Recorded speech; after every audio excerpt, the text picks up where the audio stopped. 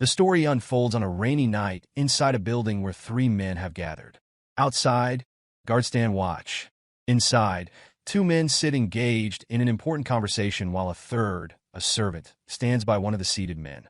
Jin Libong, the supreme chief of Rare Goods Merchant Association, recounts his bitter encounter with a man he describes as a wicked bastard. This man not only seized all of Libong's assets but also cut off his fingers. Libong warns the other man, known as the Ghost Slayer, who is widely regarded as the best assassin in Jianghu, not to underestimate this demon, as he is formidable enough to warrant hiring Ghost Slayer for revenge. Ghost Slayer, ever the professional, inquires whether Libong has any identifying details about this wicked demon, perhaps a portrait or a sketch. Libong hesitates momentarily before revealing that the only striking characteristic is the demon's handsomeness. He continues recounting how he first encountered the demon by chance at a drinking party. The demon's charm, kindness, and wit were far from ordinary, especially for someone only 20 years old. His vast knowledge and travels across the Central Plains made him an intriguing figure. For 2 months, Libong spent time with this man, but it was only once, during a drunken display of martial arts, that Libong realized the man's true nature, revealing to Ghost Slayer a mark left behind by the so-called wicked demon. After his demonstration, the mark was the unmistakable trace of the Thunderbolt Sword, a secret martial technique of Nain Lisang, one of the 10 greatest martial masters of Jianghu. Ghost Slayer is astonished, having only heard rumors about the Thunderbolt Sword. Libong elaborates, explaining that Lisang had disappeared years ago during the Great War between the Orthodox Alliance and the demonic cult, vanishing after the conflict ended 20 years ago. At first, Libong couldn't believe the connection either, but his suspicions were confirmed when he saw the martial arts manual in the wicked bastard's possession. Libong is certain that this man must have killed Nain Lisang and stolen his secret technique, a treasure worth more than 1,000 gold coins.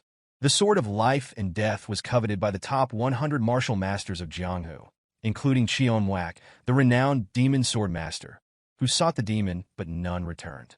Libong recounts his frustration, telling Ghost Slayer that each time he sent someone after the wicked demon, the man would find them. Not only did he sever Libong's fingers and take his fortune, but he also had the audacity to claim that it felt good and there was no reason he shouldn't take everything. Libong laments his predicament. Ghost Slayer, shocked yet contemplative, reflects on the story. It's hard to believe a 20-year-old could defeat someone like Cheon Wak, but Libong's missing fingers tell no lies. Libong implores Ghost Slayer to kill this wicked demon, whose name is Jeok Legion, and restore justice. In another scene, Ghost Slayer approaches a servant sweeping the compound and asks to be shown the room where Legion once stayed. The servant obliges, leading Ghost Slayer through the building and speaking highly of Legion, mentioning how considerate he had been to even lowly servants during his stay. Ghost Slayer, however, remains skeptical, mentally noting how some see Legion as a warm-hearted person while others paint a very different picture. Ghost Slayer had already conducted his own investigations, questioning other servants about the man. Some call him the elegant young master, while others remember him as a wealthy man who lost all his assets to someone. He's also known as a fool who gambles away his money, claiming it's all for his future fortune. The final piece of information Ghost Slayer receives is that Legion competed in the Murim tournament. Ghost Slayer's attempts to discern the true nature of the enigmatic Legion. He grew more convoluted. Legion appeared to possess many faces, each one deepening Ghost Slayer's irritation as he struggled to uncover the man's identity. A servant leading him paused before a door and mentioned that the room ahead had once been occupied by Master Legion, advising Ghost Slayer to take his time exploring it. Upon entering, Ghost Slayer scanned the space for anything unusual. The only item of interest was a map on the wall with a specific point circled and labeled Conquer Hubei. This discovery excited Ghost Slayer, giving him a sense of progress in deciphering Legion's plans. He deduced that Hubei, where 2 Murim tournaments were scheduled that year, might be Legion's next destination. A sudden voice behind him interrupted his thoughts. Startled, Ghost Slayer turned but was swiftly struck unconscious before he could react. Upon regaining consciousness, he found himself pinned to the wall, facing 3 individuals seated casually and drinking tea. One of them inquired why Legion had gone to Hubei. Another man shrugged, remarking that no one could fathom the workings of Legion's mind. The lone woman in the group suggested traveling to Hubei themselves, as they had little else to occupy their time. However, the man seated to her right advised against it, warning that Jianghu would descend into chaos if she made an appearance. Turning her attention to Ghost Slayer, the woman offered him a drink. As Ghost Slayer observed her energy and the scythe secured at her waist, realization struck. She was none other than the supreme demon empress, Yang Huayang, once the most trusted ally of the heavenly demon. His gaze then shifted to the symbol on another man's sword, identifying him as Nain Li Sang, the Thunderbolt sword, who had been in hiding. Shocked, Ghost Slayer understood he was in the presence of some of Jianghu's most formidable figures, including Cheon Mwak, the demon sword, who radiated a dark, demonic aura. Their gathering revealed a clear alliance with Legion. Ghost Slayer demanded to know why they had not killed him. The old woman calmly explained that they had promised not to take lives without Legion's consent. However, they had already destroyed his inner energy center and severed a tendon in his leg. When Ghost Slayer showed no outward reaction, she added with a cold smile that assassins often concealed poisonous pills in their teeth to evade capture. Understanding the implication, Ghost Slayer offered a sad smile, realizing his fate was sealed. Resigned, he bit down on the pill hidden in his mouth. As the poison took effect, he bitterly remarked that Legion was fortunate to have protectors like them. The three figures responded that Legion required no protection.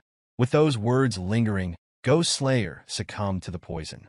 In the following scene, Legion appeared with two swords strapped to his back, facing a group of martial artists. As expected, these adversaries exuded arrogance, believing they held the upper hand. One of them, brimming with confidence, declared that they had finally found him and demanded the book containing the secret technique.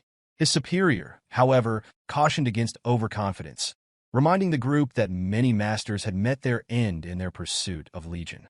He unsheathed his sword and stepped forward, his voice dripping with mockery as he taunted Legion for displaying such fearlessness despite his advanced age. However, before the man could complete his sentence, Legion struck with blinding speed. The force of the blow sent the man flying, killing him instantly. Witnessing their leader's sudden death, the remaining group, consumed by rage, charged at Legion.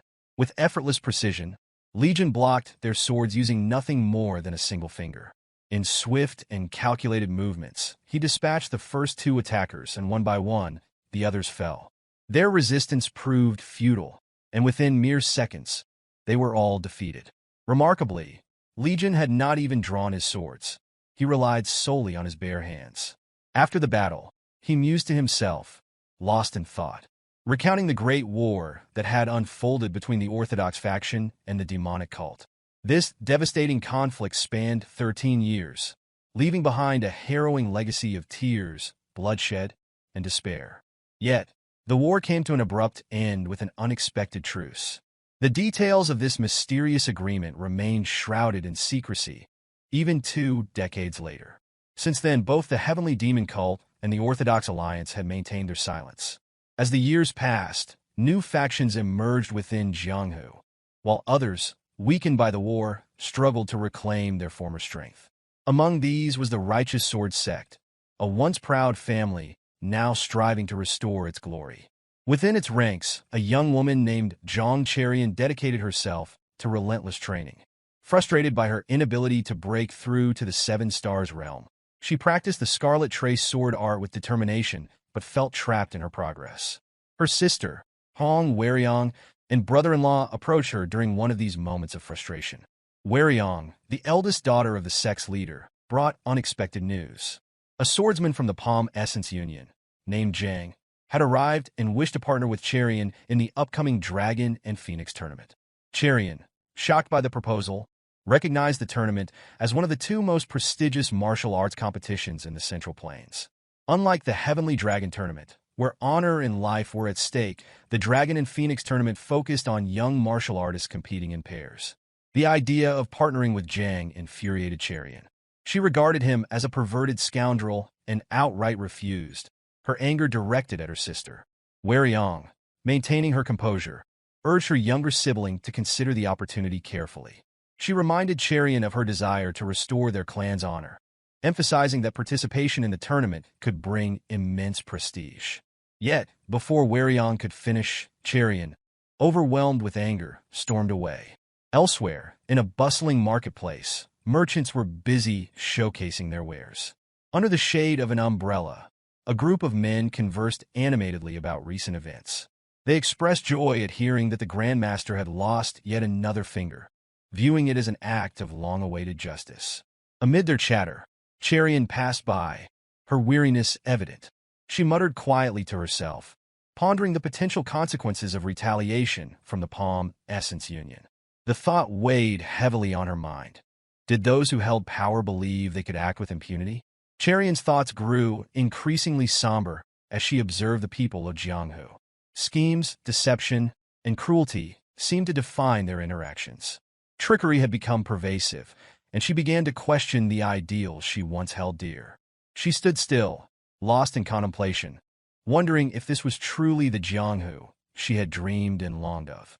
Her musings were interrupted by the sudden presence of Legion, who appeared seemingly out of nowhere. He had overheard her internal turmoil and added his perspective.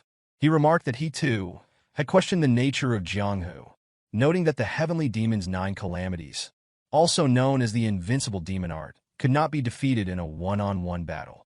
The fact that the great war between the Orthodox alliance and the demonic cult had ended so abruptly seemed to him like the conclusion of a ludicrous play. Cherian turned to face him, startled by the stranger who seemed to possess such deep knowledge. She wondered silently who this man could be. Legion, maintaining a calm demeanor, suggested they grab a drink, asking her to guide him since it was his first time in Wuhan. Firmly, she declined, chastising him for acting like a vagrant and stating that she had more pressing matters to attend to. As she turned to leave, Legion stopped her with a pointed question. He asked if she truly believed that the current Jianghu held any real value. Caught off guard, Cherian paused and turned back to him, demanding clarification. Legion explained his view, stating that ideals and chivalry had long been abandoned, leaving behind a Jianghu that was nothing more than a pathetic facade. Though his words insulted her perception of Jianghu, Cherian remained composed. Instead of becoming angry, she challenged him by asking why he continued to live in Jianghu if he thought so poorly of it. She then walked away, muttering to herself that Jianghu was not as hopeless as Legion claimed. Her words lingered in Legion's mind as the two parted ways, and he couldn't help but reflect on her perspective. Later, inside the bustling Huayang Inn, patrons filled the space with lively chatter. One man eagerly boasted to his companions about the upcoming Dragon and Phoenix tournament, confidently asserting that the top contender this year would undoubtedly be swordsmen of the Northern Heaven Supreme family. His companions disagreed, arguing that swordsmen from the Southern Peak Alliance should not be underestimated. The debate grew animated as excitement for the tournament spread. Cherian entered the inn amidst the lively atmosphere, curious about the commotion. As she hesitated near the entrance, looking slightly lost, an attendant approached her. Recognizing her, he addressed her as the young Lady Jang of the Righteous Sword Sect and asked why she had come alone.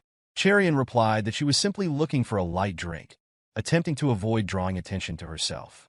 The attendant, slightly disappointed, informed her that only seats in the special room were available.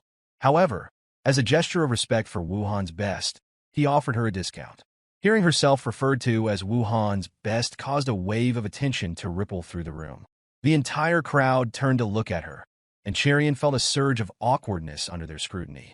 She wondered silently who had spread such exaggerated rumors about her prowess. To her surprise, Cherian spotted the same strange man again. Legion greeted her with a grin, teasing that if he had known they would meet again, he would have accompanied her earlier. Cherian, inwardly lamenting her peculiar luck that day, found herself sitting at a table feeling slightly down. After a brief silence, Legion picked up a chicken thigh and asked casually if she knew how to register for the tournament. She was taken aback, not only by the sudden question, but also by the sheer amount of food Legion was consuming. With an incredulous tone, she asked if he was seriously thinking about entering the tournament. Legion smirked and responded that he had been traveling for 10 years, and everywhere he went, women chased after him. Cherian stared at him, stunned. His demeanor seemed entirely different from the man she had met earlier. Was he always this kind of flirt, or had she misjudged him completely? As Legion took another bite of his chicken thigh, he remarked that despite having seen countless beautiful women in Jianghu, he had come to realize that the most beautiful woman was his mother. Cherian, raising an eyebrow, asked sarcastically if he was really sure it was his mother. Legion's expression darkened, his eyes narrowing dangerously as he demanded to know if she was disrespecting his mother simply because of her age. Startled and flustered, Cherian quickly waved her hands, denying any disrespect.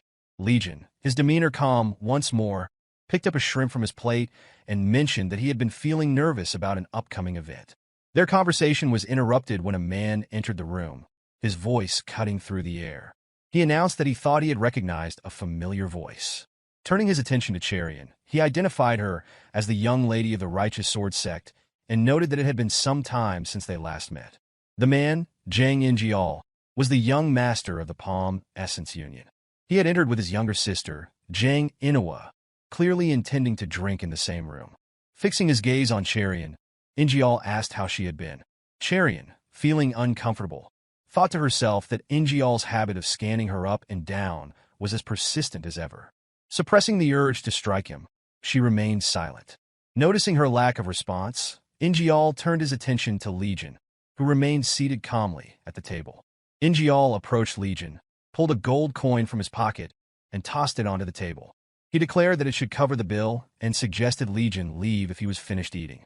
Legion gave him a piercing look but made no move to leave. Instead, he calmly remarked that the coin wouldn't suffice as there was still more food coming. Taken aback, Ingeol sneered and demanded that Legion leave while he was still being nice. His gaze shifted to Legion's weapon, and he laughed, assuming the man was showing off because he was a Jianghu fighter.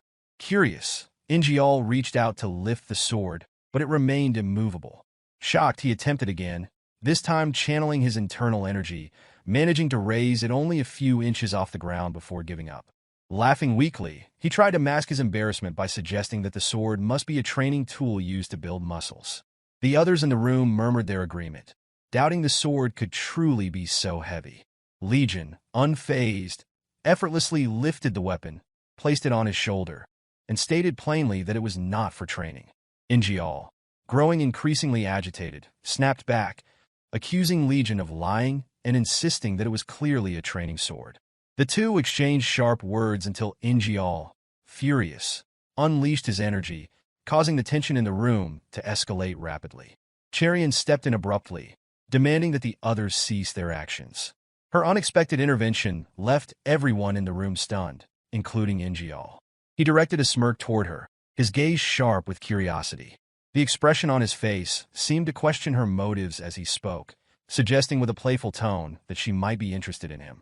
Without hesitation, he grabbed her hand and remarked that they would be participating together in the Dragon and Phoenix tournament.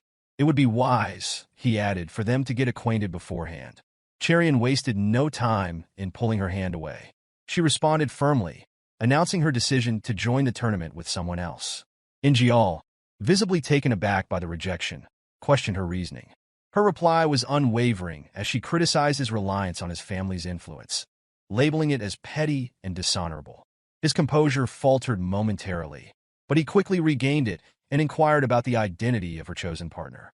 Before Cherian could respond, Legion interjected nonchalantly, stating that they would be participating together. Ingeol's confusion deepened, and his sister, Ingeol, stepped forward, addressing Legion directly. She asked if he even understood who he was speaking to. Legion, completely unbothered, responded with indifference, asking if she knew who he was. Ingeol, unimpressed, admitted she did not. Legion leaned back, his gaze steady as he spoke. He remarked that people tend to react in one of two ways when confronted with the unknown, either by dismissing it or by fearing it. He accused her of doing both, ignoring him because of her lack of knowledge while simultaneously hoping he was afraid of her. Ingeol, intrigued by his boldness, offered a cold reply, neither confirming nor denying his assessment. Ingeol's anger surged as he growled in frustration, accusing Legion of audacity. Legion merely shrugged, his demeanor calm as he quipped about the connection between eating well and speaking boldly. He straightened his attire, composed himself, and turned to Cherian. With a confident tone, he assured her they would meet again at the Dragon and Phoenix tournament before storming out of the room. Ingeol lingered briefly, her gaze fixed on Legion, and promised softly that they would see each other again. As silence fell, Cherian's thoughts raced. She realized the gravity of the situation and worried about the consequences of Ingeol's temper. Her concern extended to Legion's safety, but he seemed completely undisturbed. With a casual air, he declared that their participation in the tournament was settled. Cherian, perplexed, asked if he had not already planned to enter. Legion confirmed, but admitted that adjustments to his plans were now necessary. Her eyes widened as she guessed his intentions. When she asked if he had referred to the Heavenly Dragon tournament earlier, he confirmed her suspicion with a simple acknowledgement. Stunned, Cherian pressed further, questioning why he had not retaliated when insulted earlier, especially given his evident martial prowess. Legion met her gaze seriously, explaining that he refrains from fighting children. His sincerity caught her off guard, and though she initially thought he was making excuses, his honesty moved her. Meanwhile, outside the inn, Ingeol's companions trailed behind him, offering consoling remarks. One of them commented on Cherian's apparent lack of ambition, noting her decision to reject Ingeol and team up with someone seemingly unimpressive. Ingeol, however, dismissed the notion of Legion being laughable. He could not ignore the skill demonstrated by the blade he had struggled to pick up earlier. It was the first time he had encountered Legion, and he found himself wondering about the stranger's identity. His thoughts turned bitter as he vowed to make both Cherian and Legion regret their actions. Anger simmered within him as he departed, his determination palpable. Inside the Righteous Sword Sect, Weryong's anger was evident as she expressed her frustration to her mother. She spoke of Cherian's outright rejection of young Master Jang's offer, mentioning that Ingeol was reportedly causing chaos at a brothel out of anger. Her mother, Ansui, the sect leader's wife, responded with concern, stating that she had already been worried about the rumors surrounding Ingeol. As the argument continued, Zhang Lichu, the leader of the Righteous Sword Sect, reflected silently. His thoughts were heavy with guilt, believing that his family's current struggles were a result of his own failures. He lamented that had he mastered the Scarlet Tray sword art, the sect would have been strong enough to avoid such situations. Weryong turned back to her mother, emphasizing that if Cherian had indeed rejected Ingeol, their family faced a significant problem. At that moment, Cherian entered the room, assuring them there was no need to search for her. She confirmed the rumors about her decision and introduced the individual standing behind her. Announcing that she would be participating in the Dragon and Phoenix tournament with Legion, she left everyone stunned. Legion stepped forward politely, introducing himself with composure. Noticing a porcelain vase on display, he commented on its origin, inquiring if it was from the Fujian region. After hearing that it had cost 150 niang, he smiled and remarked that he could have secured it for only 120 niang had he been present. The sect leader, still reeling from the revelation about Cherian's partner, struggled to comprehend the situation. Weryong, equally shocked, questioned Legion directly about his sect affiliation. His casual response revealed that he belonged to no sect, explaining instead that his parents sold fruit near the human gate. The room fell silent in disbelief as the sect members processed the information. The sect leader's gaze shifted to the weapons Legion carried. Observing both a sword and a blade, he inquired if Legion had mastered both arts. Though the leader initially dismissed the notion as a mere facade, Legion's straightforward affirmation shattered those assumptions. The leader pressed further, asking who had taught him martial arts. Legion's reply, his parents, the fruit sellers, stirred incredulity in the room. Weryong approached Cherian urgently, whispering that she needed to apologize to young Master Ingeol at once. She argued that it was unthinkable to fight alongside someone whose martial training came from parents who sold fruit. Later that night, Cherian walked along a quiet path, her mind filled with unease. Her thoughts centered on her decision to bring Legion home, believing it necessary to protect him from Ingeol. When she turned to Legion, she asked if he was unable to sleep. He admitted that changing locations often disrupted his rest, but added, with an unsettling calmness, that he had something to take care of that night, sending a few people to the afterlife. His casual tone left her unsure whether he was joking. Curious about his background, Cherian asked about his parents. She mentioned hearing that his mother was beautiful and inquired about his father. Legion paused before describing his father as a man bound by strict adherence to rules, which often caused frustration in their relationship.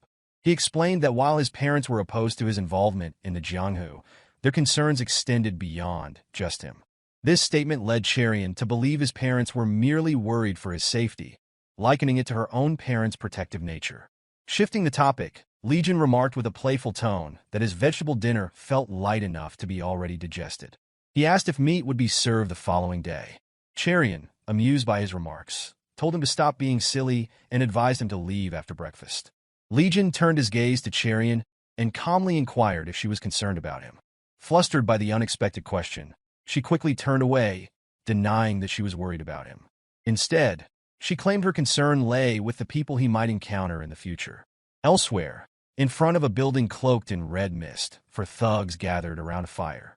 One spoke grimly about a young man who had trembled while wielding a sword, seeking vengeance for his father. With a mocking grin, the thug recounted how he had sent the boy to join his father in death, claiming he had no other choice. The group erupted in laughter as another thug jested that they had spared the boy from becoming an orphan. Their mirth was interrupted by Legion's arrival. Surprised by his appearance, they demanded to know his identity and whether he understood the danger of where he stood. Legion responded calmly, acknowledging that he was aware this was the black market, a place infamous as the wandering market. The men laughed at his audacity, taunting him for entering such a perilous place knowingly, then remarked that the world must be going soft for even children to wander here. Legion, unbothered, warned them with a serious tone that calling him a child again would be their last mistake. The thugs, stunned by his boldness, grew angry. One unsheathed his sword, growling that he had been lenient because of Legion's apparent youth, but his patience had now run out. With a roar, the man charged, intending to end Legion's life. Before the blade could strike, Legion unleashed a technique, releasing energy from his palm. The moment passed too quickly for anyone to comprehend. One of the remaining thugs mocked their companion, suggesting he had been bested by a child, but their shock turned to horror as the man collapsed, lifeless. Legion addressed the group with cold resolve, declaring that this day marked a crucial step toward his future. He stated that he had no choice but to steel himself for what lay ahead. Enraged and bewildered, the remaining thugs drew their weapons, dismissing his cryptic words as nonsense. Legion charged because this day was so important to him. He vowed those he might normally spare would have to die. With one swift motion, Legion severed their limbs effortlessly, slicing through arms and legs as if they were paper. The carnage continued as Legion moved through the building, cutting down anyone in his path. Corpses littered the floors as he ascended to the top. Reaching the highest level, he kicked open the door to reveal a corpulent man surrounded by women who massaged and fanned him. This man, known as the Gluttonous Emperor, leader of the black market, appeared unfazed by Legion's sudden entrance. The maid smiled seductively, sensing his presence. Legion, noting the atmosphere, remarked on the ambience, his tone laced with dry humor. The Gluttonous Emperor slammed his hand on his chair, demanding to know if Legion was a guest and who he intended to purchase. Smirking, the Emperor mocked him, asking who he thought he could afford in a place like this. Legion responded without hesitation, stating that he had come to buy the most expensive person in the room. The Emperor burst into laughter, ridiculing the idea that someone so young could afford him. Playing along, the Emperor set the price at 500,000 niang. To the Emperor's shock, Legion dropped the full amount in notes onto the floor, asking if the deal was sealed. Taken aback, the Emperor, who had assumed Legion was bluffing, noticed more money in the bag. With greed in his eyes, he inquired if Legion could still pay if the price were raised. Legion replied coldly, expressing that he would be disappointed if the Emperor resorted to such tactics. Irritated, the Emperor's expression darkened, and he threatened to kill Legion and take the money instead. Legion, unfazed, responded with a calm stare, stating that such an action would disappoint him even more. The Emperor, deciding to act, ordered his maids forward. They released a seductive aura, unleashing their charm technique, confident that no ordinary man could resist it. The Gluttonous Emperor, watching intently, believed Legion was doomed the moment he entered the room. The maid's illusory blissful dance, a technique unparalleled in its sorcery, began to paralyze reason itself. As a maid launched her strike, Legion effortlessly blocked her attack with his hand. Observing their movements, he remarked calmly that it was a fine dance, but insufficient to kill him.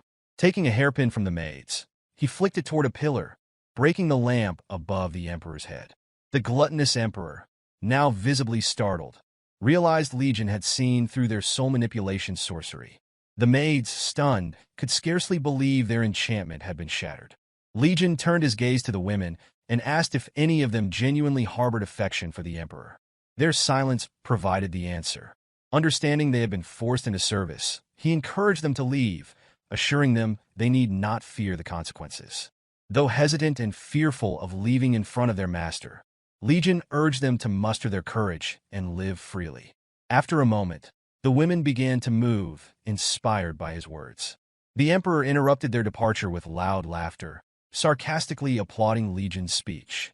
He warned that they would not be allowed to leave without having their limbs cut off.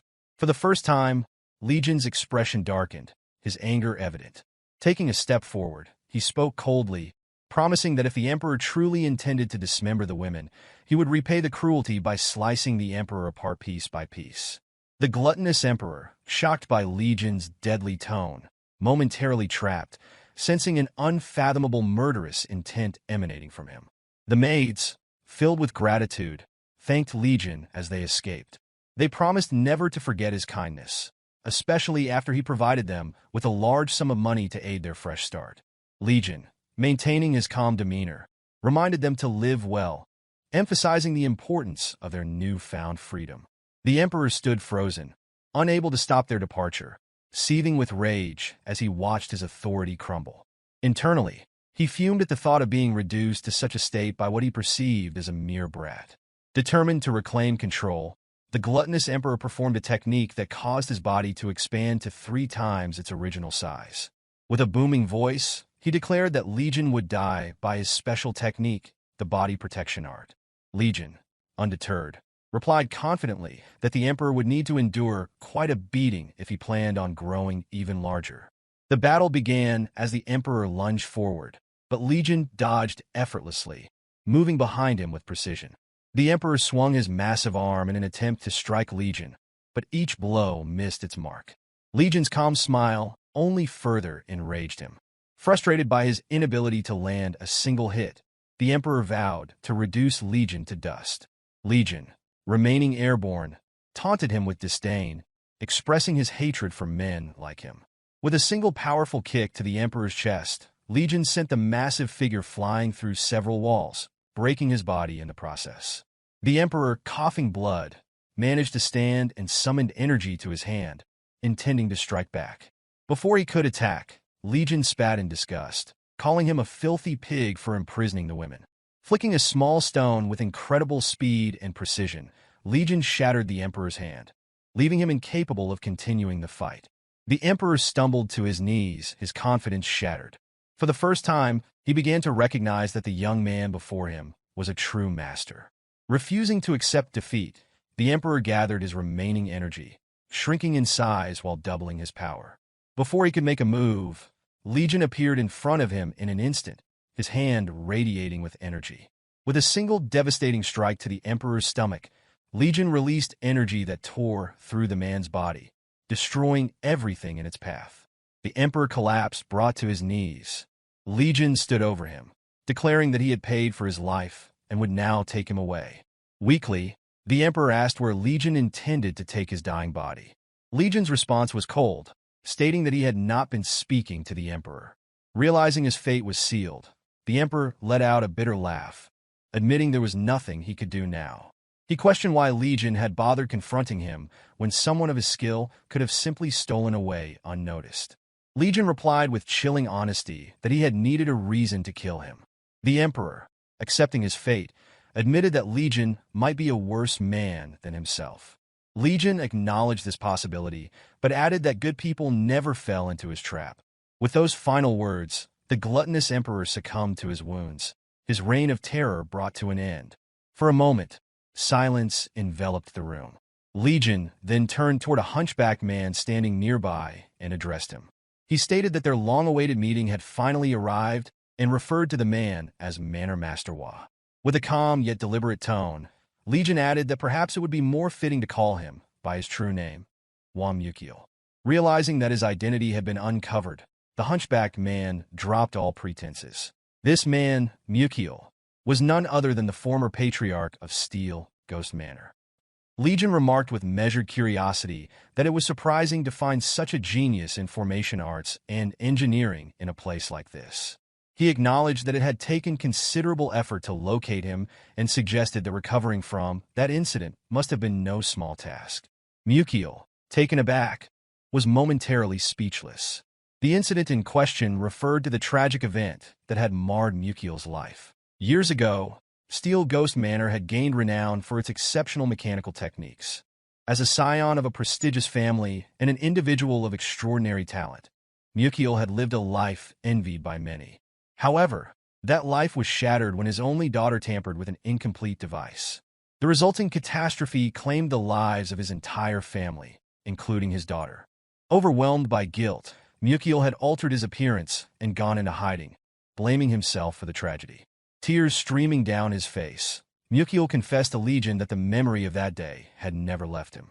To his astonishment, Legion spoke with an air of understanding, acknowledging Mukiel's enduring grief.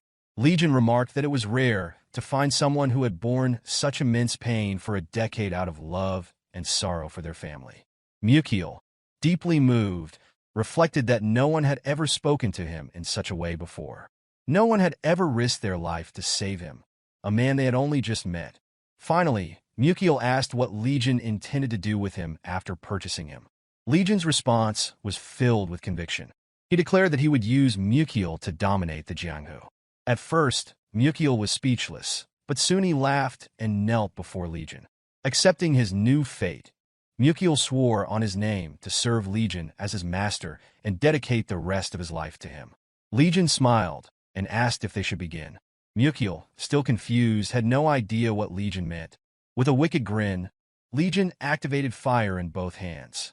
Meanwhile, outside the building, someone landed gracefully on a tree branch under the moonlight, wondering if the young master was still in battle.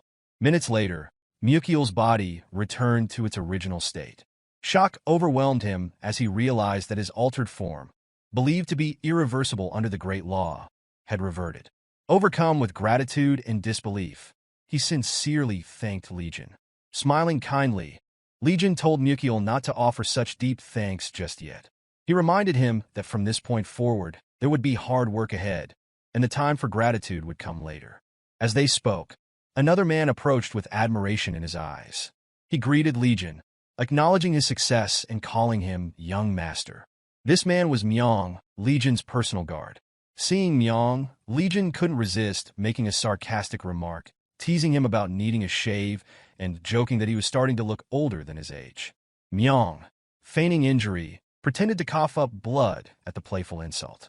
Legion then introduced Myong to Mukiel, explaining that Myong was his trusted guard and would be responsible for guiding Mukiel through everything from that point onward. Legion announced an unexpected change of plans, stating that their mission would now begin with the Palm Essence Union. This revelation left Myong visibly shocked.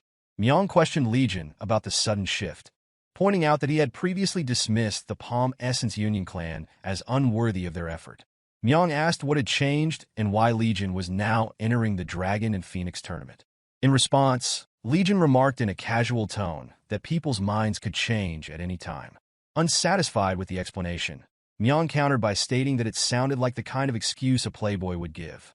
For a moment, Legion was speechless but soon regained his composure, grinning as he accused Myong of being jealous of his popularity. Myong immediately denied the accusation, retorting that having many admirers did not equate to being fortunate in love. True fortune, Myong added, lay in marrying the right woman. Legion, still playful, teased that Myong's jealousy was obvious. Nearby, Mukiel observed the exchange in complete bewilderment, utterly clueless about the tension between the two. Once morning arrived at the Palm Essence Union, where Cherian and her father, Lichu, had come to meet the young master, Ingeol. At the gate, the guards informed them that both the union leader and the young master were away. Lichu, maintaining his politeness, inquired about their return, but the guards admitted they had no information. Quietly muttering to himself, Lichu acknowledged the need to apologize before the situation worsened. He then requested the guards to pass along a message, explaining that they had come to pay a visit. As they were preparing to leave, a man stepped out, known Hyukki, famously known as the Eight Flying Hands due to his martial arts skills. He greeted Li Chu with a broad smile, explaining that he was visiting the Union under the leader's invitation and was pleasantly surprised to encounter a familiar face. Li Chu returned the greeting courteously, inwardly noting that the Palm Essence Union leader seemed very selective in choosing skilled individuals for his circle. Hyukki, still smiling, suggested they take advantage of their free time to have a drink, generously offering to cover the expenses. Unbeknownst to Li Chu, Ingeol was watching them from inside with a sinister expression. Later, they arrived at the Spring Breeze Inn, where Hyukki poured a drink into Li Chu's cup, urging him to try it. Hyukki mentioned that the drink was bear bile wine, a rare and prized delicacy. Li Chu, wanting to remain gracious, thanked Hyukki for the opportunity to taste such an esteemed beverage. During their conversation, Hyukki casually remarked that the Palm Essence Union leader seemed quite upset. Alarmed, Li Chu asked Hyukki to intercede on their behalf, if possible. Hyukki laughed, reassuring Li Chu not to worry, and dismissed the matter, likening it to a trivial squabble among children. Meanwhile, Cherian was deep in thought, recalling how she had prepared food for Legion that morning. She had gone to neatly put them on the table, only to be told by a maid that Legion had left without notice. Annoyed, she muttered to herself about how Legion had been whining about wanting food, only to disappear. She speculated he might already be gone. Once they are done, Li Chu expressed his gratitude to Hyukki for the meal and the fine wine, mentioning that he had enjoyed the evening. He was about to offer to host Hyukki next time when Hyukki suddenly seemed alarmed and muttered about forgetting something urgent. Without warning, Hyukki dashed out of the inn, leaving Li Chu stunned. Moments later, the inn's attendant handed Li Chu the bill, which revealed an outrageous cost: 120 niang for the wine alone, with the side dishes similarly overpriced. Li Chu sighed deeply and explained to the attendant that he didn't have the money at the moment, but promised to return the next day to settle the bill. The attendant, however, boldly stated that credit was not accepted. She added that, under the circumstances, Cherian could remain at the inn as collateral until the payment was made. Li Chu, frustrated and seething with anger, demanded to know if the woman truly intended to hold his daughter hostage. The woman, with an icy demeanor, retorted that it should be thought of as collateral. If the payment could not be made, she stated, the daughter could entertain guests during her stay. Li Chu stood in stunned silence, questioning whether the woman had lost her mind. It dawned on him that this establishment was no ordinary wine house. Observing the guards stationed at the inn, he realized their presence exuded a menacing aura, likely surpassing his own strength. At that moment, the entrance of another figure drew attention. It was Legion, casually holding a bottle of wine. Cherian, surprised, asked what business brought him there. Legion grinned and responded nonchalantly, stating his intention to drink. Placing the bottle on the table, he turned to the attendant and remarked that the wine had a peculiar taste, insinuating that something might have been added to it. The attendant, attempting to maintain composure, asked for clarification. In a calm tone, Legion mentioned hearing that important figures frequented the establishment and questioned whether fake wine was also served to them. The attendant, growing visibly uneasy, tried to deflect the accusation, claiming he was drunk and urging him to lower his voice to avoid causing a scene. Undeterred, Legion declared loudly that the bear, while wine being served, was counterfeit. His bold claim quickly drew the attention of bystanders, eager to witness the commotion. With confidence, he proposed a wager. If the wine was proven to be fake, he would take everything the establishment had earned that day. Conversely, if he were mistaken, he would offer his own gallbladder for brewing liquor. The crowd followed as he led them to a small, run-down storehouse behind the inn, an area few had expected to exist. Whispers of curiosity spread as people speculated on what evidence Legion could possibly reveal.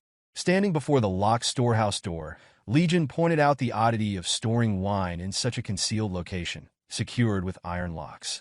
The attendant attempted to counter, claiming that trade secrets, not wine, were stored there. Before she could finish, Legion shattered the door with his bare hands. He retrieved a large jar of wine and placed it on the ground, confidently announcing it as the true source of the establishment's prized wine. The attendant, panicked, muttered to herself that the situation had to be stopped. In desperation, she decided to act, took out a thin, sharp needle from her mouth and launching it at Legion in an attempt to silence him. However, Legion, having anticipated the attack, raised the wine jar as a shield. The needle struck the jar, shattering it into countless pieces. To everyone's horror, as the wine spilled, small, strange insects emerged, writhing in the liquid. Legion, wearing a sinister smile, looked around at the crowd and mockingly asked if anyone wanted to sample the wine. Holding up a small cup, he repeated the offer, but the crowd, repelled by the sight of the insects, grimaced in disgust. Several muttered refusals, while others nervously inspected their own cups, horrified by what they saw. Legion, fully committed to his demonstration, expressed frustration at the lack of takers, declaring that he needed someone to confirm his claim. A voice from the back shouted for him to stop, labeling him a lunatic and dismissing the notion that bear, bile wine could involve such insects. Unfazed, Legion brought one of the insects closer to his face, explaining that it was called the black painted insect, named for the artistic pattern on its back. The skeptic asked what significance the insect held, prompting Legion to reveal that its excretions closely mimicked the taste of bear bile, so much so that ordinary palates could scarcely detect the difference. The revelation that the crowd had unknowingly consumed the insect's secretions caused widespread distress. Suddenly, a man of imposing stature entered the scene. His mere presence commanded respect, even from the madam, and it soon became evident that he was the leader of the Southern Peak Alliance, Jang Ingeol. This figure had gained prominence following the conclusion of the 13-year-long Great Orthodox Demonic War, during which the 9 great sects and the 4 great families sealed their doors while the demonic cult retreated into seclusion. In the power vacuum that followed, major factions like the Northern Heaven Supreme Family and the Southern Peak Alliance rose to prominence, with the latter becoming one of the strongest forces in the martial world. The reverence shown by others confirmed that this seemingly ordinary old man was among the most powerful figures in existence. The elders scrutinized Legion and asked how he knew about the black-painted insect, a creature said to exist only in the southern regions. Legion, appearing both calm and slightly surprised by the reaction, replied that he had traveled extensively since his youth. The elder, intrigued, remarked on Legion's vast knowledge and questioned his true identity. Legion smiled and introduced himself as the eldest son of drifting clouds and flowing water. The old man muttered the names, drifting clouds and flowing water, as if trying to recall their significance. With a grin, Legion elaborated, describing them as the best fruit merchants on the outskirts. The old man and his servants appeared visibly surprised by this unexpected answer. After a moment, Ingeol burst into hearty laughter. Internally, he wondered if Legion was intentionally concealing his true identity and admired the cleverness of the move. Meanwhile, Legion continued to offer the wine with the insect to anyone brave enough to try it. Behind the old man, one of his subordinates appeared deep in thought, observing the interaction. The servant, the White Tiger Squad leader of the Southern Peak Alliance, Makwi, found it peculiar that the Alliance leader was taking an interest in this young man. Speaking up, Makwi offered to taste the wine, seeking approval from the old man, who nodded in agreement. He took a few sips of the wine and, with a disgusted expression, turned to a woman nearby and exclaimed that it was identical to what had been served earlier. His words caused an uproar among the crowd, many of whom were horrified to realize what they had consumed. The group demanded answers, shouting in disbelief. The madam, growing frantic, protested her innocence, claiming she was being framed. Her lies, however, failed to quell the outrage. The crowd pressed further, demanding either the real wine or her head. Her guards hesitated, visibly intimidated by the presence of the Southern Peak Alliance leader and the White Tiger Squad leader. Seeing their hesitation, the madam issued a desperate warning, declaring that those opposing her would face dire consequences due to the powerful individuals backing her. Her threats only fueled the chaos. Amidst the commotion, Legion maintained a calm smile. Li Chu turned to him, clasping his hand in gratitude, and acknowledged that if not for Legion's intervention, they would have been in grave trouble. Legion, in his usual nonchalant manner, replied that, naturally, no one else could pull off something as extraordinary as this. His casual response left Li Chu even more surprised. Legion then added, with a hint of playful arrogance, that he now expected to be treated as their savior. Ingeol observed Legion intently, and Makwi beside him remarked on how intriguing Legion was. Ingeol responded thoughtfully, stating that Legion was more than just interesting. Puzzled, Makwi sought clarification. A surge of energy coursed through the old man as he continued to watch Legion. He admitted that from the moment he saw the young man, a long-forgotten feeling had resurfaced, one that blended pleasure, excitement, desperation, and ambition. It stirred within him just as it had on the day he had conquered the Southern Peak Alliance. Despite his vast experience, Im confessed that he could not explain why Legion evoked such a reaction. Makwi, perplexed, reflected on the situation.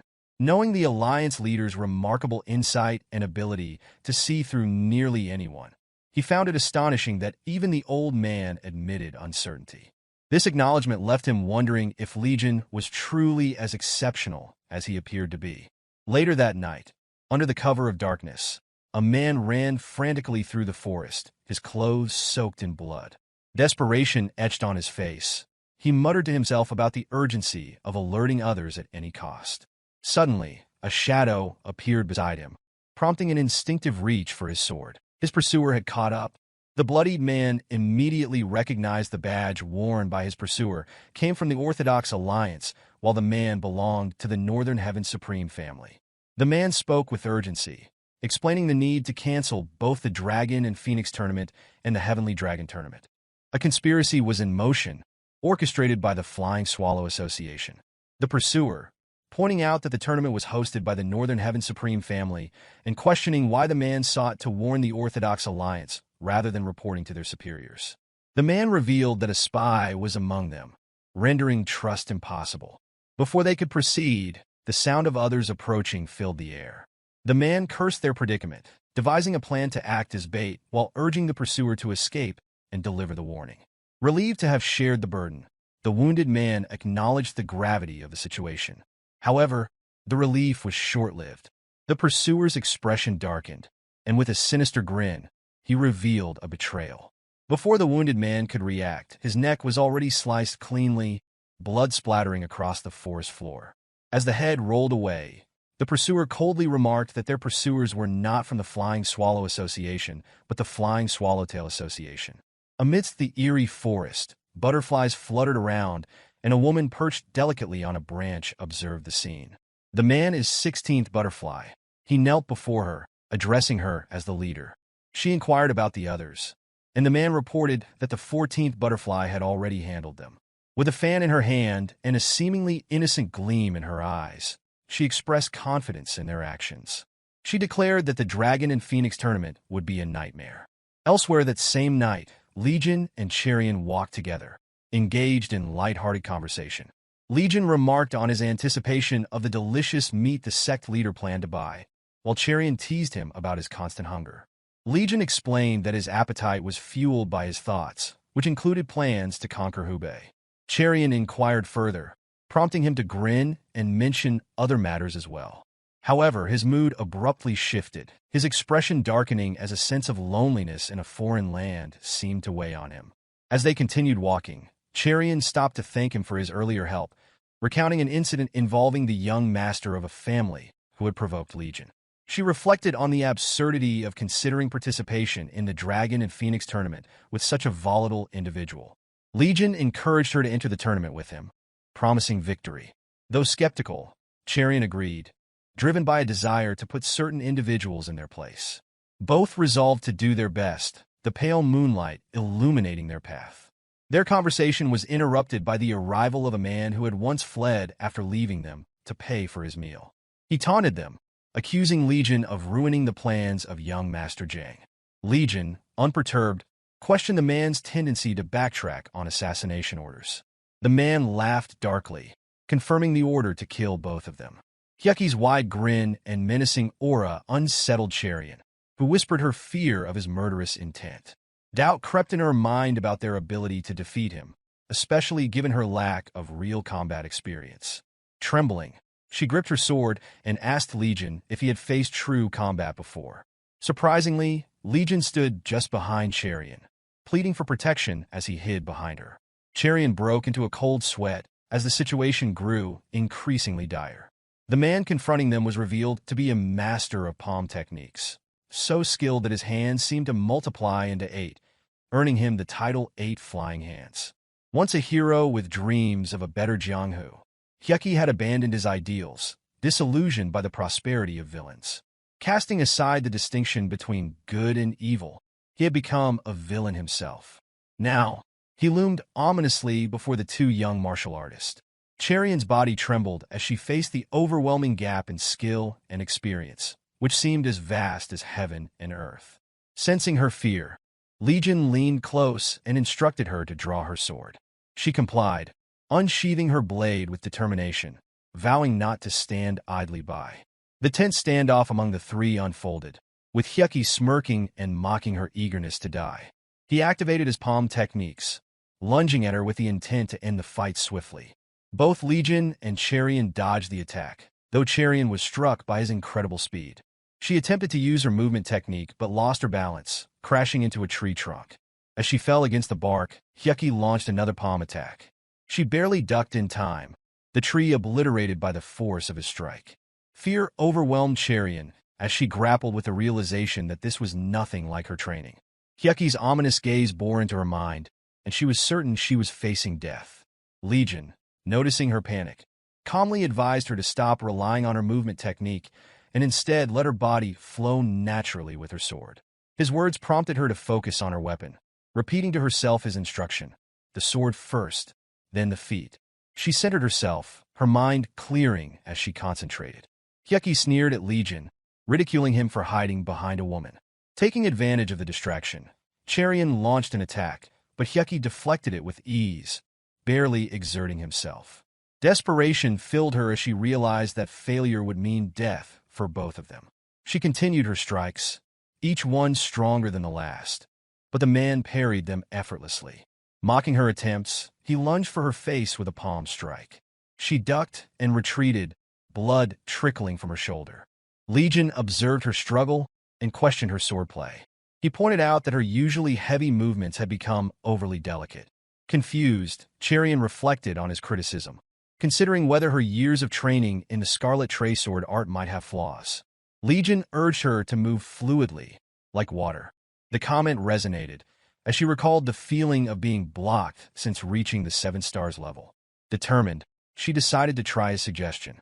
Her movements became graceful and flowing, her stance shifting seamlessly. With a single strike, she sliced a few strands of the man's hair, gaining newfound confidence. Agitated, Hyukki gritted his teeth and poured more power into his palm techniques. He attacked with ferocity, blowing Cherion backward and disarming her. She blasted away, blood spilling from her mouth as she failed to defend against the attack. Screaming to her, Hyukki declared his intent to end the battle. His eyes glowed with malice as he stared skyward in confusion. Cherion had vanished. Baffled, he muttered to himself, questioning her sudden disappearance. A voice spoke from behind him, and he turned to find Legion airborne, holding Cherion. Bathed in moonlight, Legion exuded an aura of an unfathomable being. He revealed that he had used a skill similar to Void Step, which is Falling Blossom Step from the Heavenly Thunder Steps. He explained that the technique was a martial art passed down from his father, rarely revealed to others. The revelation left Hyukki trembling in disbelief. Sinking to his knees, Hyukki acknowledged the mastery of such an elusive art. Legion gently set Cherion near a tree before explaining his parents' love story, mentioning that he had never believed in love at first sight until that moment. Shaking, Hyukki stammered, struggling to comprehend how someone so young could master the reverse flow of such a wondrous martial art. With a single, devastating punch, Legion caved in Hyukki's skull, the force of the blow sending Hyukki crashing through a tree before slamming hard into the ground. Blood spattered as Hyukki gasped and coughed, realizing the terrifying truth. Legion's power was far beyond his comprehension.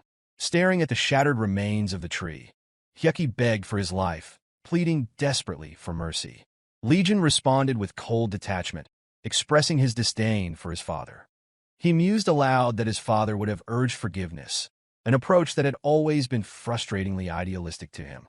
Hyukki, panicking at Legion's tone, thought the man must be insane. Desperation drove him to flee, but Legion continued, reflecting on his mother's teachings. Unlike his father, his mother had always advised him never to adopt such lenient ways. As Legion's demeanor darkened, he unsheathed his blade. The cloth wrapping the sword began to tear away, revealing the weapon bit by bit.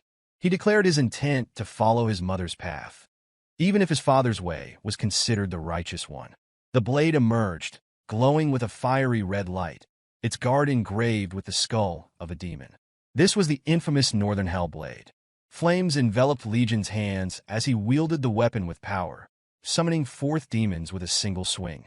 The air filled with ghostly wails as the spirits lunged toward Hyukki, who froze in terror.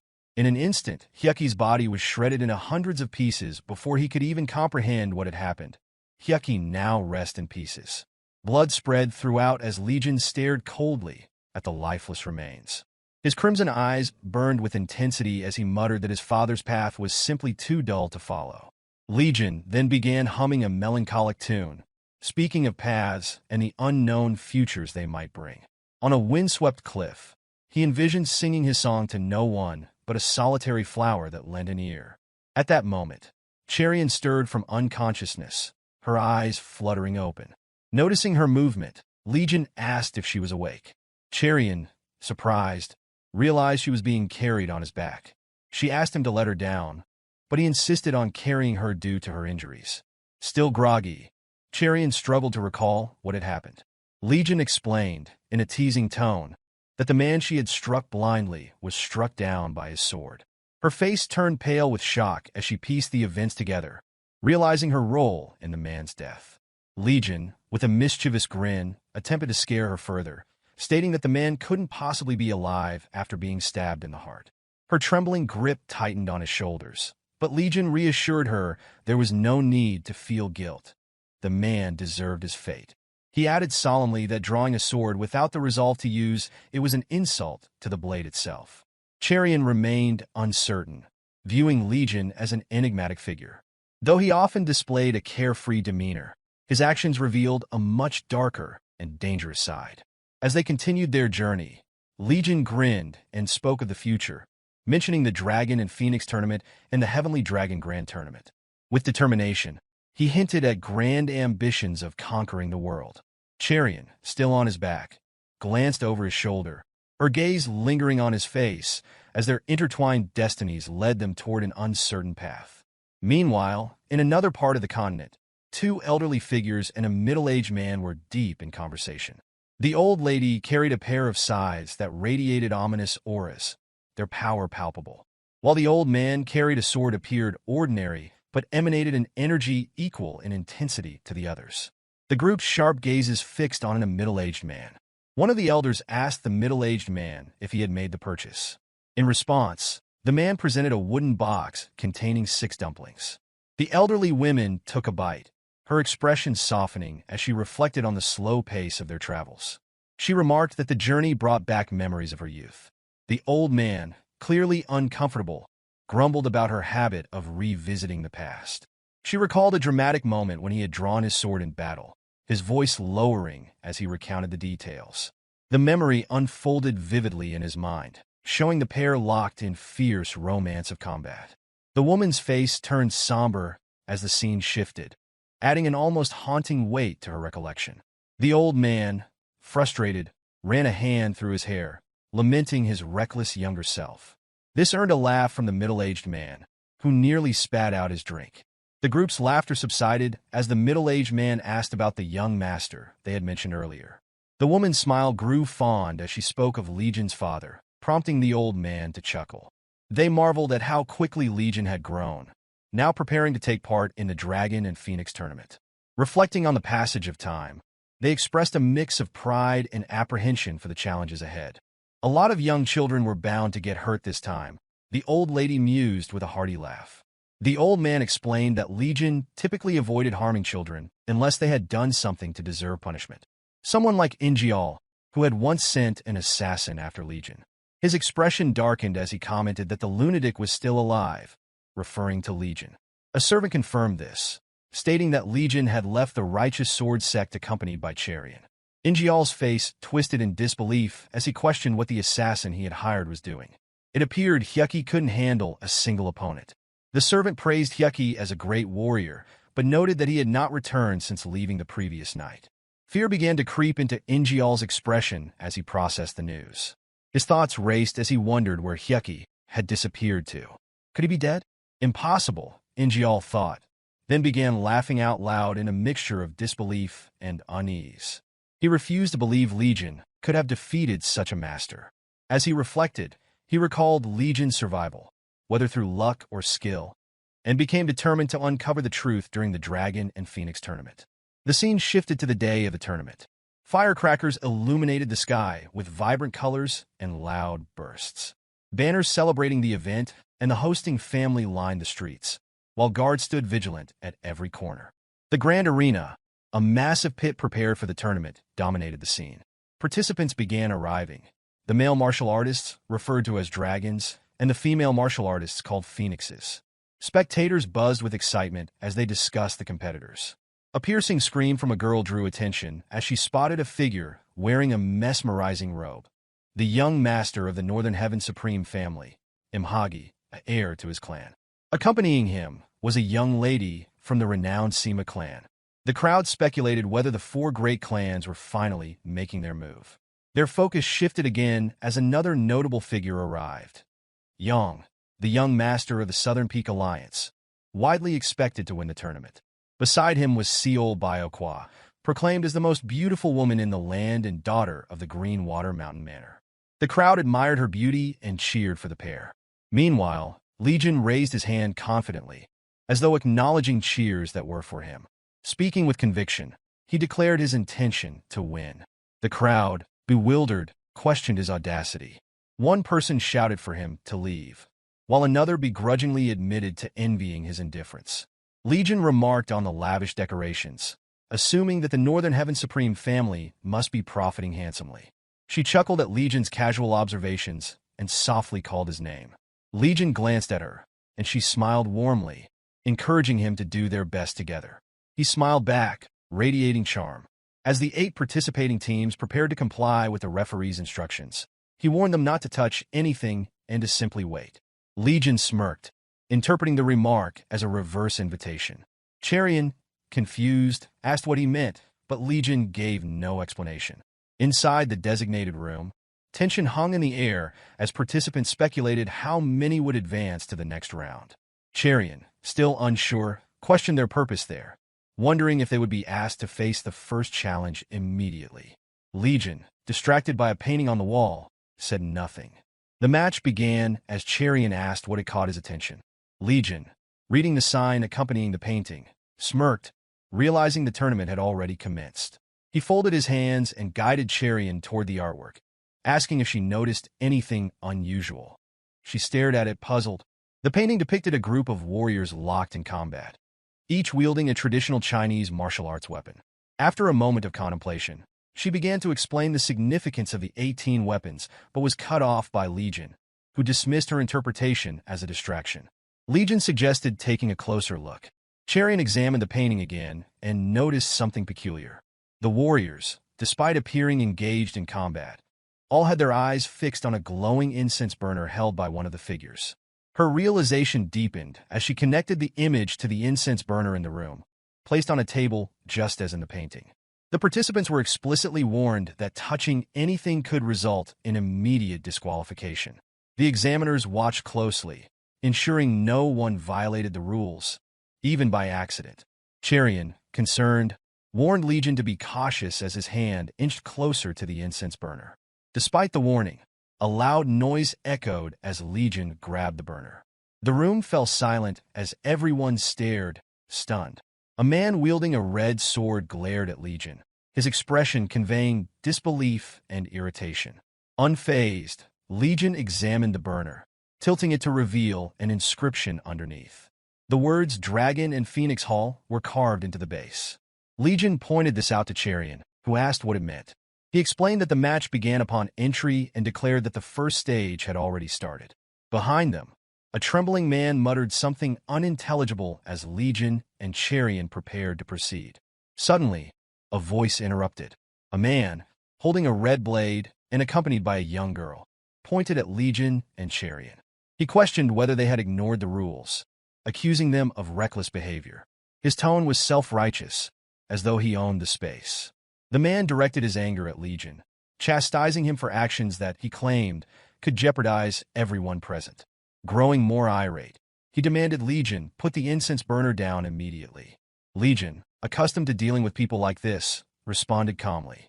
He remarked that something seemed gravely wrong with the man and questioned why someone so young would live solely by the rules. Cherian, observing the exchange, noted that the man appeared to be about their age.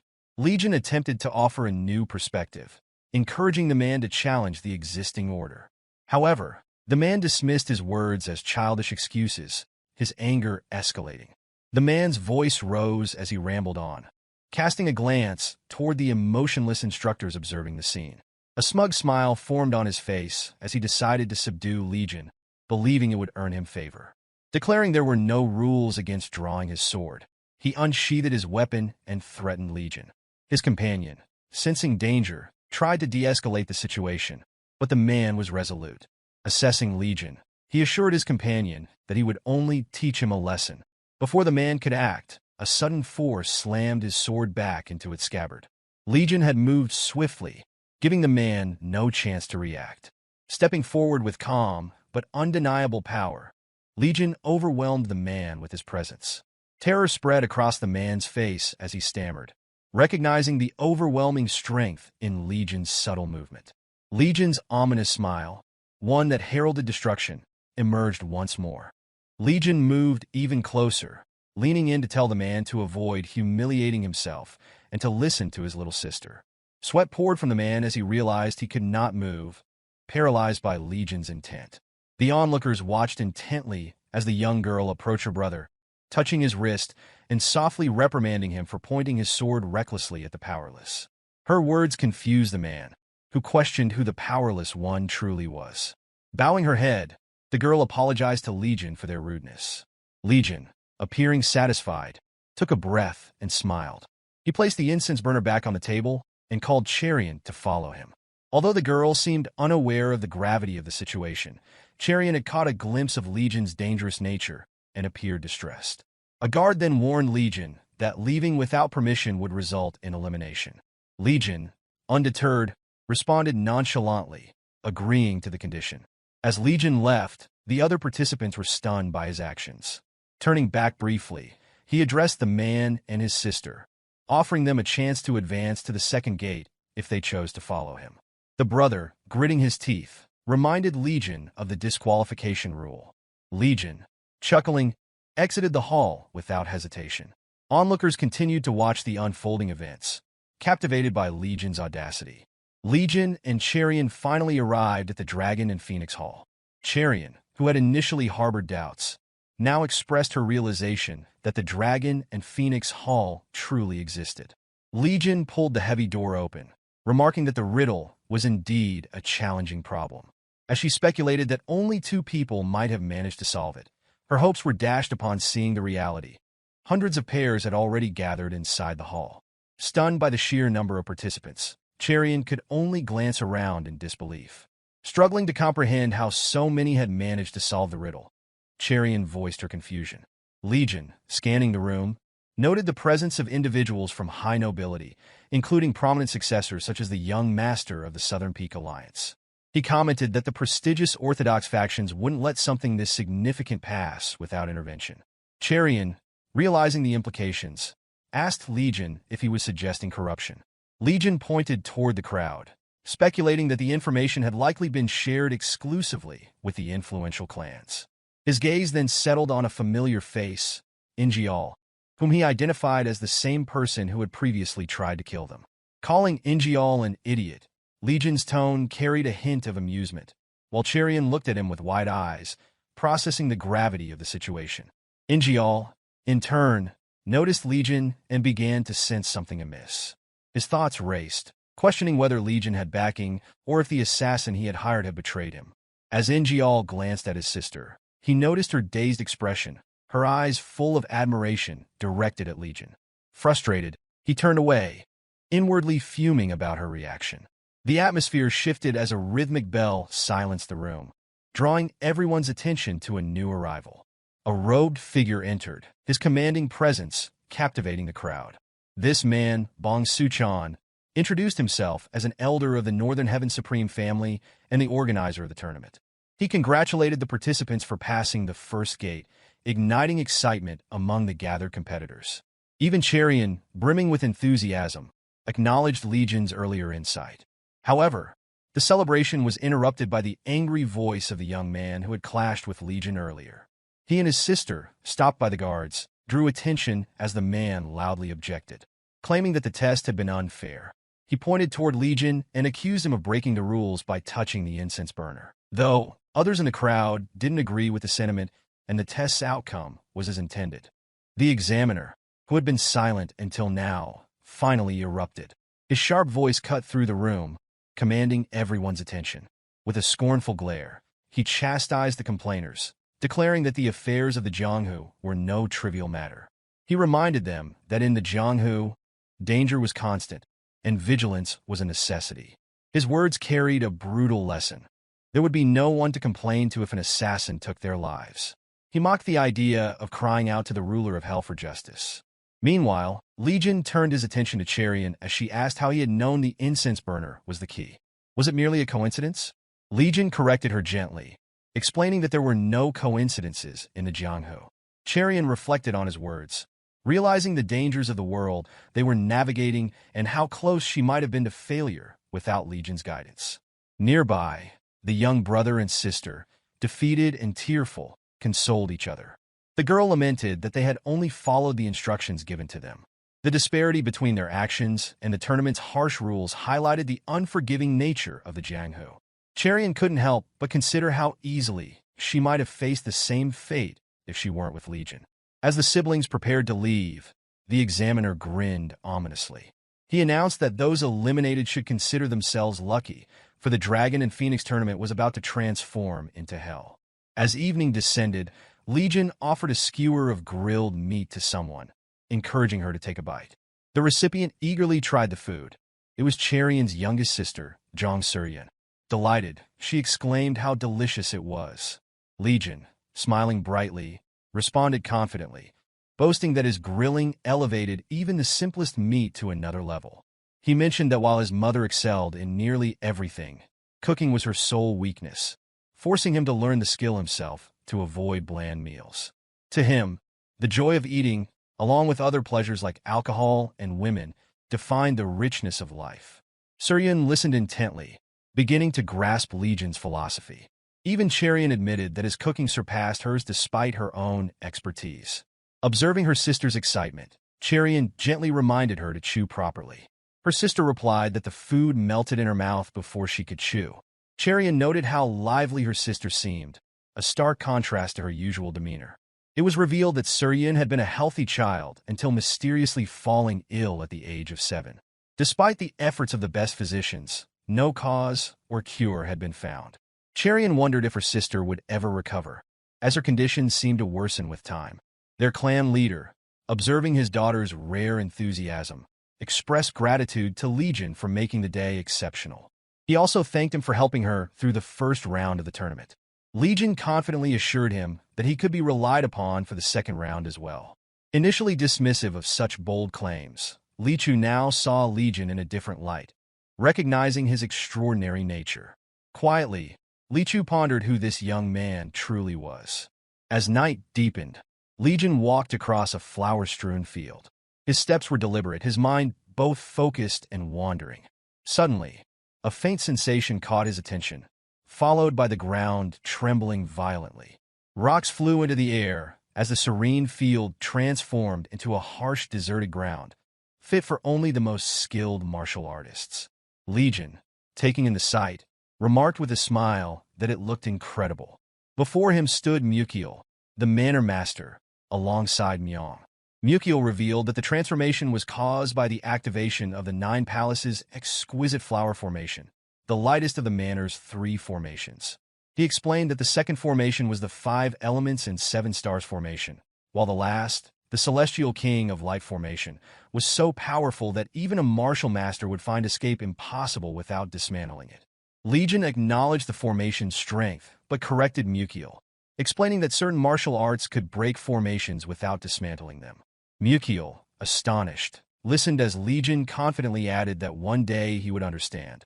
As the night continued, Myong informed Legion of a new mechanism, the 7-step path to the Grim Reaper, soon to be installed alongside other structures nearing completion. This, Legion noted, marked one more step toward creating Jianghu's strongest sect. Legion glanced at Myong, who returned the look with confidence. Myong confirmed that the Wind God's location had been discovered, as Legion had predicted. Legion announced his intention to visit the Wind God the following day. Sensing more to the decision, Myong hinted, asking if there was someone for whom Legion wished to offer them to. Legion, catching the sarcasm, replied that asking questions while already knowing the answer was a bad habit. Realizing his mistake, Myong apologized, explaining that he couldn't help it. Standing in the stillness of the night, Legion remarked on how the night view always thrilled him, though he couldn't explain why. Reflecting aloud, he jokingly asked if there was some hidden story from his childhood, such as falling into a well and being trapped in darkness for days. Myong dismissed the idea, replying that even if something like that had happened, Legion would have found a way out on his own. Legion, momentarily introspective, called Myong by name. Myong responded respectfully, addressing him as young master. Gazing out over the vast expanse of Jianghu, Legion asked softly if he could claim all the light for himself. Myong looked at him thoughtfully before replying that in Jianghu, no one else could do a better job of it than Legion. In the bustling streets of the marketplace, Legion and Cherian walked side by side. Cherian, curious about their destination, inquired where they were headed. Legion responded with a calm expression, stating his intent to procure a real weapon for her. This statement puzzled her, and she wondered aloud what he meant by a real weapon. In the past, Legion had noticed her poor judgment when choosing weapons, often prioritizing appearance and price over functionality. She had even considered to spend her entire pocket money, but her whimsical choices had reached his limit. Determined to change this, he informed her that they were heading to a reputable establishment. The pair arrived at their destination, where lanterns illuminated walls filled with an impressive array of spears, each showcasing different handling styles.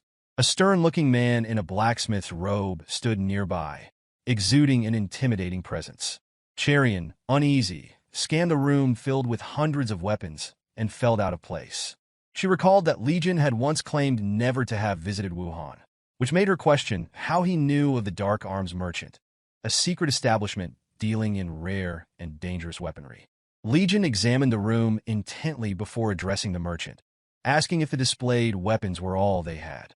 The merchant studied Legion, noting the unusual aura surrounding his blades. Smiling, the merchant offered something special, reserved for distinguished guests. Opening a box, he revealed the frozen jaded dagger, its frosty aura chilling the air and radiating energy. Legion observed the weapon closely, muttering under his breath, while Cherian, entranced by its beauty, gasped. However, her awe turned to shock upon hearing the price: 15,000 niang.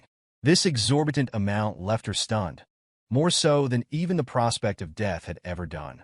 Attempting to negotiate, Legion inquired about a possible bonus for the purchase. Cherian was taken aback by the casual request. The merchant, intrigued, asked if Legion had something specific in mind. In response, Legion suggested selecting another item from the display. Recognizing Legion's awareness of the weapon's extraordinary nature, the merchant considered the request, his curiosity about this unusual young man growing. As Legion made his choice, the merchant's eyes widened, realizing the significance of the selection. Cherian, caught off guard, displayed her surprise openly. Observing the interaction, the merchant laughed before turning serious, asking for Legion's name. Upon hearing it, the merchant, unfamiliar with the name, wondered how someone so young could recognize such a unique weapon, hinting at an extraordinary background or abilities. As the merchant's thoughts trailed off, he speculated about the origins of Legion's blades. A grin spread across his face as he pondered whether Legion was the true master of such a weapon. Asking if they would meet again, the merchant received a darkened look from Legion, who thanked him for his generosity in adding a bonus. Both exchanged grins, laughing as equals, though Cherian struggled to understand the moment. Later, Legion was seen washing something while Cherian expressed her outrage at the 15,000 niang expenditure on a dagger. Adding to her frustration, he had even requested a pair of old gloves as a bonus. She clutched her head, muttering in exasperation that Legion was either a fool, a madman, or both. Finally, with a mix of humor and disbelief, she settled on calling him a crazy fool. Curious, She questioned where he had obtained so much money, playfully suggesting he might be the son of a wealthy family or involved in something shady. Legion, weary of her speculations, asked for her hand. When she tried to refuse, he explained that the gloves might help her improve her martial arts, particularly since she was stuck at the 7 stars level. Shocked by his knowledge of her rank, she questioned him further, but he simply remarked that there was little about her he did not know. Still skeptical, Cherian asked if the glove would genuinely help or if he was merely teasing her. Legion reassured her, taking her hand and advising her to respect even the smallest objects, as each holds its own unique energy. He guided her to sense its presence. Mesmerized by his words, she allowed him to place the glove on her hand. The glove began to turn transparent, radiating a mysterious energy that created gusts of wind. As the intensity grew, Cherian, amazed, asked about the energy emanating from the one she wore. The glove absorbed the surrounding power, casting a bright yellow glow that enveloped her in a swirling wind. Overwhelmed, she realized the gloves were far from ordinary. Legion, pleased, observed the glove's reaction, remarking that it had accepted her and noting her talent after all. Cherian pondered aloud about the meaning of its acceptance, her gaze fixed on her hand, where the word wind was now inscribed. Breaking the silence, Legion explained that she should greet the wind god, adding that he possessed the second glove. He revealed that when the 2 gloves were near each other, they would resonate, though her weak internal energy currently prevented the full effect. Assuring her of the glove's exceptional craftsmanship, Legion elaborated that their materials were far from ordinary. He went on to describe their original owner, the Wind God, the greatest martial master of Jianghu from over 300 years ago, emphasizing that the gloves were treasures among treasures. Perplexed, Cherian questioned why such a priceless item had been hidden in the Dark Arms merchant's collection. Legion speculated that the merchant might have been waiting for someone who could recognize its true value. With these gloves, he explained, she would even be able to block a sword barehanded. However, he cautioned that given her current level, she would still sustain injuries, though her hands would at least remain intact. Sincerely curious, she finally asked why he treated her with such kindness. Legion fell silent at the question, then smiled, his expression reminiscent of an old soul in a young body. As rain began to fall across the plains, preparations for the Dragon and Phoenix tournament were underway. The next day, Legion and Cherian sat side by side, observing the grounds. She pointed to a long stone slab with footprints etched into its surface and wondered about them. The examiner then announced the second round of the tournament, the test of striding. The task, he explained, was simple. Participants must traverse the length of the stone slab while adhering to 2 rules. First, they must step only on the marked footprints, and second, they must cooperate with their partner. Some participants murmured that the challenge seemed easy, with the young master of the Southern Peak Alliance loudly declaring it to be child's play. The examiner, unimpressed, inwardly scoffed, reflecting that this loudmouth, the Southern Peak Alliance's successor, was pitiful. At this stage, no special privileges were given, as the examiners held no allegiance to any clan or sect. Legion muttered that the task would not be easy, drawing a surprised glance from Cherian. He explained that everyone had unique habits in martial arts, especially with something as intricate as striding. Overthinking each step, he added, would disrupt one's natural rhythm. The challenge became even greater due to the required cooperation between partners. One participant wondered if the pairs who completed the test would leave afterward, but the examiner clarified that it would be conducted in front of everyone. The crowd realized that going later might be advantageous, allowing them to observe and learn from earlier participants' mistakes. Cherian recognized the value of observing others, hoping to gain insights from any errors made by those who went first. Suddenly, someone stepped forward to accept the challenge. Cherian's pupils dilated as she watched in awe. It was the young master of the Northern Heaven Supreme family, renowned for his martial prowess, preparing to begin. Legion observed him with a grin, remarking that it was a bold move. He noted the value in going first, as it offered an opportunity to set the standard. As rain cloaked the pavilion, the scene shifted to the successor of the Northern Heaven Supreme family, preparing for the second round of the Dragon and Phoenix tournament. Spectators murmured in awe, questioning the young challenger's confidence in stepping forward first. Yet, given his reputation, his decisions seemed fitting. The young master, well-regarded and commanding respect, attracted every gaze. Legion and Charion observed him intently, each pondering the striding art he might employ. Legion seemed pleased with the bold move, casting a satisfied glance at the challenger. Smiling faintly, he asked his companion's opinion while the young master steadied himself, planting his feet firmly on the engraved pavement. The poised figures radiated energy, capturing the attention of all present. The crowd marveled at the young master's composure. Women were entranced by his presence, while men watched in astonishment, murmuring about his elegance. With swift, deliberate steps, the young master moved forward in mere seconds, his unshakable focus and graceful precision leaving the audience in awe.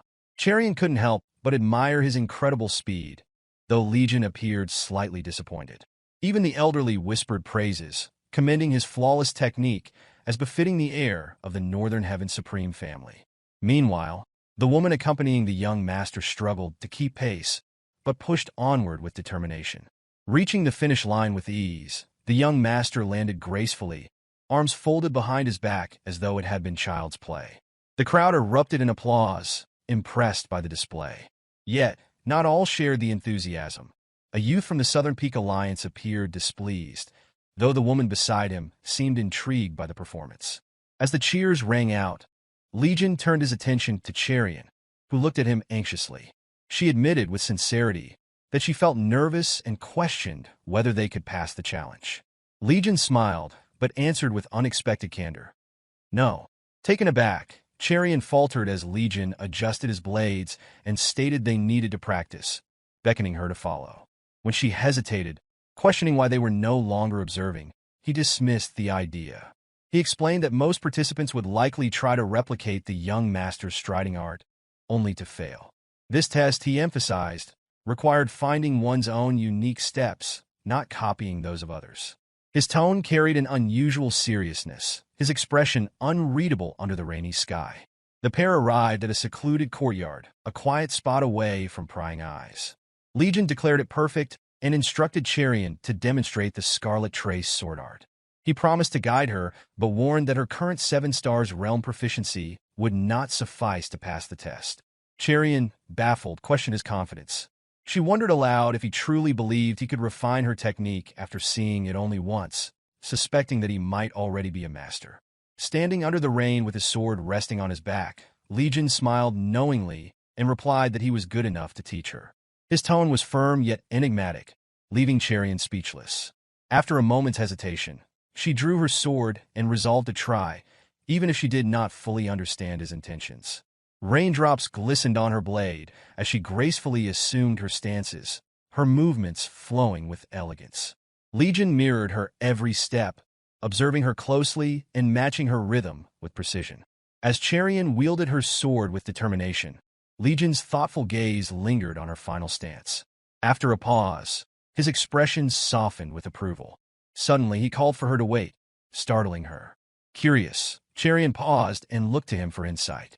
Legion instructed her to slow one part of her movement by half a breath, his tone steady and instructive. Following his advice, Charion adjusted her rhythm. Almost instantly, the aura surrounding her doubled in intensity, and her eyes widened in disbelief. She had only slowed her movement slightly, yet the flow and energy of the sword felt entirely transformed. Legion nodded with satisfaction, silently conveying pride in her progress.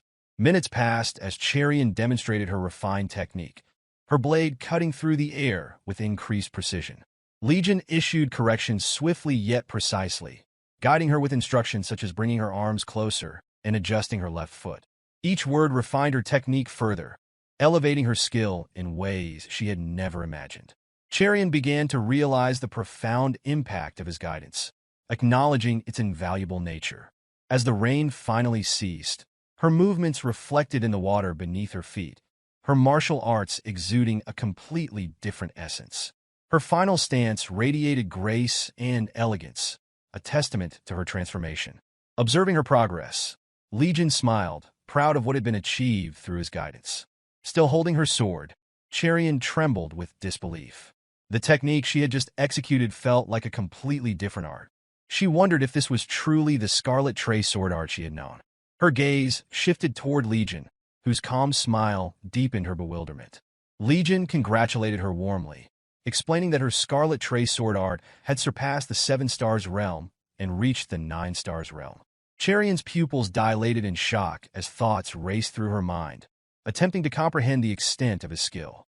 Finally, she asked, her voice tinged with surprise, whether martial arts were merely a joke to him. In the midst of the forest, with rainwater still dripping from the trees, a lone figure stood. It was Legion's personal guard, Myong, whose cold, sharp gaze remained fixed on a nearby pathway. Moments later, 3 elders emerged from the shadows: Hwa-young, Lee-sang, and Chin-wak. Their auras were dense and ominous, radiating palpable tension. Myong greeted them politely, his voice steady as he noted their arrival after a long absence. Hwa-young responded with a faint smirk, acknowledging the time passed. As Myong informed them that the young master was participating in the Dragon and Phoenix tournament and offered to escort them to the competition hall, Hwa-young examined him closely, remarking that his unshaven appearance made him look older. Lee-sang added a verbal jab, estimating that he looked 5 years older, with even Chin-wak nodding in agreement. Their words visibly affected Myong, leaving him metaphorically wounded as the trio walked away. As they departed, Hwa-young murmured her curiosity about Legion's participation in the tournament, suggesting he might be planning something unusual. Quickening their pace, they headed toward the hall. Meanwhile, in the grand hall of the Dragon and Phoenix tournament, an announcement echoed through the space, declaring the next challengers. The crowd turned their attention to Legion and Cherion, whispering in surprise at their presence. Legion stepped forward confidently, introducing himself as Legion of the Drifting Clouds and Flowing Water. Cherion followed with equal poise, identifying herself as a member of the Righteous Sword Sect. Murmurs rippled through the audience, with some skeptically noting that Drifting Clouds and Flowing Water seemed unrelated to any established clan. Legion turned to Cherion with a faint smile, remarking that with her Scarlet Trace sword art reaching the 9 stars realm, this challenge should be straightforward. Cherion's disbelief deepened as she considered the possibility, realizing that her technique had indeed improved to that level after his corrections. Legion chuckled, teasing that this was what he had heard. Her confusion lingered as she watched him, and with a playful grin, he inquired if she knew the operation name for their challenge. When she repeated the term in puzzlement, Legion leaped forward, enthusiastically declaring the name Operation Dragon and Phoenix Shine Together as he moved across the stage. Cherion shook her head in amusement, but followed closely behind. Under the clearing skies, the two moved gracefully along the stone pavement, their elegance and speed captivating the audience. Legion glanced at her mid-movement, casually noting her improvement. Cherion responded with a light, free expression, her gratitude evident as she acknowledged the role he had played in her progress. As Cherion moved, an unfamiliar lightness filled her body, as though she were dancing for the first time. She marveled at the newfound harmony between her mind and body, astonished by how her body moved. Legion, still in action beside her, explained that with sight, the mind comprehends principles and the body channels them into action. This, he stated, was the essence of martial arts. Cherion reflected on his words, silently repeating the phrase. Landing smoothly, she found herself astonished by the newfound ease of her movements. Glancing down, she realized they had already reached the end of the stage. Beside her, Legion also finished with equal composure, a satisfied smile gracing his face as they stood victorious. Cherion turned to him, her voice tinged with disbelief as she admitted she hadn't even realized how she had made it to the end. Legion simply smiled, his expression lighthearted, and remarked that their execution of Operation Dragon and Phoenix Shine Together had been impressive. Cherion returned his smile, her features softening as his words sank in. The examiner's voice echoed through the hall, announcing their success in passing the second round of the Dragon and Phoenix tournament. Outside, the streets buzzed with excitement. Conversations filled the air, all centered on martial arts and the ongoing tournament. Amid the lively atmosphere, Legion strode purposefully through the crowd, his focus unwavering. Soon, he arrived at a secluded area where the 3 elders awaited him. As his gaze met theirs, his typically cold demeanor softened into a youthful smile. Stretching his arms wide, he approached Hwa-young, exclaiming warmly and with childlike enthusiasm, "Grandmother!" Before he could embrace her, Hwa-young raised her scythe, drawing a small cut on his forehead to stop him. Hwa-young sneered, calling him a disgusting lunatic and mocking that anyone would think he was her real grandson. The surrounding elders chuckled, teasing him further for his overly familiar behavior. Their laughter, though mocking, created an oddly cheerful atmosphere. Legion, feigning a pout, wiped the blood from his forehead and lamented the cold reception. He jokingly chided Wayang for her harshness, exaggerating his dismay at the lack of warmth. Wayang, shaking her head, questioned his motives sharply, yet with an undertone of amusement. She asked what he was planning after causing so much commotion with claims of establishing a martial sect. Legion's smile faded, replaced by a calm determination. He stated plainly that he intended to devour the Jianghu. Wayang's expression turned serious as she warned him of the complexity of such an endeavor. She pointed out the 4 hegemon, the 9 great sects, the 4 major clans, and the divine cult, whose power rivaled even the Orthodox alliance.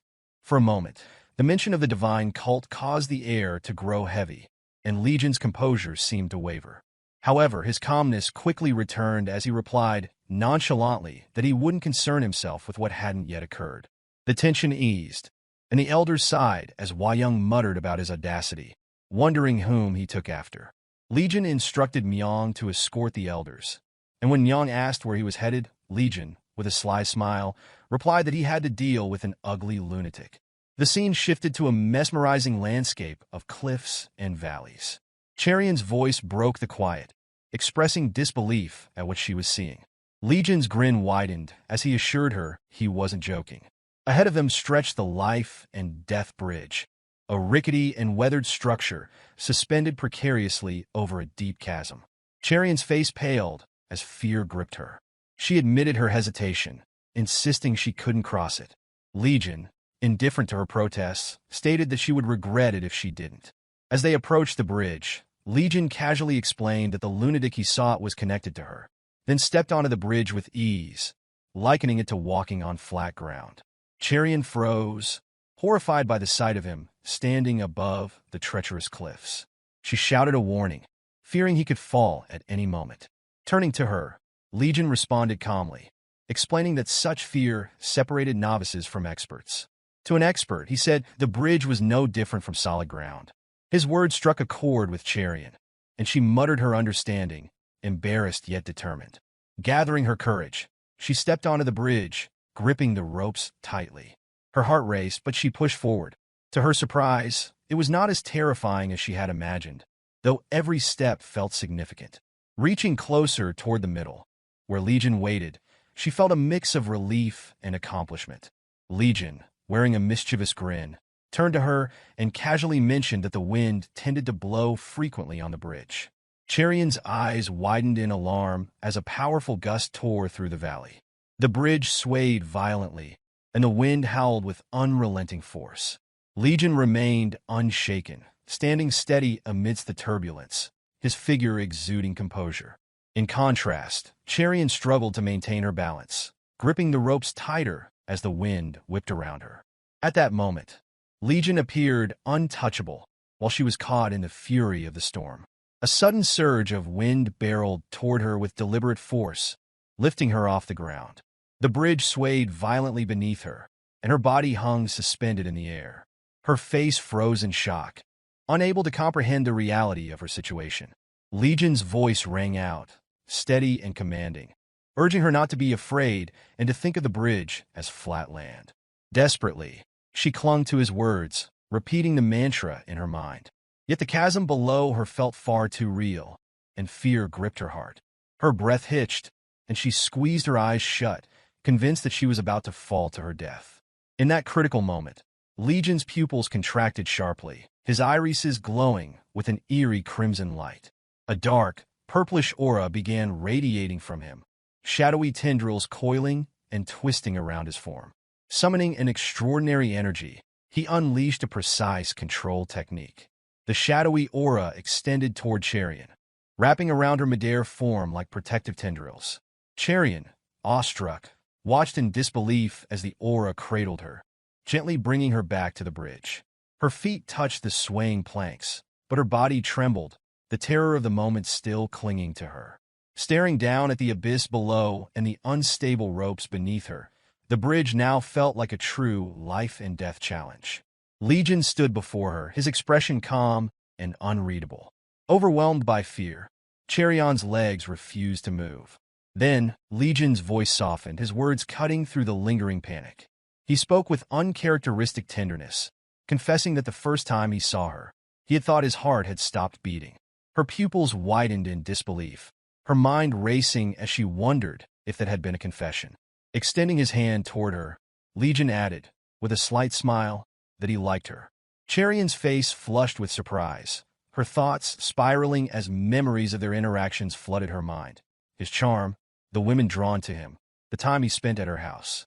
She stumbled forward in a daze, unthinking, her steps robotic. By the time she reached solid ground, her mind was still consumed by his words. She blinked, questioning whether she had heard him correctly.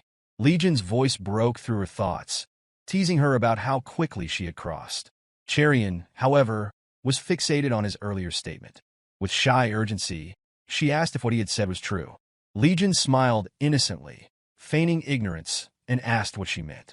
Blushing furiously, she pressed on, asking if his words had only been a distraction for her fear.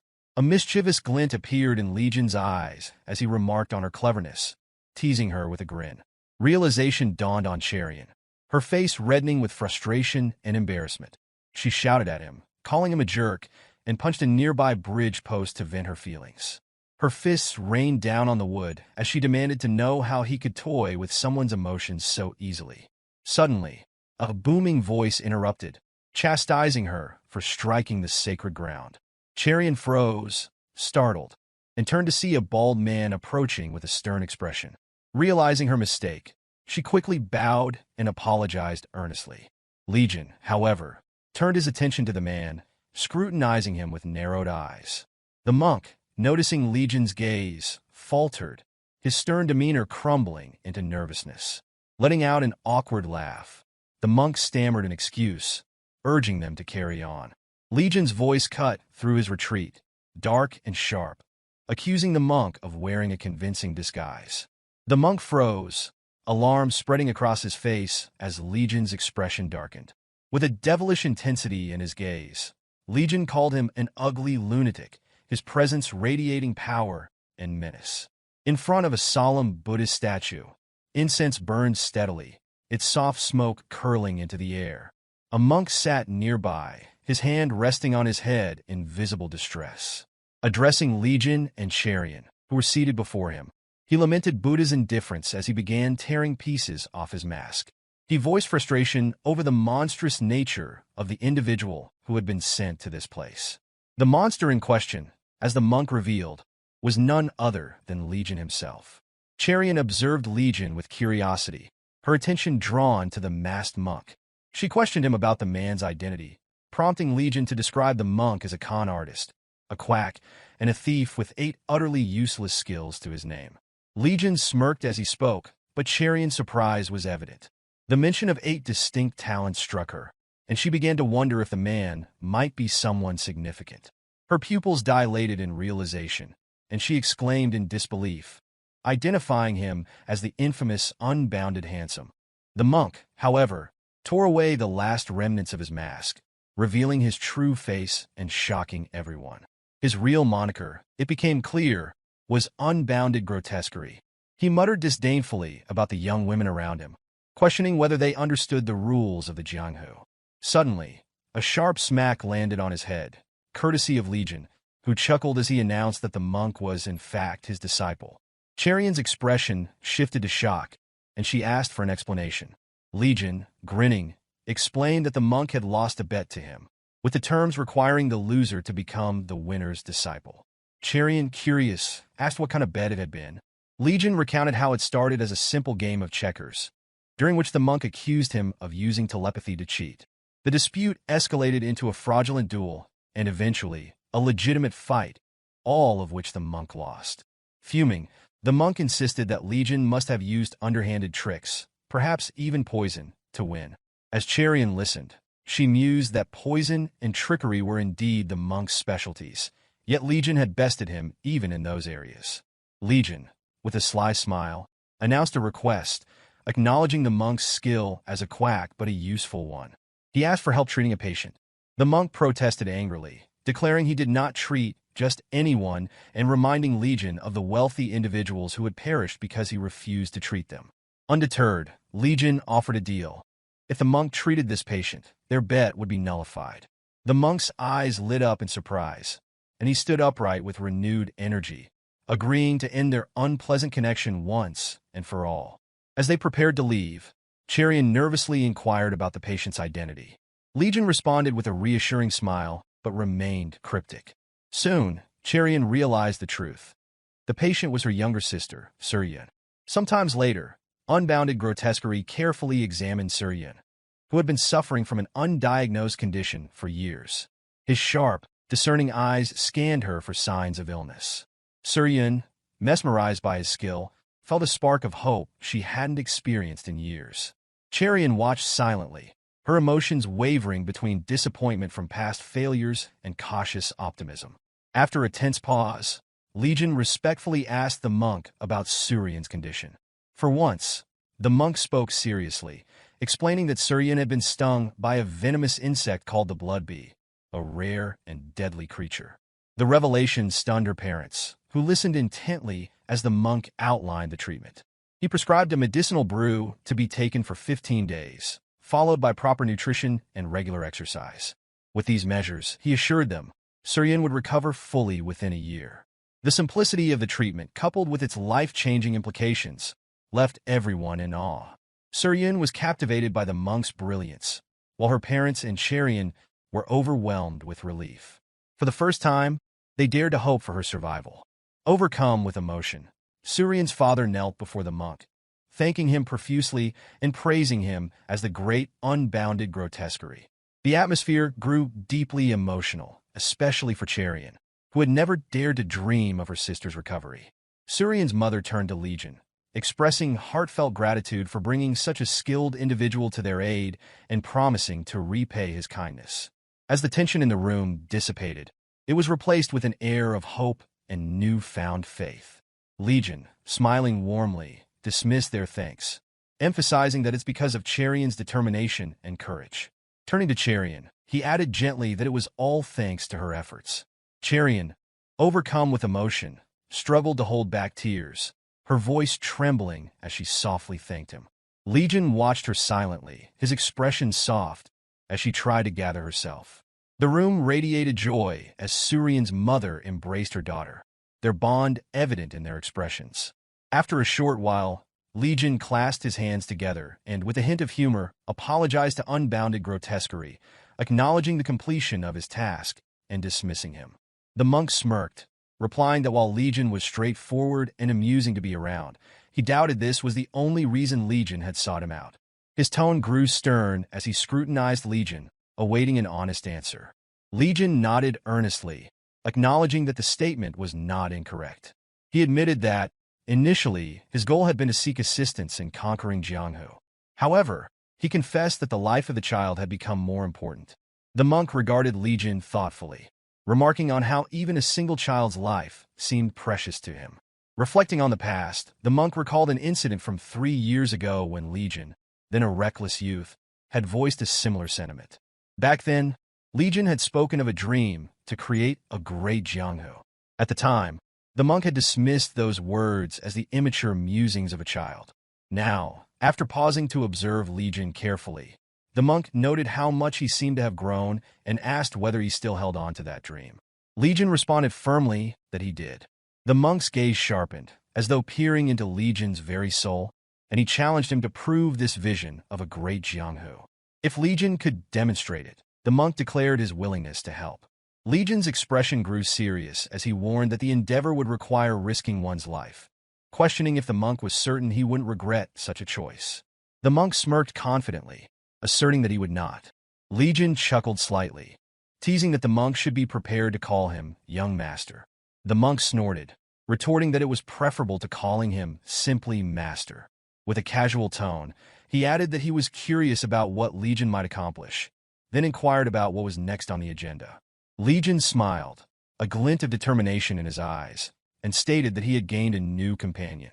The next day, at a small island, the site of the third trial in the Dragon and Phoenix tournament, A massive crowd of dragons and phoenixes had gathered after successfully completing the second round. Despite their accomplishments, confusion rippled through the group. Cherian turned to Legion, commenting on her surprise that the third trial was set on an island. Nearby, three figures argued loudly with a messenger. Intrigued, Legion and Cherian turned their attention toward the commotion. The successor of the Southern Peak Alliance appeared to be at the center of the dispute, visibly agitated. He loudly questioned how the instructor could expect him to remain on the desolate island without his guards. The messenger attempted to calm him, explaining that the leader of the Southern Peak Alliance had already agreed to the trial's fairness.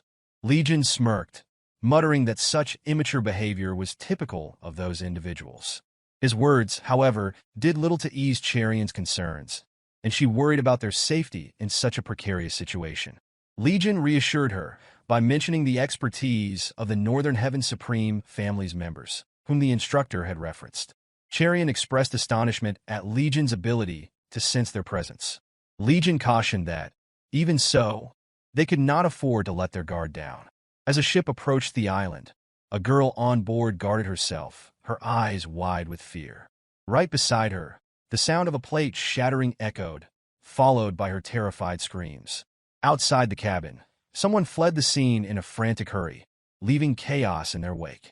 Boarding the ship, a man lounged on a bed, his demeanor grotesque. Grumbling about the lack of attractive individuals, he sneered and questioned the duration of the journey. A voice from beyond the door informed him they were 15 minutes away from arrival.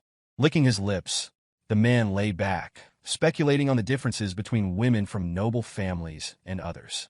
A beige flag adorned with the emblem of a dragon and phoenix fluttered under a clear blue sky. Yom Chung, the assessor for this stage, stepped into view, creating a stir among the participants. His presence inspired awe, with one participant murmuring about his heroic reputation and another marveling at the fact that a master of his caliber was overseeing the trial. Cherian turned to Legion, questioning whether the third trial was a flag capture battle. Her inquiry was met with a cryptic response, as Legion explained that it wasn't strictly about fighting for the flag. Assessor Chung gestured toward two gates at the island's edge, explaining that entering through the left gate would lead participants around the island, eventually bringing them to the right gate. Essentially, the entire island was the third gate. Participants would not need to follow any predetermined path, as they could forge their own. The trial took an unexpected turn when Chung announced that the first 4 pairs to return to the starting point would claim the flags.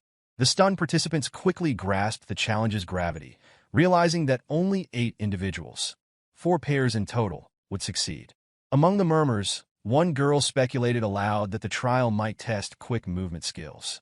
Her observation startled another participant who had not been paying attention. Smiling, the girl introduced herself as Yanghe of the Blood Royal Sect and mentioned her senior brother. Her senior brother greeted the group politely, bowing as he clasped his hand together. Yanghe addressed Cherian, recognizing her as a member of the Jang Righteous Sword Sect. Cherian appeared startled that she had deduced this, but Yanghe interjected, teasing that her senior brother had apparently fallen for Cherian. Flustered, the senior brother protested, denying the claim and calling it a misunderstanding. Their awkward exchange caught the examiner's attention, prompting a sharp reprimand to stop fooling around. Embarrassed, they all apologized, and Legion chuckled as he observed the unfolding scene. The examiner continued, explaining that quick movement skills alone would not guarantee success. The island was riddled with mechanical traps, though the arrow tips were wooden and not designed to cause real harm. Participants were instructed to call for the nearest instructor if they became trapped. The head instructor wished them luck, and the trial officially began. Legion and Cherian chose an untraveled path, venturing where no one else had dared to go. As they walked, Cherian glanced around at the unfamiliar scenery, noting aloud that no one else had chosen this path. Legion responded with a knowing smile, remarking that walking a path untaken by others often carried a deeper meaning. Curious, Cherian asked if it was true that he had started traveling at the age of 10. She speculated that he must have visited countless places. Legion nodded, stating that there were very few places he had not been. Hearing this, Cherian remarked with a dull expression that he was lucky and that it must have been amazing. Privately, she reflected that his remarkable skills likely stemmed from his vast experiences. Looking down, She murmured that being near him made her feel like a frog in a well. Legion glanced at her and, with a warm tone, reassured her that he would take her to many places in the future. His bright smile caused her to blush as her mind swirled with the promise. Just as she was about to respond, Legion interrupted, reminding her that the instructors were supposed to be everywhere. Cherian paused, asking why he had brought it up. Legion's tone grew serious as he revealed that he could not sense anyone nearby. This revelation left Cherian stunned, her face paling as she stammered in disbelief. They stopped walking, scanning their surroundings cautiously. Trying to mask her unease, Cherian spun around nervously, suggesting they keep moving. Her pace quickened, but Legion remained rooted, deep in thought. Suddenly, a rustling sound broke the quiet. Cherian reacted instantly, unsheathing her sword and adopting a defensive stance. In a flash, an object hurtled toward her. She blocked it with her sword, but the impact forced her to take several steps back. As the commotion settled, she noticed an arrow on the ground and murmured in relief that it was a trap mechanism. Turning toward Legion, she saw him standing calmly, holding another arrow, one that had been aimed at her back, caught in his bare hand. Her shock was evident as she expressed her gratitude. Cherian frowned, noting that, at such speed, even wooden arrows would be dangerous. Then Legion pointed out that this arrow was not wooden. Cherian stared at him in confusion as he flipped the arrow to reveal its sharp metallic tip. Gravely, he explained that it was a real arrow. Both realized that someone had tampered with the traps. Before they could process this revelation, a rattling sound and a scream echoed through the air. Legion's expression hardened, and he declared they needed to investigate. He dashed toward the noise, with Cherian closely following, her blade still drawn. Meanwhile, at the island's port, the ship boarding the infamous lecherous demonic scourge arrived. Two instructors stationed nearby observed the unexpected vessel. One furrowed his brows, questioning whether anyone had reported the boat's arrival. The other shook his head, but had no chance to respond before a strange object hurtled toward them. As it landed, their eyes widened in horror. It was a severed head rolling across the ground. The lifeless gaze of a fellow instructor stared back at them, leaving them frozen in shock. From the shadows, a sinister voice echoed, drawing closer. The voice spoke of sending subordinates to eliminate the instructors earlier and expressed irritation at more pests appearing. Emerging into view, the lecherous demonic scourge was smeared with blood as if fresh from a gruesome feast. His menacing aura struck fear into the air. One instructor, trembling, unsheathed his sword and shouted for his companion to inform the examiner immediately. The second instructor turned to flee, but barely took a step before a chain weapon flew through the air, wrapping around his neck. In an instant, the chain tore his head from his body, sending blood spraying. His lifeless body crumpled to the ground while his head landed a few feet away. The surviving instructor stared in terror, but the chain lashed out again before he could utter a word. It struck with brutal efficiency, ending his life. Blood stained the ground as the lecherous demonic scourge lazily swung his weapon, stepping over the fallen instructors. Muttering about women waiting, he grinned twistedly and moved on. Elsewhere, Legion and Cherian arrived at the source of the earlier scream. They found a group of participants gathered in the forest. The scene was grim. Someone was crying uncontrollably, while others stood with their hands covering their faces, struggling to process the horror. Legion halted abruptly, startled by the gruesome sight. Cherian peered over his shoulder, equally shocked. Among the group was Jianghu, sobbing over her senior brother, whose mutilated body was barely recognizable. The brutal sight cast an even darker shadow over the already grim atmosphere. The successor of the Southern Peak Alliance stood frozen, unable to speak. Cherian approached Jianghu, beginning to comfort her, but her voice faltered as her own emotions threatened to overwhelm her. Legion's sharp gaze caught something unusual nearby. Embedded in a tree was a long blade, its edge gleaming with fresh blood. He focused his eyes, examining it carefully. Amid the chaos, one participant broke down, his voice trembling as he cried out that he had not signed up for such a competition. His panic reverberated through the group, heightening the already palpable tension. His partner, equally terrified, responded with desperation, expressing a desire to abandon the pursuit of the dragon and phoenix flag and simply leave the island. Another participant began yelling frantically for an instructor, calling out for help, but no one came. The grim realization began to set in. The instructors were either dead or unable to respond. The group gathered around the mangled body, fear and uncertainty gripping them as the weight of their precarious situation sank in. Legion remained silent, his expression unreadable, deep in thought. Cherian watched him intently, her worry growing with each passing moment. Finally, unable to bear the tension, she approached and asked softly if something was wrong and whether they should consider heading back. Legion's expression hardened as he responded firmly. Turning to her, he explained that they could not retreat. He reasoned that the entire island had likely been turned into a massive trap.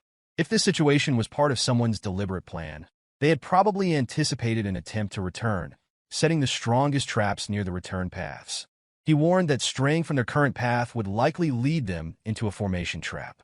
The gravity of his words sank in, leaving the group with the chilling realization that they were surrounded and without a clear escape. Cherian, her voice trembling with fear, asked what they should do. Without hesitation, Legion declared that the only option was to keep moving forward, no matter the risks. His resolute tone brought a fragile sense of direction amid the tension, as the group collectively tried to steady their fraying nerves. The group remained acutely aware of the possibility of a formation array spread across their surroundings, compounding their unease. Turning to Legion, Cherian asked if there was any way to dismantle such arrays. Legion, his expression as cold and unmoving as stone, responded that all mechanical devices or formation constructs could theoretically be neutralized. They were, after all, the work of human hands. Cherian struggled to grasp the full implications of his statement, prompting him to elaborate further.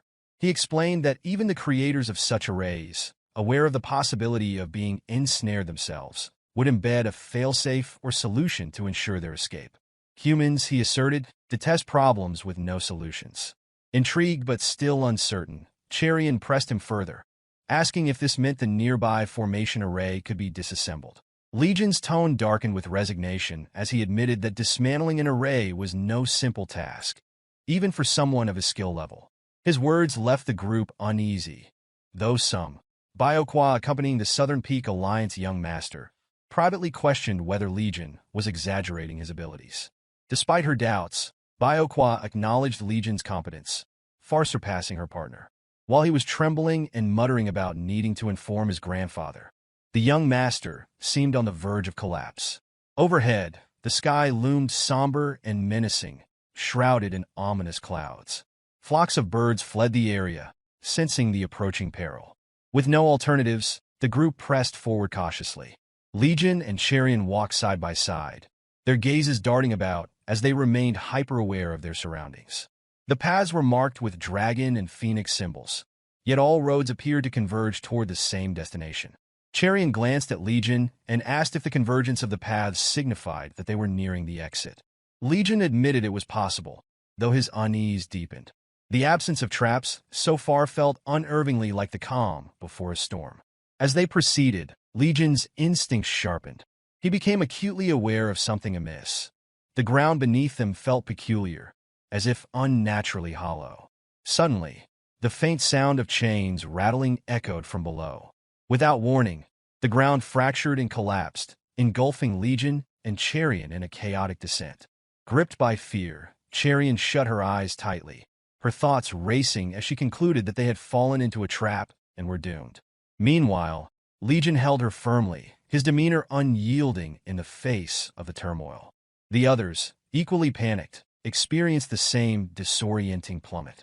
However, as the dust settled, they realized they were not in an endless abyss, but in a surreal and treacherous environment. They found themselves perched precariously along a mud-filled area, the air heavy with disconcerting silence. The group collectively struggled to process the abrupt and unsettling transition into this strange and dangerous setting. She noted internally that it appeared to be the original mechanism for the third gate, and found it had been tampered with. However, her light-hearted musings were interrupted when Legion, exuding seriousness, sharply interjected. His abrupt "no" was enough to halt her movements entirely. With a grim expression, he elaborated that the swamp they were in was not an ordinary trap. Cherian, her tone lined by both dread and confusion, questioned the implications of the swamp's nature. Legion responded somberly, explaining that the sand severed spiritual energy, disrupting inner power, and ensuring that the more one struggled, the more they were ensnared. Though clearly affected by the predicament, Legion outwardly displayed a composed facade. Extending a hand, he attempted to gauge the energy around him, only to find his internal strength unresponsive. Suddenly, the group, immobilized in the mud, turned their frightened gazes toward the monstrous mechanism, a towering pillar crowned by a colossal inverted blade. Its immense size dwarfed the trapped individuals, rendering them insignificant in comparison. A man nearby, trembling, pointed toward the mechanism with a shaking hand, his voice filled with fear. The blade gleamed ominously, appearing designed solely for execution. Its presence exuded an aura of death, and as it shifted slightly, its deadly intent became unmistakably clear. One of the bystanders, barely audible, remarked on the unnatural blade. Overwhelmed by the danger, Cherian turned to Legion and wanted to know what the mechanism was. Legion remained silent, his sharp gaze fixed on the device, calculating their next move. A sudden, harsh metallic screech shattered the tense silence as the blade descended with terrifying speed, slamming into the ground with a deafening crash. The impact sent tremors through the swamp, narrowly missing several trapped individuals whose screams echoed through the chaos. The force of the blade's descent left the group reeling, their hearts pounding as its crash reverberated ominously. One woman, gasping in disbelief, muttered tremblingly that the blade was real. As it slowly ascended back to its original position, a fleeting moment of relief washed over the group. Yet, the reprieve was short-lived as the entire structure began to tremble, and the blade started rotating horizontally, its movements becoming increasingly erratic and menacing. Cherian's alarm was evident as she observed the change in direction, while Legion silently analyzed the shifting mechanism. Nearby, a trapped man, desperate and clinging to Ingeol's clothing, pleaded frantically for assistance. Ingeol, visibly panicked, darted his eyes around for help, but none came. His sister, frozen in fear, shouted at him to let her brother go, her voice breaking under the strain. Torn between self-preservation and the man's cries, Ingeol hesitated as the swamp dragged them all deeper into its deadly embrace. The mechanism roared ominously once more, signaling the blade's imminent descent. All eyes remained fixed on the terrifying apparatus as the blade approached with lethal precision. The atmosphere was thick with tension, the air itself seeming to tremble in anticipation. When the blade finally descended, it tore through the mechanism with unrelenting speed, its impact devastating. Ingeol's expression contorted into one of abject terror as he realized too late that he was directly within the blade's deadly path. A raw, primal scream erupted from the man, but was drowned out by the deafening cacophony of destruction. Blood sprayed across the swamp, painting it in grotesque crimson streaks. Agonized cries echoed hauntingly, resonating like an eerie symphony of despair, until the scene was consumed by an oppressive darkness. As clarity returned, the ghastly tableau that unfolded was enough to unsettle even the strongest of stomachs. The lunatic and his sister stood motionless, their bodies and clothing drenched in blood. Clutched tightly in Ingeol's trembling hands was a blood-streaked sword, its blade still dripping crimson. The scene revealed the full extent of his desperate actions. In a frenzy to escape, he had severed the arms of the man who had clung to him in a futile attempt to survive. What initially appeared to be the blade's merciless work was, in part, the result of Ingeol's own ruthless decision. The lifeless body, mutilated and broken, bore testament to the grim sequence of events. Those who witnessed the spectacle recoiled, their expressions a mix of revulsion and fear. The siblings' cold, unyielding gazes remained fixed on the macabre scene before them. While the blade had certainly claimed its victim, Ingeol's actions had ensured the man's demise.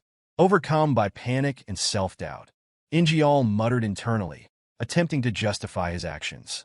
He reassured himself that the man had been doomed regardless, reasoning that the victim had nearly dragged him down as well.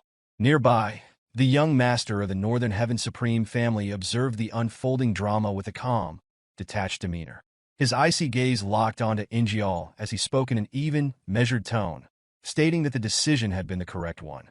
Ingeol, clinging desperately to those words, found his hollow smile faltering. Beads of sweat traced down his face as he whispered to himself, repeating the sentiment like a fragile mantra. Yet, the blood staining his hands betrayed the turmoil within him, as darker thoughts began to cloud his mind. Legion and Cherian, standing some distance away, watched in silence. Cherian, her voice subdued and tinged with unease, remarked that Ingeol had gone too far.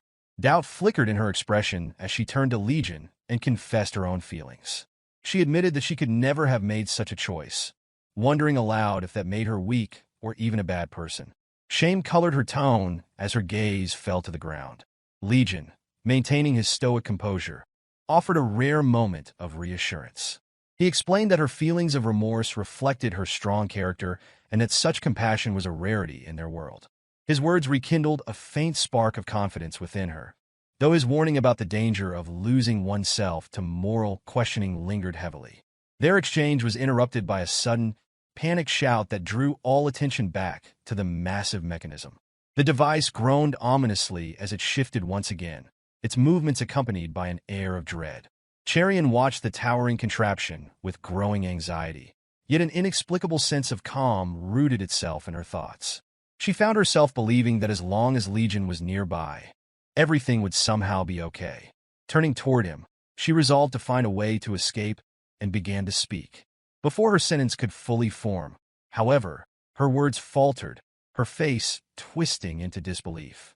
The swamp, once teeming with chaos and bodies, now felt eerily desolate. An oppressive silence hung in the air, made heavier by Legion's sudden and unexplainable absence. Panic gripped Cherian as she called his name, her voice trembling with urgency. The echo of her plea faded unanswered into the oppressive void. Trying to steady herself, she reasoned that he must have gone to seek help, but her attempts at reassurance faltered under the weight of the unease pressing down on her. An ominous shadow enveloped her, prompting her to look upward. The mechanism above had realigned, and the enormous blade now hovered directly above her, its gleaming surface catching the dim light with a sinister glow. As the horrifying reality set in, her breath caught in her throat. The sharp metallic screech of the device activating shattered the silence, and the blade plunged downward like a meteor. Cherian could barely register the unfolding nightmare, let alone react to it. At the last possible moment, the ground beneath her swelled unnaturally, displacing her from the deadly path. To her astonishment, the mud that had held her legs captive released her, freeing her from its grip. Relief surged through her body, but it was fleeting. Without warning, a powerful force pulled her downward, dragging her into the earth at an alarming speed. The world around her blurred into chaos as she was drawn deeper, leaving the blade and its deadly descent behind. The onlookers could do nothing but gape in horror as she disappeared into the ground, as though the earth itself had claimed her. Her thoughts spiraled wildly as she descended, the suffocating darkness pressing against her senses. The blade that had loomed so menacingly above her became a distant memory, swallowed by the mysterious forces pulling her into the unknown. Through layers of dense mud and earth, she sank until the crushing darkness abruptly gave way to an unexpected brilliance. Cherian's eyes widened in shock as she found herself submerged in an expansive subterranean river. The cool, serene water calmed her frayed nerves, and a faint energy coursing through her body brought a renewed sense of vitality. Flexing her fingers, she noted the subtle return of her internal power. The oppressive forces of the swamp above had no hold in this place, and the water seemed to restore what had been lost. Reassured by this discovery, she took in her surroundings. The luminous blue hue of the water was almost otherworldly, its clarity offering a moment of respite from the nightmare above. Cherian floated in what appeared to be an endless cavernous expanse, the subterranean river shimmering with an ethereal glow. The soft, otherworldly light filtered gently from above, illuminating the water's surface with a serene beauty. Before she could fully take in the scene, a presence nearby caught her attention. Turning her head, she froze, her gaze locking onto a familiar figure. Legion stood close, holding her wrist with a firm but gentle grip. His calm and reassuring expression, combined with the way his hair swayed in the current, gave him an almost celestial appearance. As Legion pulled her in closer, her reaction shifted abruptly. Her voice rose in alarm, demanding that he let her go, but her words were cut short as a surge of energy pushed her upward. At the same time, Legion was pushed deeper into the water, his form disappearing slowly but steadily into the depths. A sudden burst of light erupted from the swamp above, startling everyone. The source of the light became clear moments later. It was Cherian. She emerged high into the sky, steadying herself as she hovered above the scene. From her elevated position, Cherian stared at the ominous mechanism below. A commanding voice broke through her thoughts, urging her to destroy the device. The realization struck her. It was Legion's voice transmitted. Gathering herself, she descended rapidly, drawing her sword mid-fall. She aimed directly for the towering contraption. Her landing was barely controlled. The stench of blood filled her senses as she steadied herself. The sight around her was horrific. A young girl screamed in agony while others frantically tried to stop the bleeding from her severed leg. Cherian averted her eyes, her gaze falling instead on the bodies strewn across the swamp. Bloodied and mutilated, many lay lifeless, while the few survivors writhed in pain and cried out for help. Her grip on her sword faltered momentarily as doubt began to creep in. But she reminded herself that she was the only one capable of taking action. The others were too wounded, too helpless. She had to do something. Climbing onto the device, Cherian hesitated, memories of Legion's earlier advice flashing in her mind. He had explained the difference between a martial artist and a master, emphasizing the importance of focus and belief in one's abilities. Taking a deep breath, she silenced the chaos around her, tuning out the screams and cries of despair. Instead, she drew upon the years of relentless training she had undergone. Since the first day she held a sword, she had not let a single day pass without honing her skills. Her eyes glimmered with newfound confidence as she channeled every ounce of her energy into one decisive strike. Her body began to glow faintly, a surge of raw power emanating from within. Even the wind god's gloves, a gift from Legion, radiated with heat as her internal energy surged. With a sharp exhale, Cherian launched her attack, her blade connecting with the mechanism in a powerful strike. The device wavered, groaning under the force of her blow. To her astonishment, the mechanism split apart, severed cleanly by her sword. The survivors stood in stunned silence, disbelief etched onto their faces. Slowly, the realization dawned. They were free. Cheers and cries of relief echoed across the swamp as those who had endured the ordeal began to celebrate their survival. Cherian, breathless and overwhelmed, was approached by one of the survivors who thanked her profusely for destroying the device and saving their lives. She waved off the gratitude, glancing toward Legion, whose quiet smile hinted at the true orchestrator behind their survival. As the group made their way across the swamp, Cherian couldn't contain her curiosity. She turned to Legion, her voice low but insistent, questioning why he had downplayed his involvement. He merely smiled, explaining that it wasn't yet time for him to draw attention. The ambiguity of his response left her wondering. His composure, even amid such carnage, hinted at plans far beyond the current chaos. Cherian's thoughts shifted as she considered the events that had unfolded.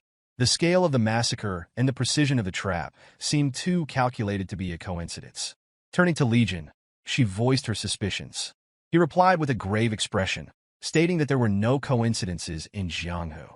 Although he didn't know the full extent of the conspiracy, he was certain that the attack was not the work of a lone individual.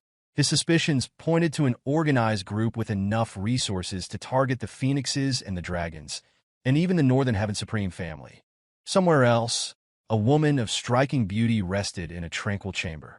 Her aura was as elegant as it was commanding, her movements slow and deliberate as she fanned herself. Butterflies flitted around her, adding to the serene atmosphere. Addressing the old man seated across from her, she remarked casually that her people had already begun their operation. The man, expressionless and blunt, didn't respond to her statement. Instead, he questioned her judgment in hiring the lecherous demonic scourge for such a delicate task. Her gaze lingered on him for a moment before she dismissed his concerns, her tone indifferent as she closed her eyes and resumed fanning herself. Meanwhile, the group continued their journey through the dense jungle. The tension in the air gradually lifted as they pressed forward, until a man suddenly shouted in excitement. Their path had led them to an exit, and hope surged anew among the survivors. Though physically and emotionally exhausted, the group began to move towards safety, their steps driven by the promise of escape. The survivors, upon seeing the gate, broke into a desperate sprint, believing they had finally made it out alive. Cherian turned to Legion, asking if it was truly over. Legion, however, remained silent, his eyes focused ahead. The first group to pass through the gate came to a sudden halt as a horrifying sight met them. A head examiner hung lifelessly from a tree. Below him, a pile of bodies belonging to the other examiners lay in grotesque disarray. A group of assailants stood nearby, reveling in their macabre triumph. Shock rippled through the survivors as they realized the gravity of the situation. Even the most composed among them began to shiver, unable to comprehend that the Grandmaster himself was dead. Legion, his expression darkening, understood immediately that this was far from the end. His gaze sharpened as they came face to face with the group of assailants.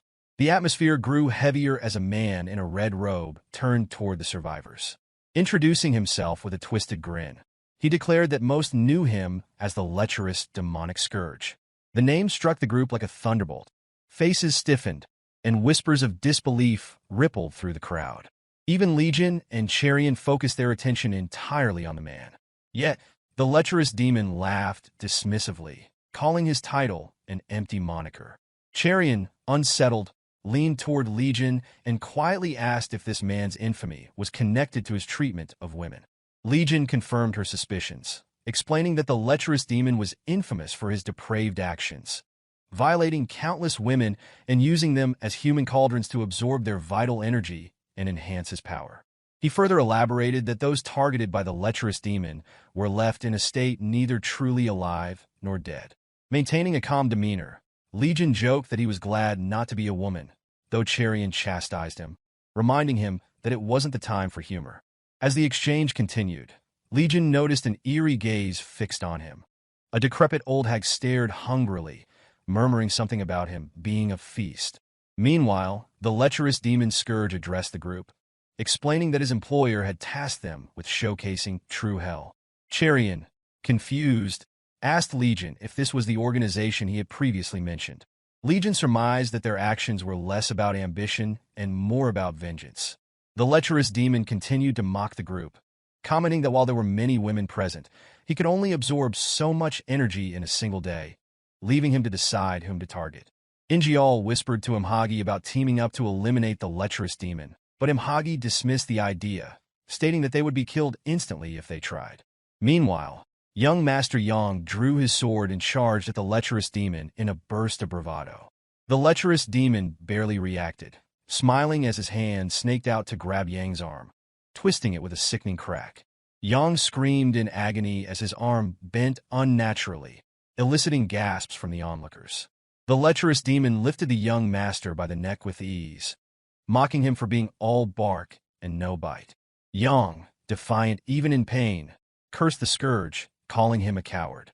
The scourge, amused, began slapping him repeatedly, each blow drawing blood and further humiliating the young master. The group could only watch in stunned silence as the lecherous demon continued his assault. Cherian, horrified, suggested that if everyone attacked together, they might stand a chance.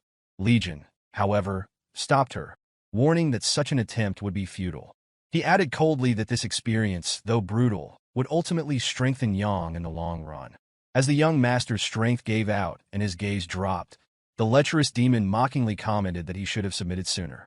Tossing Yang's limp body to the ground, the lecherous demon chuckled at his handiwork. Just as he turned away, Baiokwa stepped forward to help the fallen Yang. The lecherous demon's attention shifted to her, his expression turning predatory. He asked for her name, which she provided without hesitation or fear. His grin widened as he declared her to be the most beautiful woman in Jianghu, adding that, as a member of the prestigious Greenwater Mountain Manor, her internal energy must be pure and chaste. His greed unsated, the lecherous demon turned back to the crowd, announcing that one woman would not be enough to satisfy him. His gaze fell on Cherian, and he expressed his interest in her, causing her to recoil in shock. The lecherous demon ordered his subordinates to seize the women he had chosen, instructing them to keep the rest under watch. However, one of his subordinates hesitated, reminding him that their orders were to capture everyone and leave the island discreetly. Enraged by the defiance, the Scourge grabbed the subordinate by the collar and snarled that he had waited too long for this moment. His tone grew darker as he threatened to kill anyone who dared to oppose him. The tension in the air was palpable, with the Scourge's unpredictable actions keeping the survivors on edge. As his subordinates hesitated under his wrath, the survivors realized that the true nightmare was just beginning. A voice broke through the tense air, silencing all conversation. It was Legion. One of the lackeys, unable to tolerate Legion's composure, charged forward, shouting indignantly about his arrogance. However, Legion, his voice calm yet firm, declared that Cherian was his Phoenix partner and that they would live and die together. His statement, spoken with an almost romantic tone, caused even the lecherous demon to pause, his laughter tinged with psychosis. Legion continued, stating that if they intended to take Cherian, they would have to take him as well. The lecherous demon regarded Legion with a mix of amusement and disbelief, labeling him a lunatic. With a cruel grin, he ordered his henchmen to bring both Legion and Cherian along, claiming he had interesting plans for them. The group was eventually led to a dark, cavernous space.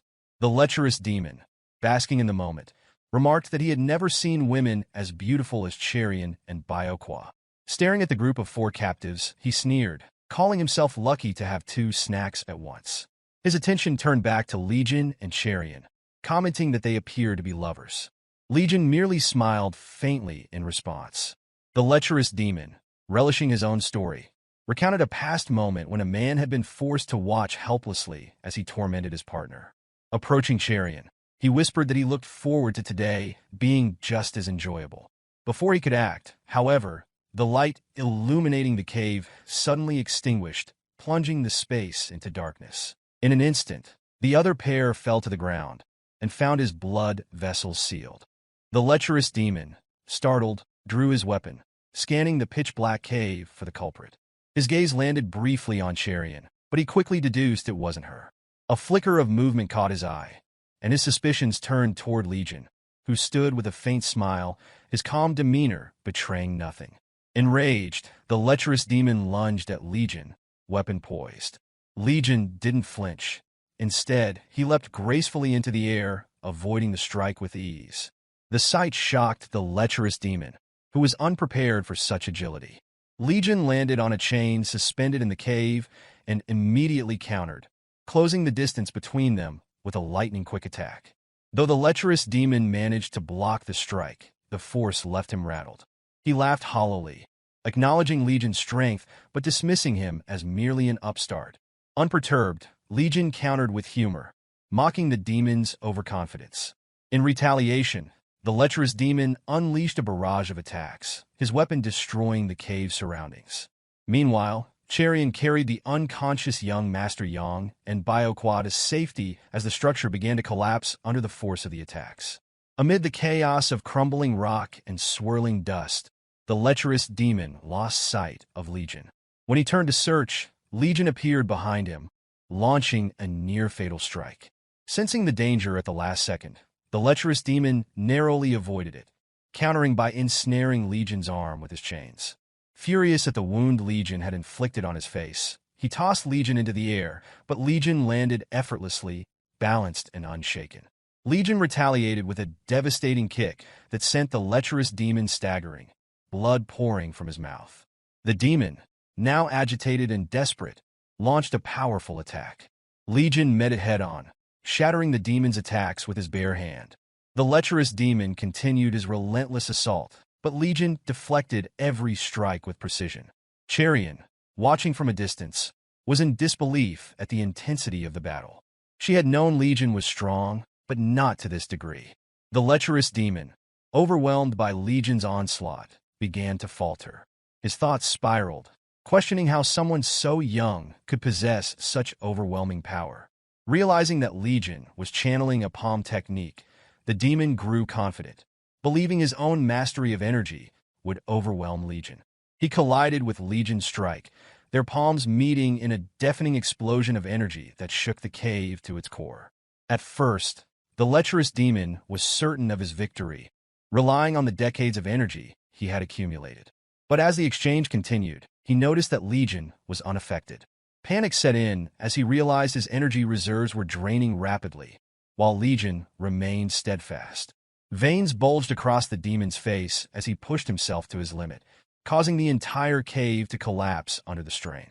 As moonlight broke through the disintegrating cave, illuminating the battlefield, the lecherous demon stood visibly shaken. The full weight of Legion's strength pressed down on him like an insurmountable wall. Cherion, seeing the cave's imminent collapse, in surprise, though unscathed.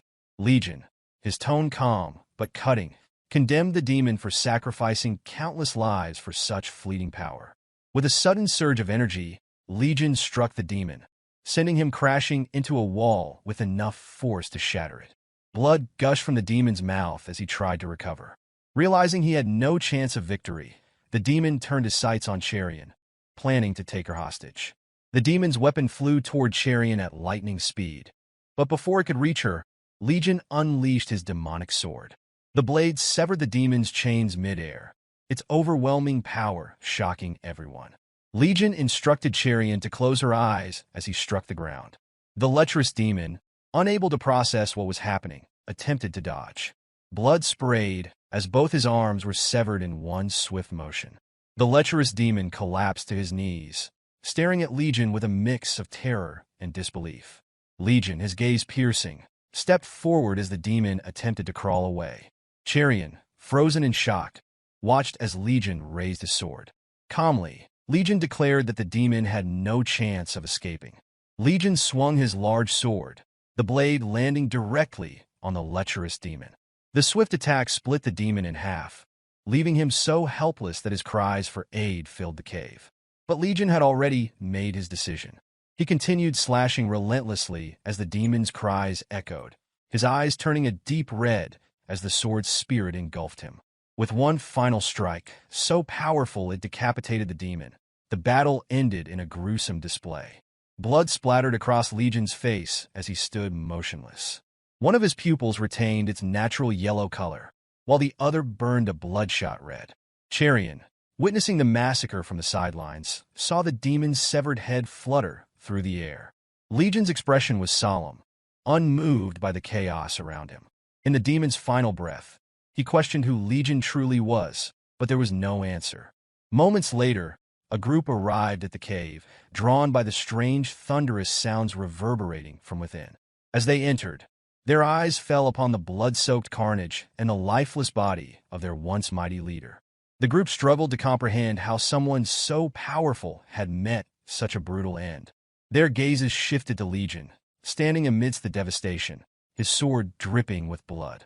His calm but deadly demeanor seemed almost surreal.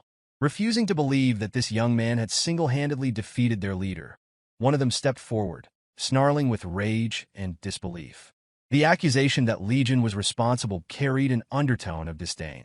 Denial fueled their outrage as one man swung his sword, intending to strike Legion down. In the blink of an eye, the attacker was cut in half. The precision was so swift that death arrived before comprehension. His body collapsed, spilling blood in a gruesome fountain. The others faltered at the sight of their comrade's instantaneous demise, their confidence evaporating as blood pooled like an ominous tide toward them. Legion wasted no time. Gripping his demonic sword with unwavering determination, he launched into action. His movements were a blur of lethal precision, each strike devastating.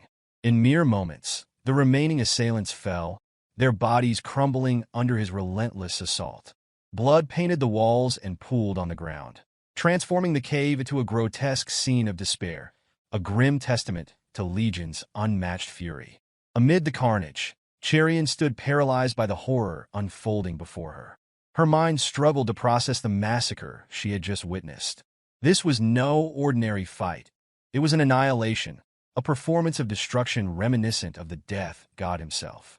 Legion, soaked head to toe in blood, stood over the corpses like a demon incarnate.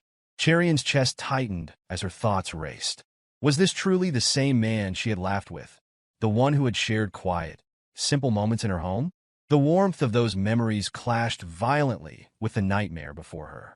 Legion turned his gaze toward her, breaking the tense silence. The sight of his crimson and yellow eyes sent chills down her spine. His voice, calm yet unsettling, reminded her of his earlier words. She should have closed her eyes. Slowly, his expression softened, and his demeanor shifted back to the comforting self she recognized. The red in his eyes faded, and a familiar smile appeared, jarring in its contrast to the bloodthirsty demon he had been moments earlier. Sheathing his sword, though its energy still radiated ominously, Legion confessed his inability to control himself when he wielded it. Frustration and self-awareness laced his words as he explained that the weapon's immense power far exceeded his mastery, making it dangerous not only to his enemies, but to himself as well. As Cherian processed his confession, Legion revealed an unexpected truth. The weapon had once belonged to his mother. The revelation added a layer of mystery to his origins. Observing the terrifying blade, Cherian reflected on how such an instrument of destruction could be tied to someone as insignificant as his mother. Sensing her unease, Legion shifted the topic, mentioning his father's weapon, a sword he carried but refused to draw. Declaring his intent to conquer the world using only his mother's weapon, he dismissed the other blade entirely, hinting at deeper, unresolved conflict with his father. When Cherian wondered why he carried the sword if he had no intention of using it, Legion then asked if she was all right. Her gaze lingered on the corpses strewn across the cave. After a brief pause, she reassured him. Though her mind remained fixated on reconciling the warm, kind Legion she knew with the blood-soaked warrior before her. She thought to herself that, no matter the version of him she saw, he was still Legion. As the night wore on, a group of survivors arrived, their voices filled with gratitude. They thanked someone profusely, bowing repeatedly for saving them. The object of their gratitude was none other than the young Master Yang of the Southern Peak Alliance. Awakening to find himself holding a sword amid the bodies of his enemies, Yang, bewildered, assumed he must have slain them in a trance. Legion and Cherian supported this misunderstanding, fabricating a story that the lecherous demon and his subordinates were already dead when they regained consciousness. Gullible and eager to believe in his own greatness, Yang concluded that his grandfather must have imbued him with unparalleled martial arts skills. Clenching his fist in dramatic manner, he imagined his grandfather's proud face and muttered thanks to him, fully convinced of his newfound strength. A scene where the crowd revered their supposed savior while Legion and Cherian exchanged knowing glances. On the other hand, Cherian's attention shifted to Legion, who stood quietly by the lakeside, the moonlight casting a serene glow on him and his blade. She remarked on how absurd it was for Yang to take credit for the massacre, but Legion merely smirked. He expected nothing less from someone like Yang, whose pride and status meant everything. Cherian contemplated the significance of his words, wondering if such matters truly held as much importance as he implied. Their exchange was abruptly interrupted when someone announced the arrival of a ship. The announcement described the vessel as a small but imposing ship approaching the coast. This unexpected incident set off a ripple of changes, and Legion, with his resolute demeanor, appeared acutely aware of the shifting circumstances. Meanwhile, the Dragon and Phoenix tournament, already fraught with dramatic twists, reached an abrupt and mesmerizing conclusion. At the Northern Peak Alliance, Makwi approached In-myung, commending him on exterminating the lecherous demonic scourge and rescuing the people involved. He added that In-myung's grandson had performed exceptionally. However, Makwi seemed unaware of the truth. In-myung, with his head lowered, understood the reality and clarified that his grandson was not responsible. Makwi, puzzled by the revelation, sought clarification. In-myung elaborated that while his grandson possessed formidable poison techniques, they were insufficient to defeat someone as powerful as the lecherous demonic scourge. With a resigned sigh, In-myung acknowledged his grandson's limitations. When Makwi inquired who could have achieved such a feat, In-myung recalled Legion and mentioned hearing about the young man's participation in the tournament.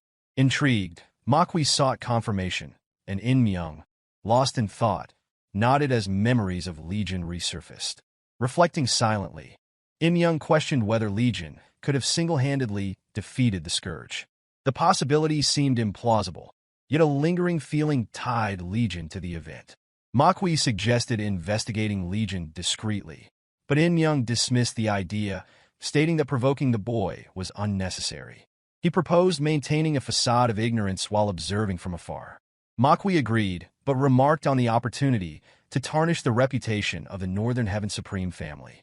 Calmly, In-myung explained that pursuing the matter recklessly could lead to disastrous consequences. Makwi, shaken by the warning, recognized the potential for greater chaos. With a faint glow in his eye, In-myung resolved to play along with the unseen forces orchestrating the events. Elsewhere, amidst breathtaking landscapes of towering peaks and lush forests, a conversation arose about a place called New Wind Manor. As Legion and Cherian approached the site, Legion revealed it to be his home, leaving Cherian visibly astonished. Internally, she marveled at his ability to continually surprise her. As he opened the grand gates, Legion explained that the manor symbolized his vision of ushering a new era into Jianghu. When the gates creaked open, Cherian's pupils dilated in amazement at the stunning palace and courtyard within. Though smaller than her own home, its grandeur was undeniable. When Legion asked for her opinion, she expressed admiration but questioned the enormous scale. Legion explained his ambition to establish a new sect, which he named the Azure Heaven Sect. Her delight was evident as she praised the name. Strolling through a serene bamboo forest nearby, she complimented the picturesque back garden and asked when he began this ambitious endeavor. Legion replied casually that the project had started only a few months ago. Suddenly, Cherian halted as a dense fog rolled in. Her curiosity piqued. She identified it as an array, to which Legion casually confirmed it as a simple sound-blocking formation. They soon arrived at a massive door, and as Legion opened it, radiant light burst forth, illuminating an even larger plot under construction within the manor. Cherian stood speechless, taking in the vast, intricate structure. Legion explained that the real Azure Heaven Sect was being constructed deep within the heart of New Wind Manor. The future of Azure Heaven Sect sprawled majestically, a testament to the scale of its ambition and the determination driving its creation. Cherian stood in awe, finding it difficult to believe that such a vast and extraordinary space could exist behind what appeared to be an ordinary manor. Legion, visibly overjoyed, explained with enthusiasm that the New Wind Manor served as the entrance gate to the Azure Heaven Sect. He elaborated that the unique gourd-shaped terrain of the area was being utilized strategically, with plans to manage all operations from the manor as its front. Legion further revealed that the laborers who had been brought to the site had their eyes covered for their own safety, ensuring the location remained undisclosed. He shared his vision of constructing a training hall and dormitories capable of accommodating several thousand people. Cherian, perplexed by the sheer scale of his plans, considered it an incredibly ambitious endeavor, noting that few groups in Jianghu could manage such a vast assembly. She struggled to comprehend the full scope of Legion's intentions. With a resolute expression, Legion explained the purpose behind his grand ambition. He stated that for far too long, Jianghu had been under the dominance of the four hegemons. His goal, he declared, was to bring them all down. Cherian, stunned by his audacity, found his words almost unbelievable. Yet, as Legion stood before her exuding a graceful but unyielding aura, he proclaimed with unwavering confidence that he intended to take their place. At the Northern Heaven Supreme family within Wuhan branch, Ga Yunsang, the Blood King's sect leader, banged on the table, clearly expressing his anger. He addressed the head of the Northern Heaven Supreme family, accusing him of failing to protect their children, suggesting that even if he had lost his own child, he would not have reacted in such a manner. The other individuals in the room considered intervening, believing that Ga Yunsang was crossing a line. The cause of his outburst was the loss of his greatest disciple and the youngest daughter, who had her feet cut off. Im Chance, the head of the Northern Heaven Supreme family, began to speak, explaining that as a father with children, he understood the feelings of the other family heads. He added that his household would thoroughly investigate the incident, as he had anticipated such an event. Before the meeting, Ban Endari, the general military advisor, informed Im Chance that many children had lost their lives, and thus, the families would not remain silent. Im Chance considered it unfortunate that the incident occurred at the third gate, which had been prepared in secret, leading him to suspect a traitor within the household. He asked the advisor for guidance, and Ban Endari suggested transforming everyone who had made minor contributions, including Yang Suchong, into perfect heroes. This strategy would create a theory that the deceased children had died because they were weak, leading their families to face humiliation due to their losses. Chance found this idea promising, but acknowledged that those who did not cooperate would have to face unavoidable consequences. Returning to the present, Chance stated that he fully acknowledged the responsibility, but emphasized that the matter was also an issue of Jianghu. Even in the worst situations, most of the dragons and phoenixes had survived, with some saving their comrades and eliminating enemies. Ga Yunsang became enraged, declaring that if his grandson had died, he would have handled the matter differently. Chance grew impatient, questioning why Ga Yunsang kept mentioning his grandson and sternly asking if he should behead his grandson to satisfy him. Ga Yunsang was at a loss for words. Yang In-myung entered the conversation, informing Ga Yunsang that he understood his loss, but that anger could not solve everything. Ga Yunsang, now very emotional, thought that if they had hosted the tournament and their grandsons had had their feet severed, the Blood King sect would have been annihilated. Unable to act, Ga Yunsang screamed in frustration, unable to comprehend how many people Chance had trampled to reach his current position. The law of the jungle remained the most crucial essence of Jianghu. Yang In-myung believed that today might be the last day he would ever see the Blood King sect leader. Elsewhere, Legion informed Cherian about the Wind Mountain Group, a bandit faction operating under the guise of offering protection in exchange for money. With a warm smile, he stated his intention to eliminate them.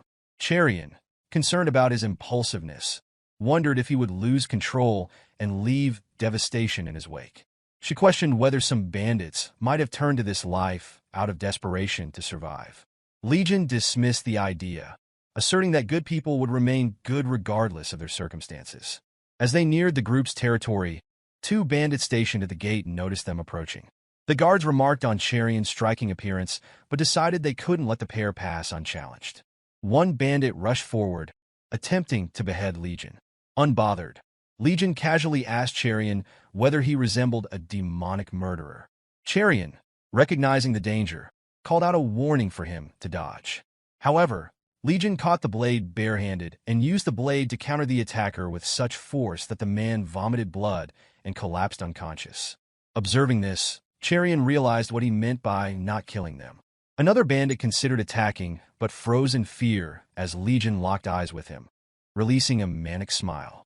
Legion leapt into the air and declared that he could have simply beaten them and let them go. Shortly afterward, they advanced to the camp, where the sounds of conflict echoed. Cherian skillfully took on several opponents at once.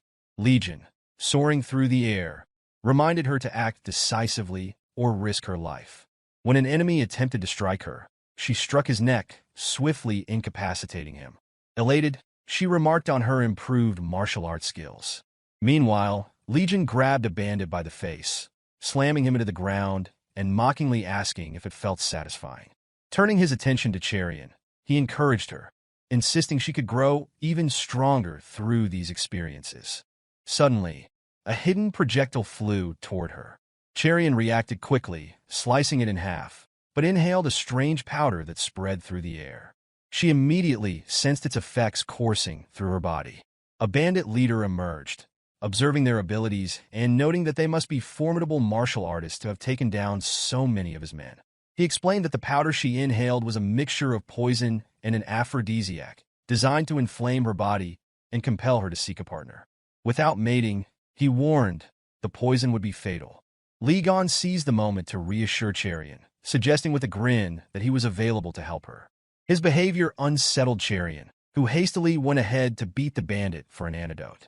Meanwhile, Legion laughing to himself as he looked at how unsettled she was. Cherian managed to subdue the man, who taunted her with the information that only one of 3 bottles contained the antidote. Growing anxious, she hesitated, unsure of how to proceed. Legion, still calm, offered a solution. With a serious expression, he suggested pouring the poison on him instead. He reasoned that his martial arts were weaker than hers, so he would succumb faster, forcing the bandit to reveal the antidote. Cherian, terrified, grappled with the moral weight of poisoning someone else for her own survival. Legion observed her trembling hand, exhaling in disappointment at her hesitation. Returning to his usual nonchalant demeanor, he remarked that his mother would have approved of her, noting that she reminded him of his father. He then approached the bandit leader, kicking him forcefully, while advising Cherian to follow his instructions and focus her energy inward. He asked if she could sense anything unfamiliar within her body. After a short while, she was astonished to feel the effects of the poison dissipate entirely. Legion reflected on Cherian's decision not to pour poison on the bandit and thought she had done well. She questioned whether he was serious, and Legion assured her that he admired her for being unable to bring herself to do it. Surprised by his words, she listened as he elaborated, explaining that in return, she needed to grow stronger. His unexpected kindness overwhelmed her, and he emphasized that true strength would allow her to protect her kind heart. He noted that in a world where kindness and righteousness had become outdated and frustrating, strength was the key to preserving such values. As night fell, the scene shifted to the Palm Essence Union, where Ingeol met with his father. Jang Daesan, the leader of the Palm Essence Union, remarked that he had heard about the girl from the Righteous Sword Sect performing exceptionally well in the recent Dragon and Phoenix tournament. Daesan asked his son if she was the one he was supposed to form an alliance with. Before Ingeol could respond, his sister, Innwa, interrupted, teasing that Cherian hadn't even given them a glance. Giggling, she added that it was obvious since Legion was overwhelmingly handsome. Irritated by her comments, Ingeol grew angry, but Innwa dismissed his reaction as pathetic, mocking him for fretting over an insignificant girl. Daesan scolded his son, calling him foolish for allowing himself to be disrespected by a family as inconsequential as Cherian's. However, he shifted focus, revealing intel that the Blood King sect leader was rumored to have departed to the underworld. Ingeol expressed disbelief at the notion that the leader had taken his own life. Innwa, unimpressed, called her brother naive, asserting that the Northern Heavenly family must have been involved. Daesan agreed with her, pointing out that the Northern Heavenly family was ruthless enough to orchestrate such an act. With a sinister laugh, he assured his kids that their family had made the right connections by remaining loyal to the Northern Heavenly family, emphasizing the importance of not antagonizing them. Meanwhile, Legion and Myong were eavesdropping on the conversation from the roof. Dressed impeccably, Legion remarked with amusement on the absurdity of the discussion below. Myong commented that their laughter would cease once they realized what was about to transpire at the Ancient Sword Store, a property of the Palm Essence Union. Diverting from the topic, he noted that it had been a long time since Legion had dressed so formally. Legion, exuding an aura of unmatched confidence, replied that such effort was necessary to convincingly portray a Northern Heaven Supreme family inner hall leader. Legion asked Myong if he had brought the item, and Myong handed him a locked box. As Legion donned a human mask, Myong expressed amazement at the lifelike quality of the disguise. He marveled at how accurately Legion mimicked the voice, expressions, and mannerisms of the person he was impersonating. Legion remarked that if everything went smoothly, they wouldn't have to worry about money for a while. Moreover, they could successfully sow discord between the Palm Essence Union and the Northern Heaven Supreme family. Despite the confidence, Myong cautioned Legion to remain vigilant. Acknowledging the challenge, Legion admitted that perfect impersonation was impossible, but held up the box, noting its significance. He observed that if the box were presented to a greedy old man late at night, it would be enough to cloud his judgment entirely. Legion felt a wave of fear because his mother would undoubtedly be furious if she discovered what he had taken. Myong reassured him, suggesting that she might understand, but Legion dismissed the idea, remarking that it was easy for Myong to say since he had never experienced her wrath. Both laughed wholeheartedly at the remark.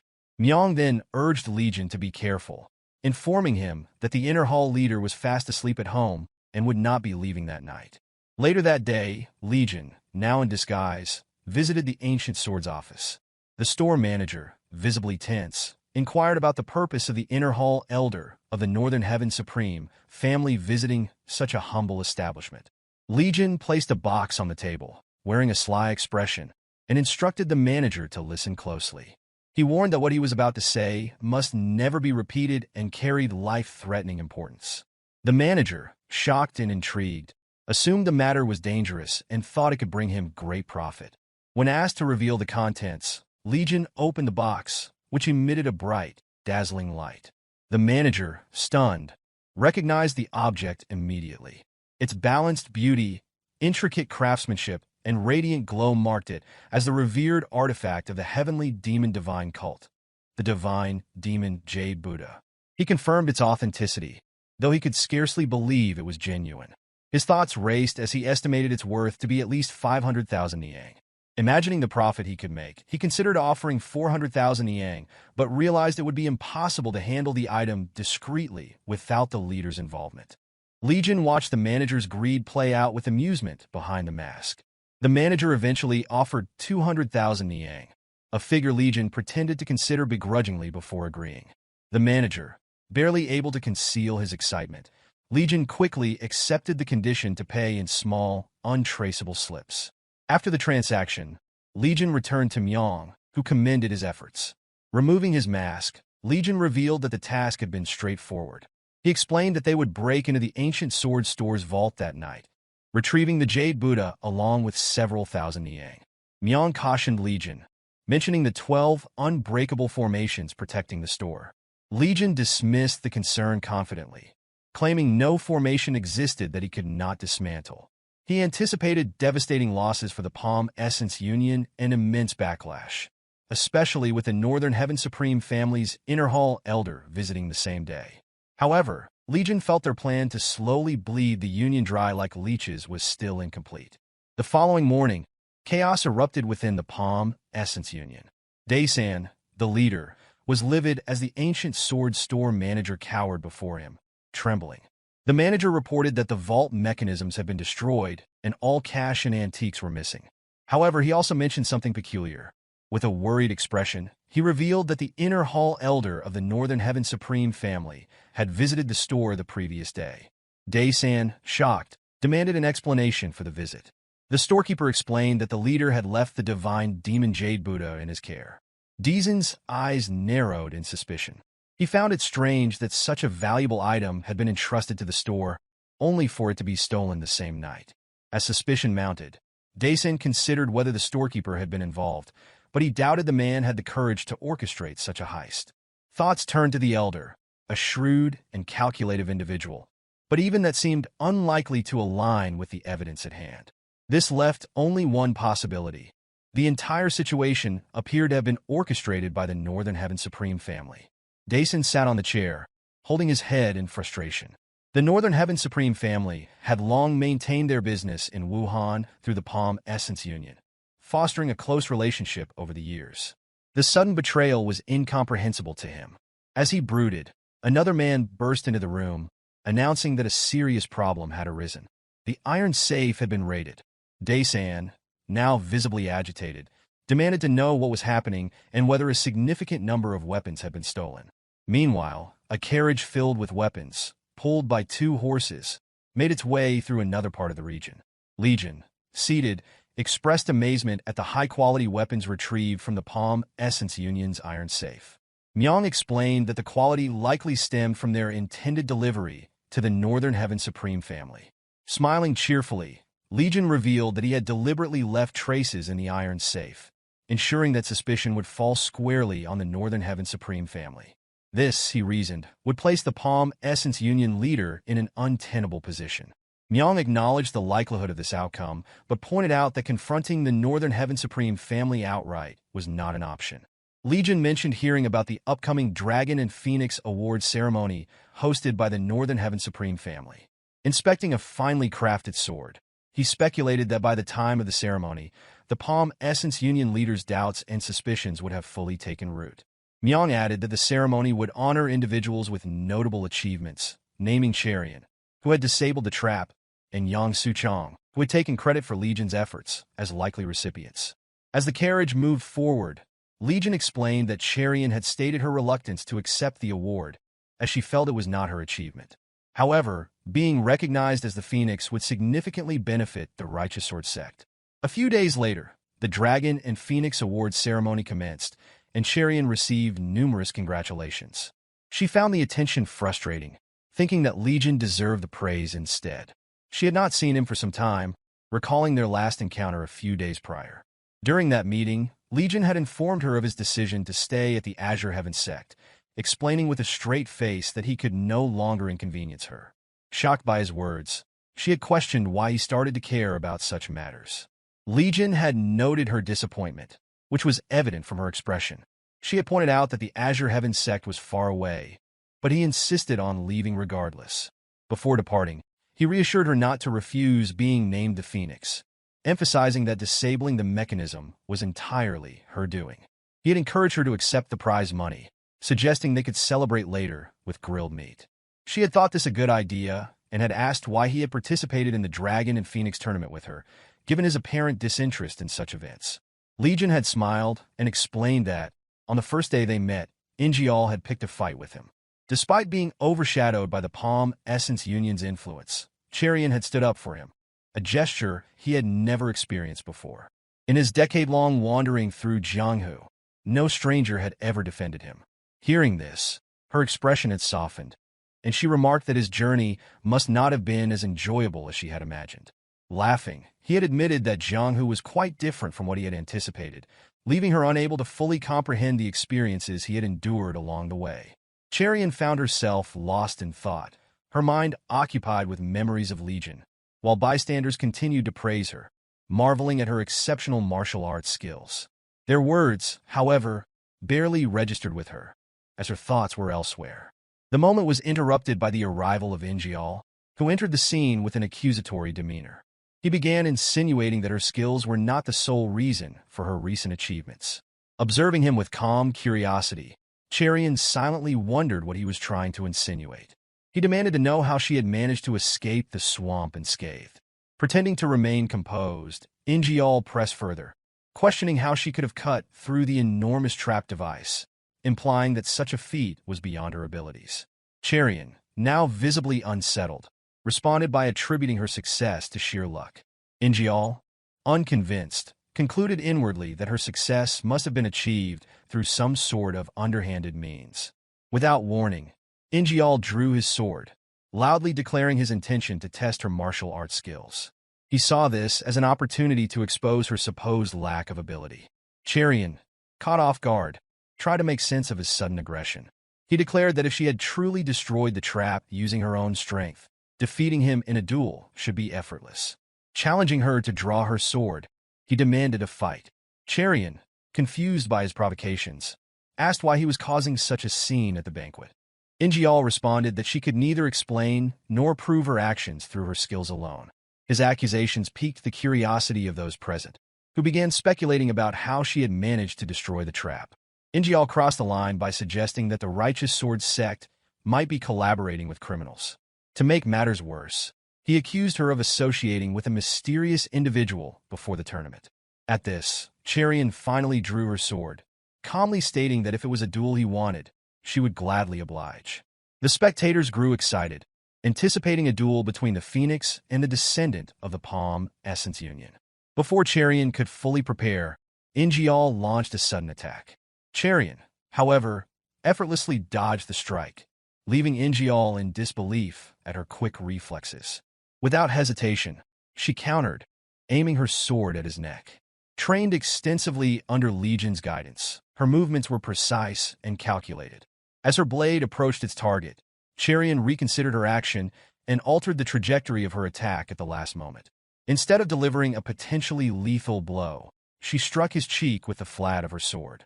The force caused Ingeol to lose his grip on his weapon, realizing in that moment that he had been utterly defeated.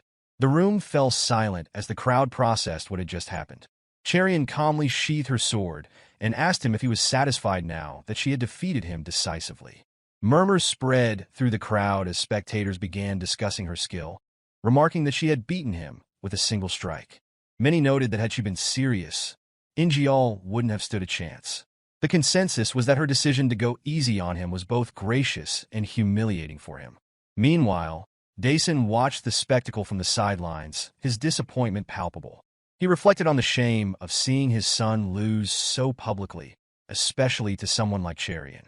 As Dason's gaze shifted, he noticed the head of the Northern Heaven Supreme family openly praising Cherian's father for raising such an exceptional daughter. This observation deepened Dason's suspicions. Recent events, including the robbery of the ancient sword store and the iron safe, had already made him wary. Watching the growing camaraderie between the head of Northern Heaven Supreme and the Righteous Sword Sect leader, Daesun grew increasingly concerned. It seemed likely that their rising reputation would lead to an alliance, leaving his own faction abandoned and isolated. Daesun and his son, consumed by anger and humiliation, resolved that they could not allow the situation to persist. As their frustrations grew, both father and son cursed the Righteous Sword Sect, their thoughts turning toward a plan to destroy it that very night. Elsewhere, under the serene glow of the moonlit sky, Legion sat calmly with his personal guard, Myong. The atmosphere seemed tranquil, though Myong observed that Legion might be having trouble sleeping after the recent upheaval. Legion acknowledged this observation, but explained that his focus now rested entirely on elevating the sect. Myong, sensing an opportunity, asked whether things would have been different if Legion had chosen to stay with the Righteous Sword Sect. Legion reflected on the question, admitting that he had already made sense of the situation in his own way. However, Myong remained puzzled, unable to understand why Legion had not attended the award ceremony alongside Cherian. Legion explained that Cherian believed she had taken the prize for herself, and his presence might have made her uncomfortable in that moment. Myong silently considered this, realizing that it was the first time Legion had shown genuine concern for a woman. Breaking the silence, Legion commented on the stillness of the night, suggesting that Myong get some rest. He gazed at the moonlit sky, his expression calm yet contemplative. Despite the quiet surroundings, Legion couldn't shake the feeling that something was amiss, an unseen event brewing beyond his foresight. That very same night, Ingeol commanded Chung So to bring young Cherian, the one he called a wench. Chung So, his subordinate, sought clarification, questioning if the intention was to kidnap the second daughter of the Righteous Sword Sect. Ingeol expressed that merely killing her would not be sufficient. He intended to inflict pain worse than death, his eyes fixed on causing suffering. Daesun entered the scene, prompting Ingeol to exclaim to his father. He proclaimed that tonight marked the extermination of the Righteous Sword Sect, a stark warning to anyone daring to challenge their family's might. He instructed Chung So to join their mission, emphasizing the necessity of a high-ranking martial artist. Chung So complied without hesitation, acknowledging the command.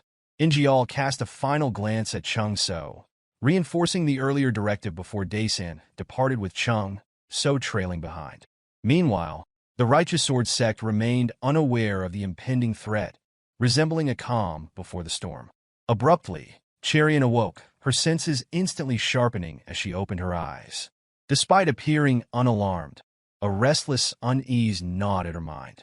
Rising swiftly, she grasped her sword and dashed toward the front yard.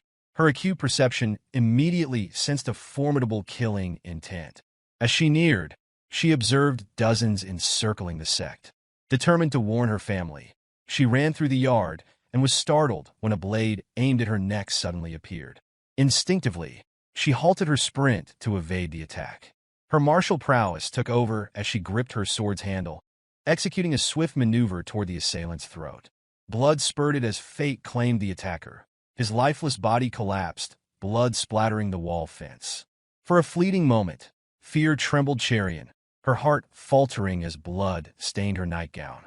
Determined not to be consumed by guilt over a life taken, she steadied her resolve and sought out her mother and sisters. On that same night, Legion stood atop a wooden structure, gazing down at the construction of his sect. Myong rushed toward him, his urgency evident as he relayed alarming news. The informant hired to monitor the Righteous Sword Sect had reported the presence of dozens of suspicious individuals launching an ambush against the sect. As Myong continued his explanation, dread etched itself onto Legion's face. A surge of killing intent began to emanate from him as the grim realization set in. By now, the Righteous Sword Sect was likely annihilated. Meanwhile, Cherian battled the assailants with unwavering determination, confronting multiple foes simultaneously and leaving a trail of fallen enemies with each precise strike. Flames began to engulf the sect as the sheer number of attackers overwhelmed her lone efforts. Her blood-soaked nightgown clung to her form as she dispatched 2 more assailants, her gaze steadfast despite her draining strength. The relentless wave of enemies seemed unending, undeterred by her victories. Her father lay unconscious from his wounds. Her mother cradled the youngest child, and the eldest stood behind her, sword in hand, all encircled by adversaries. Chung So, masked and composed, commended Cherian for her formidable skills, understanding why Ingeol prized her so highly. Her mother and eldest tried to hold their ground, but Chung So wondered aloud how long they could sustain their defense. Cherian thought to herself about holding on, as her father was injured defending the family, leaving her as the last stand. Chung So offered to spare everyone's lives if she surrendered, but Cherian smiled because Legion's words echoed in her mind, recalling his usual warm demeanor and alluring eyes. Feeling too weak to continue, Cherian glanced toward the gate for a chance he might come, but realized she couldn't depend on Legion. She steadied her nerves, reaffirming her determination to protect her family, and launched another strike at the nearest assailant. However, the attacker proved too strong, overpowering her strike and causing her to lose grip of her sword. He advanced toward her mother, and Chung So commanded his men to leave Cherian alone and kill the rest. The assailant lunged at Ansu, but Cherian's agility allowed her to intercept the strike with her hand, empowered by the wind god. Blood began to seep from her sealed lips before she finally collapsed to her knees, clutching her mouth and coughing up blood. Exhaustion overcame her, her body trembling with a desperate wish to be just a little bit stronger. Memories of Legion equipping her right hand with a protective glove resurfaced, explaining its ability to block sword energy at the cost of her own. Fueled by rage, the man raised his sword to strike her down. Ansu gasped, attempting to reach her second daughter, while Weryong swung her sword with closed eyes, her movements more akin to a mournful wail than a martial technique. Without warning, the man came to an abrupt halt. What loomed before him was no ordinary beast. It was a presence resembling a heavenly dragon descending into the mortal realm. The overwhelming pressure of its aura rooted him to the spot. The dragon's gaze bore into him with unrelenting intensity, its jaws opened wide as if prepared to swallow him whole. Cherian watched as Chung So and his subordinate, along with Ansu and Weryong, stood in stunned silence at the unfolding spectacle. The decisive strike had originated from Legion's left hand, a dragon tattoo faintly visible beneath the wind god despite the blood streaming down. A radiant light illuminated Cherian's face as she observed Legion's wide, towering back, bridging the distance between their sects with urgency. He rushed to her side without the aid of her mother's blade or her father's sword, inquiring if she was all right. Legion, hesitant to reveal his demonic nature to the girl he cared for, saw tears welling in Cherian's eyes as she murmured her affirmation. Amidst the blazing inferno, his pupils glowed crimson, his mind set on unleashing carnage once more. In the nick of time, Legion faced the group of assassins who sought to capture the girl he had sworn to protect. The sudden appearance of the young man prompted Chung So to question his identity, wondering where someone with such confidence could have come from. He barked an order to his men, demanding they eliminate him first. Two assassins surged forward, their swords poised to strike. In response, Legion drew his fist back, channeling his inner energy into it. With a swift motion, he struck the first attacker before the blade could descend. The force of the blow shattered ribs and pierced through the spine, sending the man to his death instantly. Another assassin lunged forward, cursing Legion as he closed the distance. But before the strike could land, Legion stomped down with brutal precision, shattering the man's leg. His scream cut short when Legion raised his leg once more. The shadow of the descending strike loomed in the assassin's eyes like the embrace of death itself. With a decisive motion, Legion's foot came down, reducing the man's head to a mangled ruin alongside the cracked earth beneath it. Blood splattered across the ground as the man crumpled. Chung So could do nothing but stand frozen, his mind reeling from the display of overwhelming strength. Frantically, he scanned his surroundings, but his gaze could not keep up with Legion's speed. The thought of being unable to track his movements filled him with dread. He is too fast, he thought, panic mounting. Where has he gone? What followed was a scene of pure carnage. The assassins fell one after another, their lives extinguished before they could even gasp for breath. Blood rained down in a grisly spectacle of one-sided annihilation. A sudden sense of presence made Chung So whirl around, swinging his sword in desperation. Yet Legion evaded the blow effortlessly, ducking low and driving a fist into his temple. Blood sprayed from Chung So's mouth as he lost his grip on his weapon. With calm and unyielding resolve, Legion addressed him. seizing the sword. He accused him of being a subordinate of Ingeol, his tone steady but carrying an aura of power that seemed to resonate with his very core. Legion swung it down toward Chungso's neck with unhesitating precision. Chungso screamed for mercy, the blade stopping mere inches from his throat as it embedded itself in the ground. Trembling, he began to beg for his life. Without any need for prompting, he revealed that the Palm Essence Union leader had ordered the massacre but intended to spare the young woman, Cherian. At this, Legion flinched, the revelation striking a chord. His voice carried menace as he demanded an explanation, forcing the terrified man to continue. Chungso, shuddering with fear, confessed that Ingeol had given separate orders to bring Cherian to him. Legion knelt beside him, his voice calmer now, but no less commanding, demanding to know Ingeol's location. Chungso, lying on his back with the sword still hovering near his neck, pleaded desperately for his life as he revealed that Ingeol awaited on the southern side of the forest. With an unflinching gaze, Legion responded. Words fell coldly from his lips, admonishing Chungso for forcing others to carry out acts he himself would never dare to attempt. His hand moved to the sword's hilt, pressing it down in one fluid motion. The blade sliced through flesh as though it were paper, blood surging forth in a crimson fountain as Chungso met his end. Legion remained still, his resolve unwavering. The debt owed to those slain had been paid in full. Cherian's family, watching from the distance, stood in awe of the man who had saved them.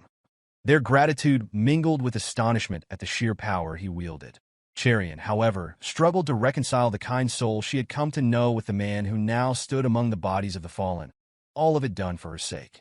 Amid the smoldering ruins and the crimson-stained ground, Cherian, her nightgown soaked with blood, approached Legion.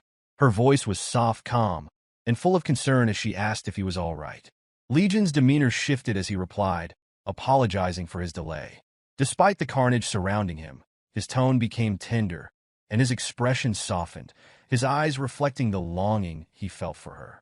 Tears glimmered in Cherian's eyes as she smiled, her gratitude shining through. She questioned his apology, her voice trembling with emotion.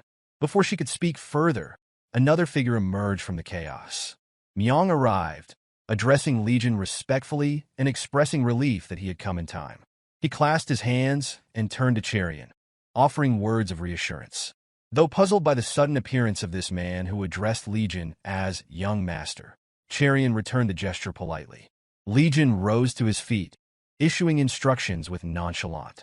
He ordered Myong to escort Cherian's family to the New Wind Manor and ensure their injuries were treated by the unbounded grotesquerie. After acknowledging the command, Myong began preparations. With determination etched on his face, Legion declared that the time had come to end the Palm Essence Union once and for all. Deep in the forest, Ingeol grew restless, muttering under his breath about Chungso's delay. The time was dragging on far longer than he anticipated, and unease began to gnaw at him. When the sound of approaching footsteps reached his ears, he turned quickly, expecting Chungso. Instead, Legion appeared, his expression indifferent, betraying nothing of the events that had unfolded. The sight of him unsettled Ingeol, who questioned why Legion had come. With calculated calm, Legion urged him to leave immediately, warning that martial artists from the Northern Heaven Supreme family might already be on their way. He elaborated, describing how assassins had attacked the Righteous Sword Sect, but were swiftly dealt with by arriving martial artists, who then escorted the Sect members to safety. The revelation caught Ingeol off guard, his unease growing as Legion claimed to have overheard the assassins divulging Ingeol's whereabouts. Ingeol's fists clenched in anger at the mention of this betrayal. Legion added with an air of urgency that Ingeol should hurry to warn his father, suggesting that the threat could extend to him as well. Suspicion clouded Ingeol's mind, prompting him to demand why Legion was sharing this information. Legion's response was simple. He reminded Ingeol of his family's wealth and declared that life-saving information ought to come with a price, demanding 1,000 niang. Ingeol turned away, unsettled. The information was too dubious to trust completely, but too dangerous to ignore if it were true. Declaring that he had urgent matters to attend to, he dismissed Legion with a warning to speak no further nonsense, threatening to sever his neck should his claims prove false. Legion, indifferent to the threat, watched him leave. His plan was already in motion, and he would let Ingeol play his role to its inevitable conclusion. At the Palm Essence Union headquarters, Daesan reeled in shock as Ingeol relayed the supposed involvement of the Northern Heaven Supreme family. Skepticism tinged his disbelief, as there had been no prior indications of such interference. Yet the bodies of their assassins had been found, and the circumstances seemed to align with Legion's account. Daesan's mind raced. The Righteous Sword Sect lacked the strength to fend off those assassins alone. If Legion's tale was true, the Northern Heaven Supreme family's intervention changed everything. Inoue, standing nearby, voiced her own doubts, questioning how such an alliance could have formed. If the two families were indeed united, she concluded their own demise was imminent. Daesan's thoughts grew darker. He knew too many of the Northern Heaven Supreme family's secrets, and now, their own lives hung by a thread. After a moment of frantic deliberation, he retrieved a wooden chest from its hiding place. As he opened it, a luminous glow filled the room, revealing its contents. He instructed his children to take the chest and flee to a safe house. Inoue gasped at the sight of the noctilucent pearls within, each worth 50,000 niang. Daesan explained that he had spent a lifetime amassing the fortune, which now held their best chance of survival. Ingeol listened in silence, his mind distant, though his empty stare betrayed an inner turmoil. When Inoue asked if their father would accompany them, Daesan revealed his intention to seek out Makwi of the Southern Peak Alliance. He believed that the Alliance would eagerly trade protection for the sensitive information he possessed about the Northern Heaven Supreme family. With resolve, he announced his decision to align with them, even if it meant betraying his former allies. Unbeknownst to them, Legion stood silently atop the roof, listening to every word. Moments later, Myong joined him, landing softly beside his young master. He reported that the Righteous Sword Sect's members had safely arrived at the New Wind Manor. Legion acknowledged his efforts, noting that events were proceeding exactly as planned. Daesan, he explained, had only one viable option left, and his choice would set the stage for the next move. Myong reflected silently, marveling at the layers of Legion's strategy. The plan not only targeted the Palm Essence Union, but also planted seeds of discord between the Northern Heaven Supreme family and the Southern Peak Alliance. He thought of how quickly Legion had adapted, weaving this opportunity into his broader goals. Legion, breaking the silence, admitted his curiosity about Ingeol's ultimate decision. Myong asked if Ingeol's fate would depend on his choice. After a moment's pause, Legion dismissed the notion. His tone grew colder as he recalled Ingeol's actions toward Chariot. No matter what he decides, that bastard will die tonight. In Legion's eyes, Ingeol was little more than a weed to be uprooted, and the time had come to ensure he would never harm anyone again. Some time later, the siblings arrived at the safe house that Daesan had prepared for emergencies. Inoue observed the place and remarked internally on the unexpected foresight of their father to maintain such a location. Stepping further inside, she noted its condition, mentally commenting that it appeared shabbier than she had anticipated. In contrast, Ingeol stood silently at the entrance, his expression darkened, suggesting that his thoughts were preoccupied with a firm resolution. Inoue wondered about their uncertain future, quietly questioning what might happen to them if things took a turn for the worse. Reflecting on the situation, she lamented how everything had spiraled into chaos overnight, and thought bitterly that this could have been avoided if the Righteous Sword Sect had been dealt with earlier. Continuing deeper into the house, her thoughts spilled into the open as she voiced her frustrations. She glanced at her brother, noting his lack of response, and questioned him about his silence. Before she could utter another word, a series of precise strikes landed on her acupoints, immobilizing her instantly and cutting her off mid-sentence. Ingeol stepped closer, his voice low as he leaned in. He coldly declared that she should inform their father of his intent to keep the noctilucent pearls for himself. Horror spread across Inoue's face as the realization set in. Her brother had chosen to betray their family. The scene shifted as Ingeol darted through the dense forest, shrouded in thick fog. His thoughts raced, acknowledging the dire consequences should his father's plan fail. He considered the possibility of spending the rest of his life fleeing from the wrath of the Northern Heaven Supreme family. Yet he rationalized his actions by focusing on the potential fortune awaiting him with the noctilucent pearls. Convinced that one survivor was preferable to the downfall of all, he justified his betrayal with grim determination. Suddenly, Fear overtook him as a man appeared in his path. The stranger's robe fluttered in the wind as he calmly observed Ingeol's movements. The man greeted him nonchalantly, commenting on the apparent good mood of his prey. Ingeol, alarmed, muttered in disbelief, realizing that this man, Legion, must have followed him undetected. Halting abruptly, Ingeol drew his sword with swift precision, aiming a strike at Legion. He declared that Legion had been a constant thorn in his side and vowed to kill him. However, before the blade could connect, Legion's fist collided with Ingeol's face, sending him flying into a nearby tree. Blood poured from Ingeol's broken nose as he struggled to recover, coughing violently on the ground. The chest containing the noctilucent pearls landed nearby. As Ingeol assessed the situation, he realized, with growing dread, that Legion had been concealing his true strength. Wide-eyed, he cursed his predicament, stretching out toward the chest. Before he could reach it, Legion's foot came down firmly on his hand. In a calm but menacing tone, Legion questioned whether Ingeol had truly intended to kill him, mocking the audacity of such a claim. He declared that the outcome would be quite the opposite. Ingeol's instincts screamed at him, warning that if he could not escape, he would surely meet his end. Summoning his remaining strength, he bolted back toward the safe house, hoping to find safety. Desperation clouded his mind as he reassured himself that his father would forgive him once more, just as he had done for countless past transgressions. Out of nowhere, Legion reappeared, unleashing a kick imbued with internal energy that shattered a nearby tree with terrifying ease. The blow, deliberately missing its target, served as a chilling reminder of the immense power Legion wielded. Watching Legion's calculated movements, Ingeol's expression darkened further, unable to hide his shock at the strength of a man he had dismissed as a mere thug. Legion landed with a sharp movement, barely pausing before dashing forward to close the distance between them. Ingeol's thoughts spiraled in panic, realizing the monster he faced.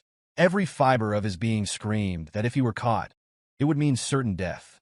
Out of nowhere, a stick imbued with inner energy sliced through the air, grazing Ingeol's cheek before embedding itself in a nearby tree.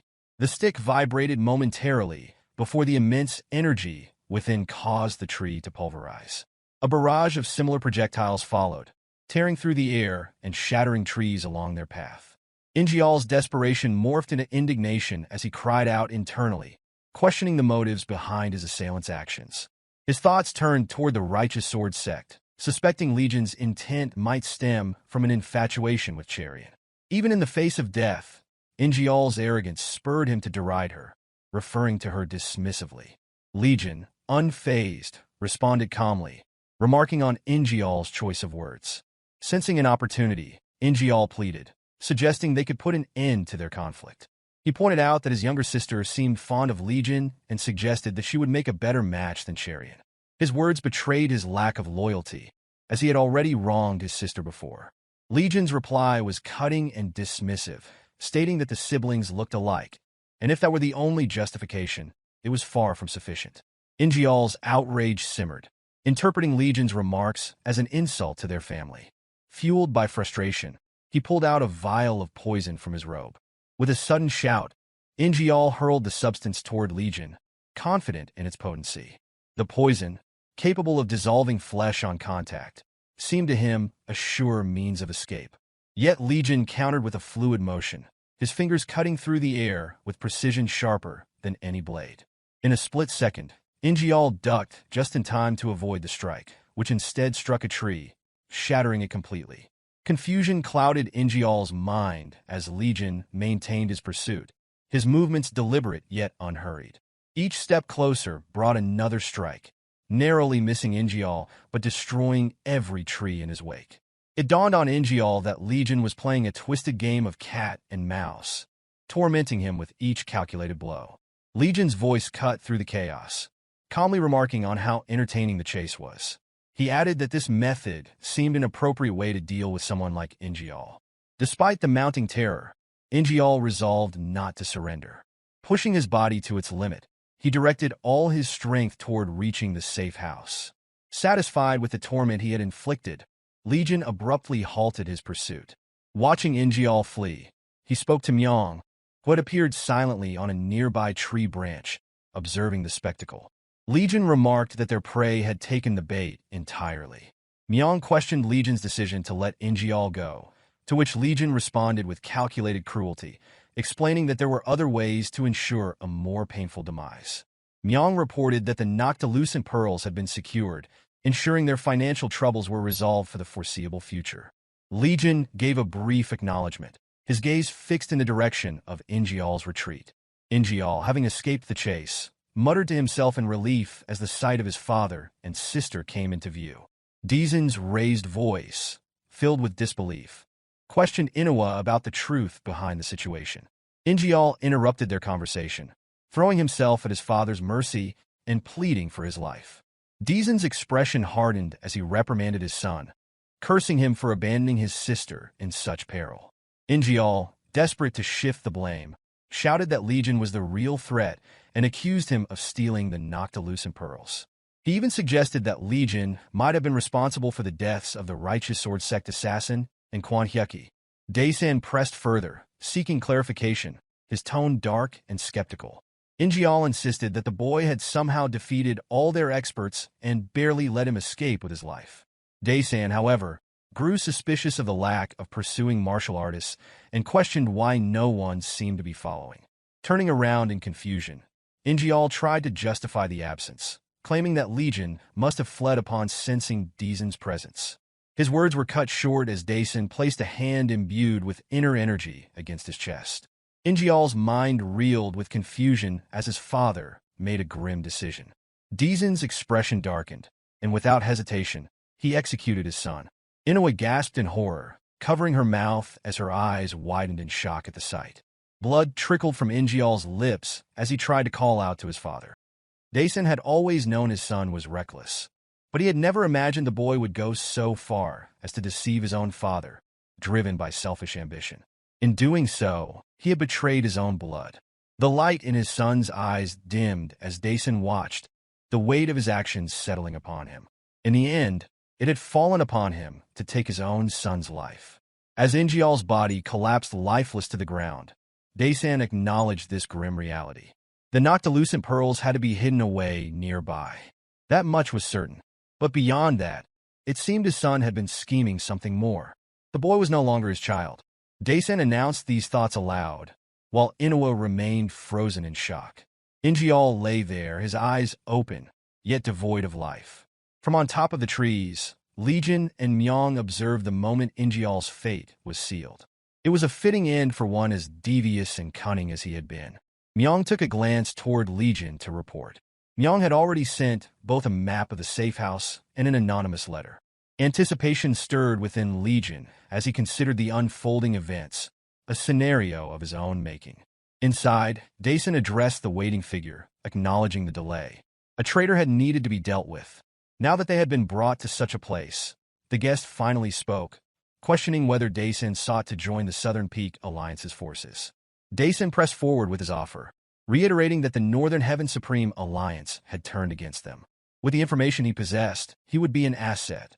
Yet before he could say more, a sudden intrusion disrupted the exchange. A group of martial artists stormed inside. Demanding to know their identities, Deezen's voice rose in alarm. The leader of the intruders stepped forward, revealing that suspicious information had been received. Doubt had lingered, but the scene before him now confirmed the betrayal.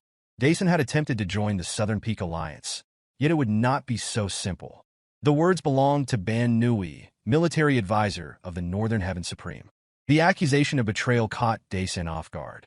From his perspective, it was they who had betrayed his family, not the other way around. Desperate to salvage the situation, he attempted to explain the misunderstanding. The Northern Heaven Supreme family had aided the Righteous Sword Sect, leading to the belief that they had been abandoned. Ban Nui interrupted with disbelief, dismissing the claim as nonsense. The reaction troubled Daesan. If it was not the Northern Heaven Supreme family, then another answer had to exist. His thoughts raced, recalling his son's suspicions. Legion, the one who might have killed the assassin in the Righteous Sword Sect, and Hyukki. Realization struck, but before he could voice another word, steel found his throat. A sword had already pierced his neck. Makui's face registered surprise at the swiftness of the attack, while Inoue grasped the reality only a moment too late. Daesan turned, bewildered, as the blade slid deeper, struggling to grasp the stranger's identity. He wondered if the Northern Heaven Supreme family truly possessed such a formidable warrior all along. The question remained unanswered as life drained from him. With one final swing, the masked swordsman ended the leader of the Palm Essence Union. Makwi shot to his feet as Inoue screamed, her cries lost in the inevitability of her father's demise. Ban Nui then shifted his attention, addressing Makwi directly. If he was indeed the White Tiger Squad leader of the Southern Peak Alliance, it would be unwise to interfere recklessly. A warning delivered with merciless tone. Frustration simmered within Makwi. He had been swept into matters beyond his control. A decision awaited regarding the woman. The masked man pointed his sword at Inoue's neck, awaiting orders. Ban Nui, sparing only a glance, gave his command. She was to be killed, the place burned. With that, the fate of the Palm Essence Union was sealed. Its leader, his son, and now his daughter, all perishing within their own safe house. Later, as the flames consumed what remained, Myong reported his next course of action. He would hire 50 reliable individuals, using them to maintain the new Wind Manor as a front, ensuring no suspicion arose. Legion acknowledged this with a brief response. The next steps were already set in motion. The businesses and clients once belonging to the Palm Essence Union would be seized. Myong was entrusted with handling it, with one caution. Attention from the four hegemons was to be avoided. Understanding the weight of the task, Myong gave his confirmation.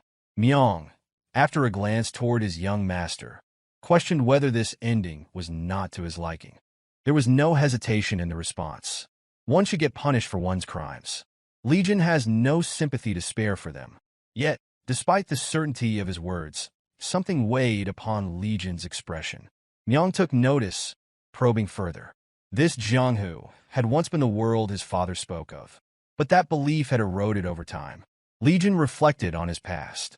His journey had begun at 10, a time of innocence when the world was still unknown. Back then, he had not even realized Myong had been following him. All he had wanted was to make his parents proud. Yet, the Jianghu he discovered bore no resemblance to the one his father had described. The truth had become evident. His father had been chasing nothing more than a dream. What he had truly learned through his wanderings was neither justice nor camaraderie. As he watched the building burn from atop the tree, the lesson solidified. It had only ever been about survival. How to avoid deception, how to deceive others, how to endure by any means necessary. Myong drifted into deep thought. Over the years, the young master had endured countless trials and suffered numerous wounds. His kindness toward Jianghu had been met only with sharp blades, and Myong could only hope those wounds had not scarred his heart too deeply. The young master had been so young then. Closing his eyes, he expressed his thought. Legion acknowledged this, noting that he had changed and was becoming an adult. Yet, Jianghu remained the same, where the righteous were made fools while the wicked prospered, a place where only the ruthless could survive. He saw no hope for change, not now, not ever. He questioned what his father had seen in Jianghu, whether there had been something he had failed to perceive. Myong listened as Legion declared his resolve, stating that he would not merely dream as his father had, but would turn his vision into reality.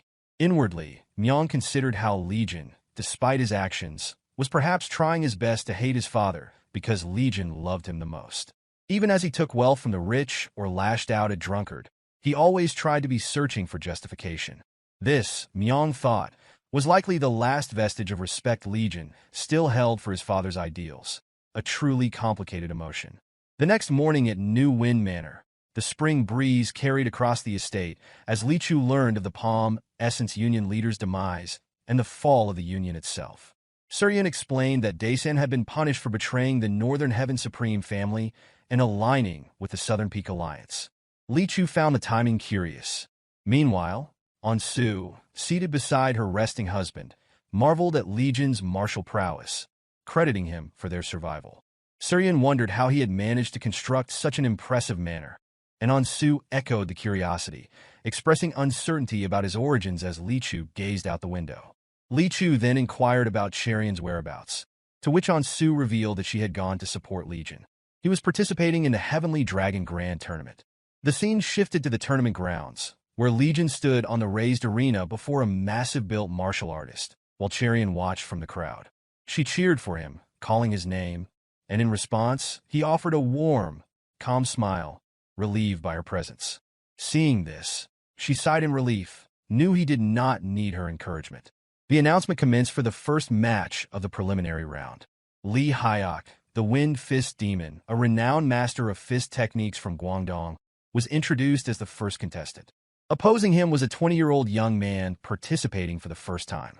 Legion retained his warm, calm smile as he stretched his wrist. Among the spectators, some questioned his presence, while others shook their heads, doubting his survival in such a tournament. The moment his name was spoken, his demeanor shifted. Adopting a challenging stance, he raised his hand, signaling his opponent to come forward. Lee Hyuk made the first move, launching a powerful punch toward Legion with his fist. Feigning weakness, Legion dropped to the ground, narrowly evading the strike as it crashed onto the floor where he had stood, shattering the arena tiles. Lee Hyuk's eyes bore into Legion, his fighting spirit radiating from him. Meanwhile, Legion's face reflected both surprise and shock as he observed the immense power of the attack. In the next moment, Legion abruptly sprang to his feet and began to run, distancing himself from his opponent. The spectators burst into mockery at his behavior. One spectator shouted, remarking on how quick Legion was at running away. Another, laughing, wondered why Legion had entered the Heavenly Dragon Grand Tournament with such apparent lack of skill. A third added, questioning the purpose of the weapon on Legion's back, speculating it might be mere decoration. Without warning, Lee Hyuk executed a horizontal leg strike aimed at Legion. Once again, Legion dodged, narrowly avoiding the blow by rolling beneath the line of attack. Afterward, he quickly flipped onto his back and propelled himself into a crouching position. The spectators were surprised to see Legion perform the donkey roll, a move known among martial artists as a desperate and disgraceful attempt to evade an enemy's strike. A voice from the crowd called out, urging Legion to forfeit before he got seriously hurt, warning that he might die at this rate. Legion glanced briefly at the speaker.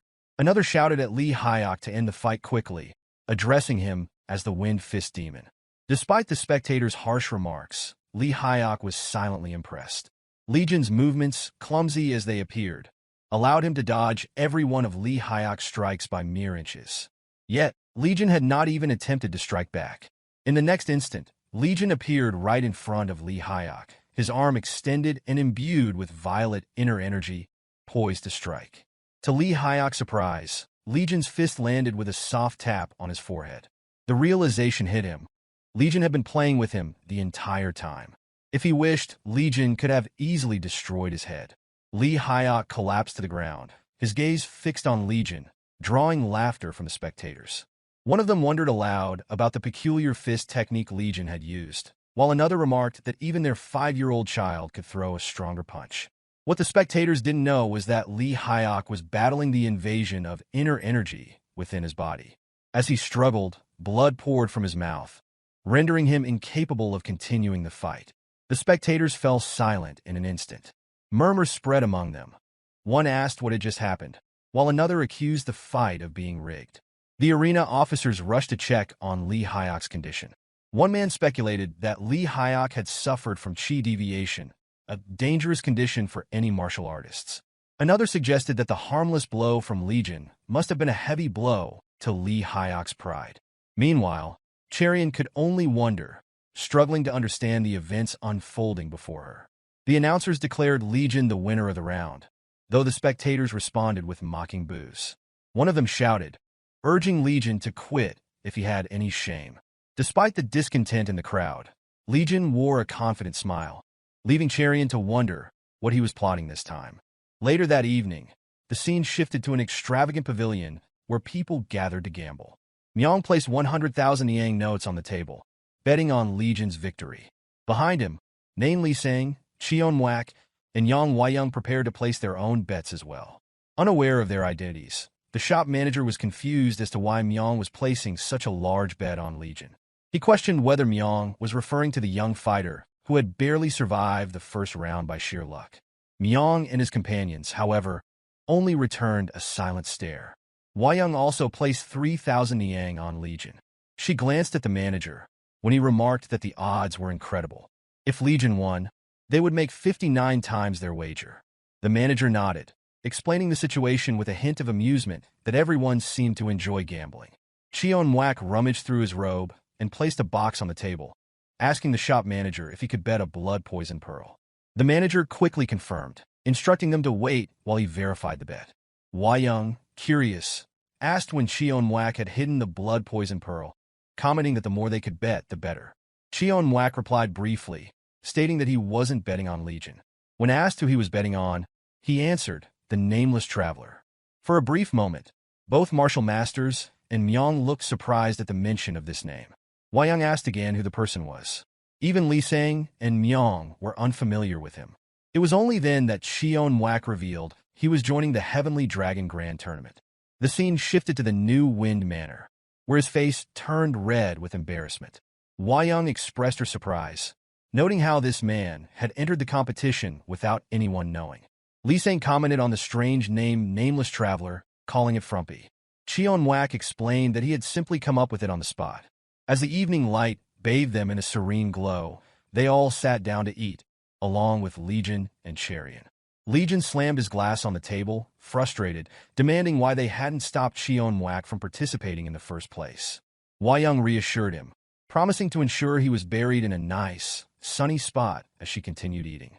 Among them, Cherian felt out of place, especially with Hwa-young's piercing gaze fixed on her.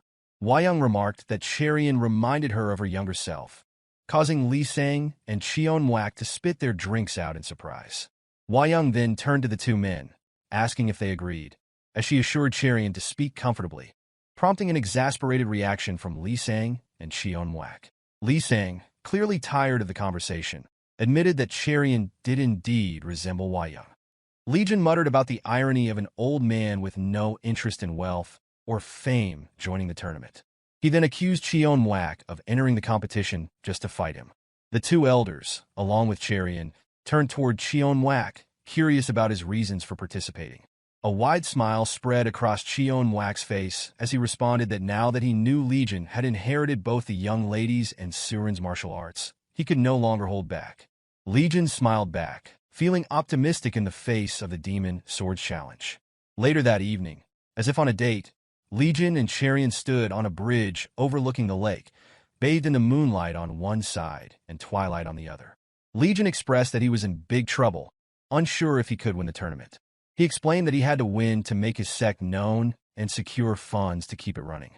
Cherian asked what they should do, to which Legion responded that he needed to eat a lot of meat. This prompted a nervous expression from her. Cherian questioned whether it was really okay for him to eat so much meat every day, especially since he had already eaten plenty. Legion assured her it was fine, explaining that he had mastered a martial art that transformed meat into vegetables within his body. Cherian, stunned, thought to herself that such a martial art didn't exist. Just then, a person arrived on the roof. Cloaked in robes with a messenger eagle flew to his hand. Legion asked what brought him there. The mysterious man explained that Legion had crossed the line. Legion, unfazed, knowing it must be his father, he questioned who decided where that line was, leaving the man silent. Without waiting for a response, Legion commanded the man to tell his father that he would conquer Jianghu. The mysterious man sent the eagle away, flying off to deliver Legion's message. The animal flew tirelessly, overseeing the serene beauty of the city and the twilight horizon. The scene shifted to a vegetable and fruit stall near a city gate. An eagle landed on a man's hand, unfazed by its sharp claws. A letter was tied to the eagle's leg. The stall was named Drifting Clouds and Flowing Water. Upon seeing the letter, the man immediately knew it was news about Legion. He muttered to himself. The moment he realized his son had joined the Dragon and Phoenix tournament, he wondered if Legion had finally matured. Jeok Soorin carried a dignified aura. His sharp eyes and the color of his pupils were a perfect match that of Legion's. In the end, it seemed his son was aiming to conquer Jianghu. The man spoke aloud, his voice laced with contemplation, as he pondered this realization. The morning of the next day, the fruit shop bustling with activity as people sorted goods and cleaned the area. Inside, Soorin stood at the doorway while his wife pointed out that she knew the carrier hawk, assuming it was news regarding their son. Soorin remarked in a nonchalant tone that Legion decided to conquer Jianghu. His wife expressed that, as their son, Legion was entitled to such ambitions and deserved to hold that kind of dream. Still, Soorin maintained that such a dream was best left unfulfilled, well aware of the perilous path it would lead him down.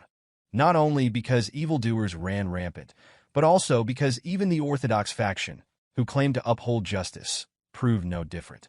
His wife offered no response. Soorin then recalled that it had been 20 years since he and his wife had entered seclusion. Without delay, he turned toward her and proposed that they proceed to the central plain. At the same time, rain poured steadily at Divine Wind Manor. There, Myung reported to Legion that strange information had been gathered. Acting on prior instructions, they had been trading details with the Dark Arms merchant, who claimed that someone intended to sell 300 rounds of the exploding thunderbolt. Legion inquired, through his thoughts rather than words, if this weapon was the explosive device used by the Orthodox Alliance. Myung confirmed the reference and elaborated that even a single unit of the weapon possessed considerable power, suggesting that something was amiss. Determined to investigate further, Legion resolved to follow the Dark Arms merchant and discover the identity of the seller. Deep within the mountains, Bong Suchan advanced covertly through a dense forest amid the pouring rain, silently accepting that, now that he had sold the exploding thunderbolt, there was no turning back. For years, as an elder of the Northern Heaven Supreme family, he had maintained a flawless double life as a secret agent for the Flying Swallowtail Association. However, after the failure of the Dragon and Phoenix tournament plan, the situation had shifted dramatically. The association had made him a scapegoat, placing the entire blame on his shoulders. Before him, one of the enforcers appeared and expressed profound disappointment. The man offered Suchan one last chance. He must detonate the exploding thunderbolts during the Heavenly Dragon Grand Tournament. The order struck Suchan as nearly impossible. He felt singled out with a task that defied logic. Manipulating the previous tournament had proven nearly unachievable on his own, prompting the question of how success could be achieved at an event that gathered the most skilled masters. Moreover, General Military Advisor Ban Nui already harbored suspicions due to the earlier debacle at the Dragon and Phoenix tournament. Whether caught betraying the Northern Heaven Supreme family or failing at the Grand Tournament, Suchan realized that his fate was sealed. His only option appeared to be escaping with the money earned from selling the exploding thunderbolt. Suddenly, a man emerged and launched a surprise horizontal sword attack. In the nick of time, Suchan took a half-step to avoid what could have been a fatal blow. His mind raced as he recalled the ways of the Flying Swallowtail Association, questioning the identity of this mysterious assailant. The attacker, with cool precision, accused Suchan of not only ruining the Dragon and Phoenix tournament, but also betraying the Flying Swallowtail Association as the mysterious man then effortlessly cut a tree trunk bridge into pieces. Then, with a fierce shout, swung his sword towards Suchan's head as if to ask whether he appeared an easy target. In that desperate moment, Suchan's thoughts were filled with the grim certainty that he was about to meet his end. Yet, the assailant halted abruptly, his eyes widening in bewilderment as he struggled to understand how someone could subdue him. Suchan questioned the reason behind the man's sudden halt, considering whether his paralyzing point had been compromised or if someone else had intervened. At that moment, Legion appeared, landing gracefully on a piece of wood afloat on the river despite his weight. His arrival was as unexpected as it was intriguing.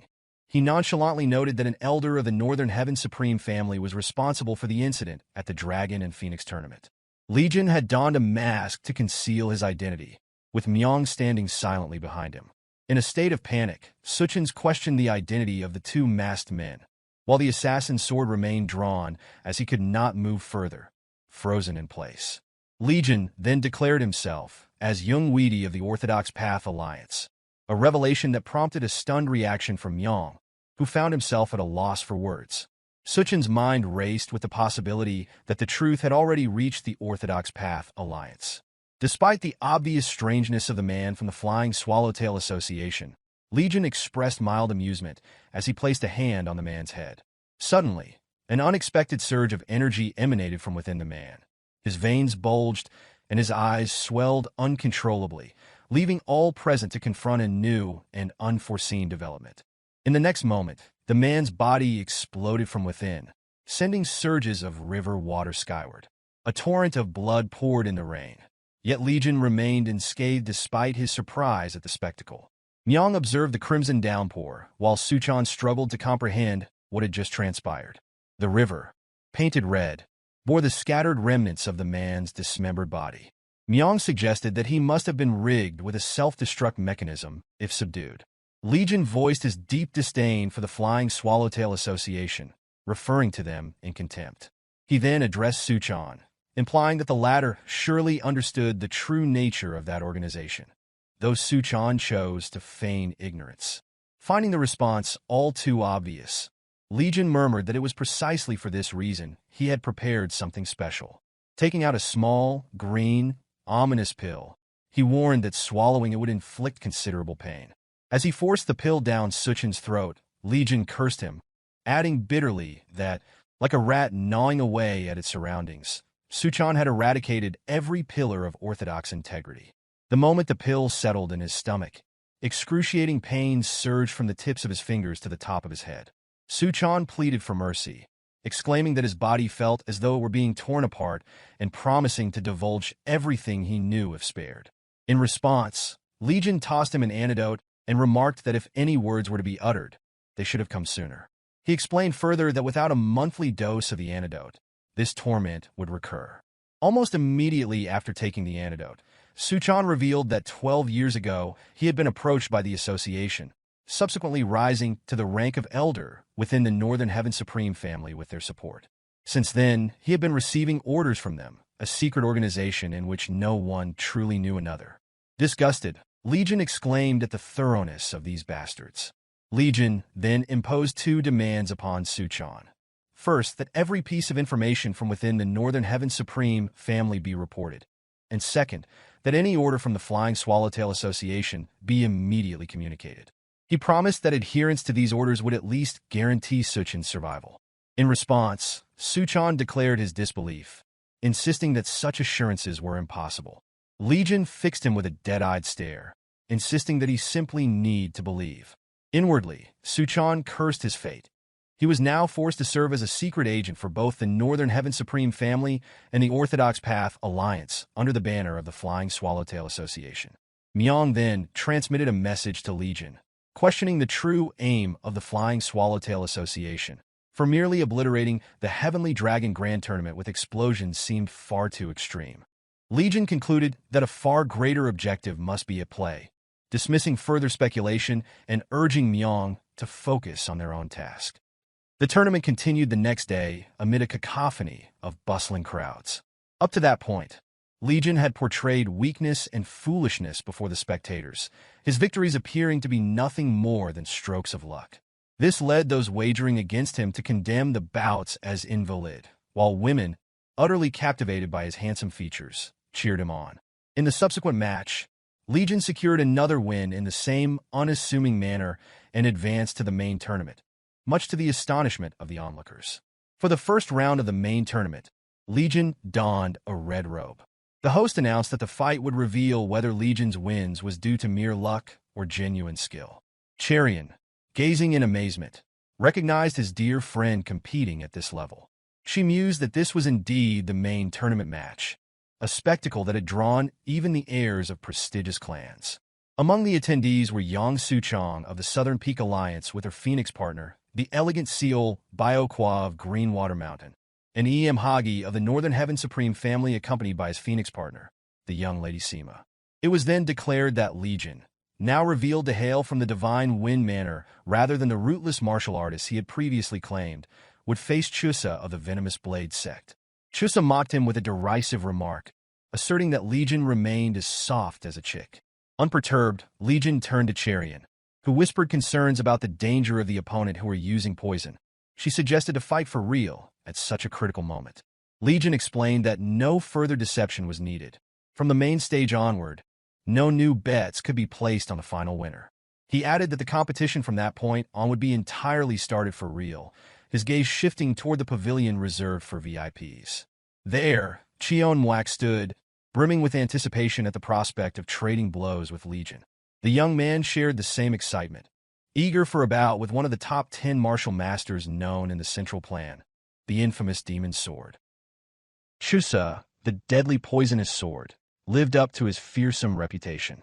His blade, coated with venom, was as dangerous as his personality, and he was not well received by others. Yet, he was just as lethal as he was despised. Countless lives had been claimed by the slash of his venomous sword. A man nearby shook his head as he observed the situation, pitying the young fighter. He wondered why the young man had chosen to go up against Chusa. Beside him, Cherian watched in confusion, questioning whether the rumors were true. She asked if the man was really that dangerous. The man explained that even brushing against Chusa's venomous blade could prove fatal. He added that everyone who had faced Chusa in this tournament had met their end.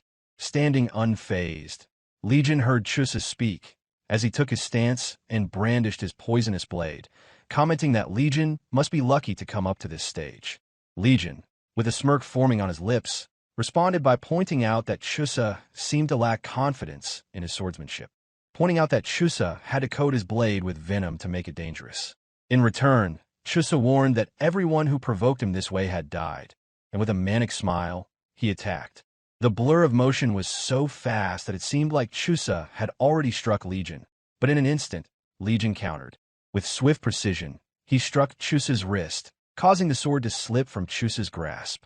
Before Chusa could react, Legion took the venomous blade and stabbed it into Chusa's shoulder, sending him into a scream of agony. As if enjoying the pain he'd inflicted, Legion locked eyes with his opponent, his gaze cold, his smile chilling.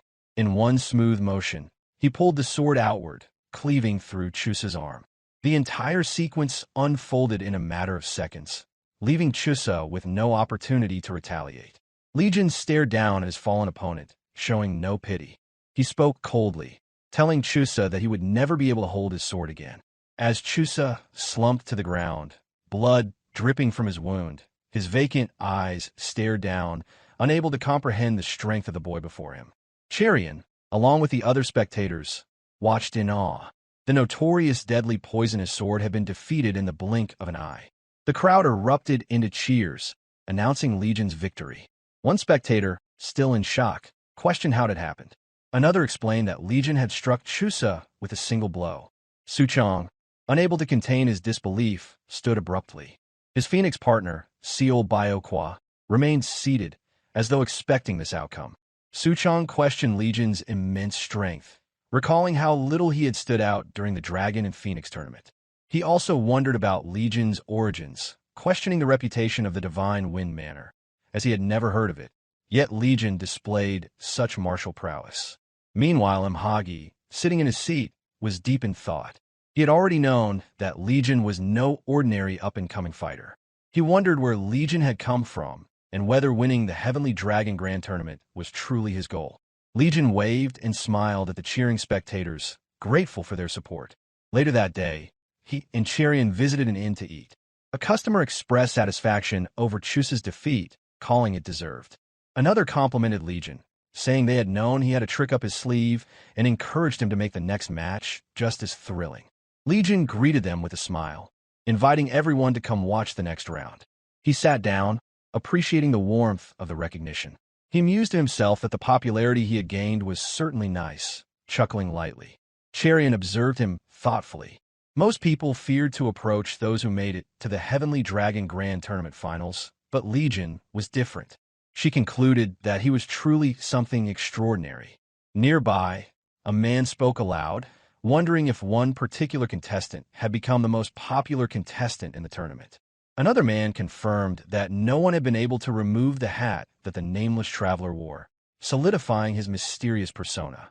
The conversation continued, one man recalling how he had heard the sound of the nameless traveler's sword being unsheathed and then quickly returned to its scabbard. In that brief moment, he had defeated his opponent, making it to the final round in the same swift manner each time. Contrast to how Legion had seemingly went to the final match with mere luck. Listening, Cherian found it hard to believe such a feat from the nameless traveler. On the other hand, Legion muttered that things were becoming troublesome, realizing something was amiss. When Cherian asked if he was worried, she mistook his concern for nervousness about the upcoming final round.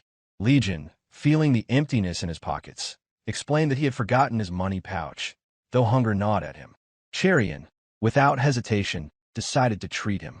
Legion immediately began listing every dish he could think of, from chicken, duck, fish, beef, and drinks, not wanting to miss anything. However, Cherion's response deflated him when she revealed that she had only brought 2 Niang with her. Legion, ever the optimist, suggested that they eat then wash the dishes afterward, prompting Cherion to laugh in delight. Out of nowhere, Seol Biokwa appeared and offered to treat them to the food. Cherion, surprised, called her name aloud. Biokwa, turning to face her, congratulated her for becoming the Phoenix in the previous tournament. She then turned to Legion, thanking him for his actions at the Dragon and Phoenix tournament. Though she had passed out during the incident, she somehow realized that Legion had been the one to defeat the Demon Scourge. Uninterested, Legion suggested that Biokwa direct her thanks to Suchong, the young master, instead. Biokwa, not fooled by his suggestion, expressed her disbelief. Conceding, Legion told her to think whatever she wished. Meanwhile, Cherion, watching Biokwa start a conversation with Legion, couldn't help but be taken aback. Looking at her deep in thought, Legion reassured her with a grin, claiming that he was only devoted to one person. Cherion, startled by his comment, asked what he meant, and Legion laughed heartily in response. Before leaving, Biokwa called Legion over, calling him truly mysterious one. The day of the final round of the Heavenly Dragon Grand Tournament arrived, and the spectator seats were packed to capacity. The excitement was palpable, and one spectator remarked on the surprises this year's tournament had brought. Another agreed, commenting that no one could have predicted the 2 combatants who had reached the final. Cherion, observing the change in atmosphere, thought to herself that the energy in the tournament hall felt different this time.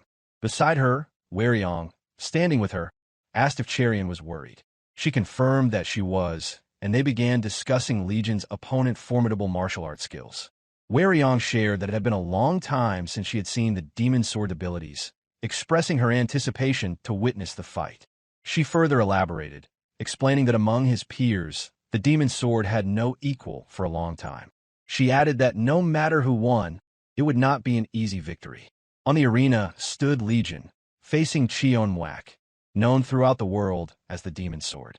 Cheonwak had entered the tournament under the name of the Nameless Traveler. The crowd erupted in cheers, with one spectator shouting that they had bet on Nameless Traveler from start.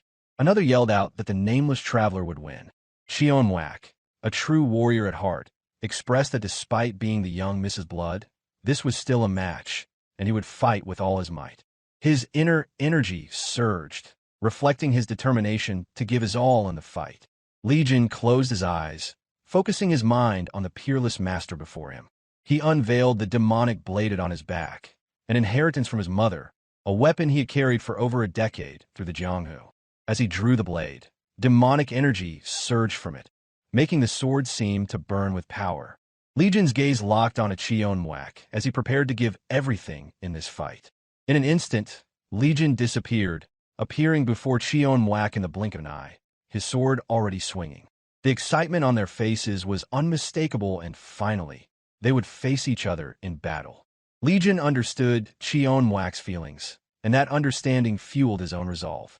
This fight was not just about securing funding for his sect, because it was also an opportunity to test the true power of this peerless master.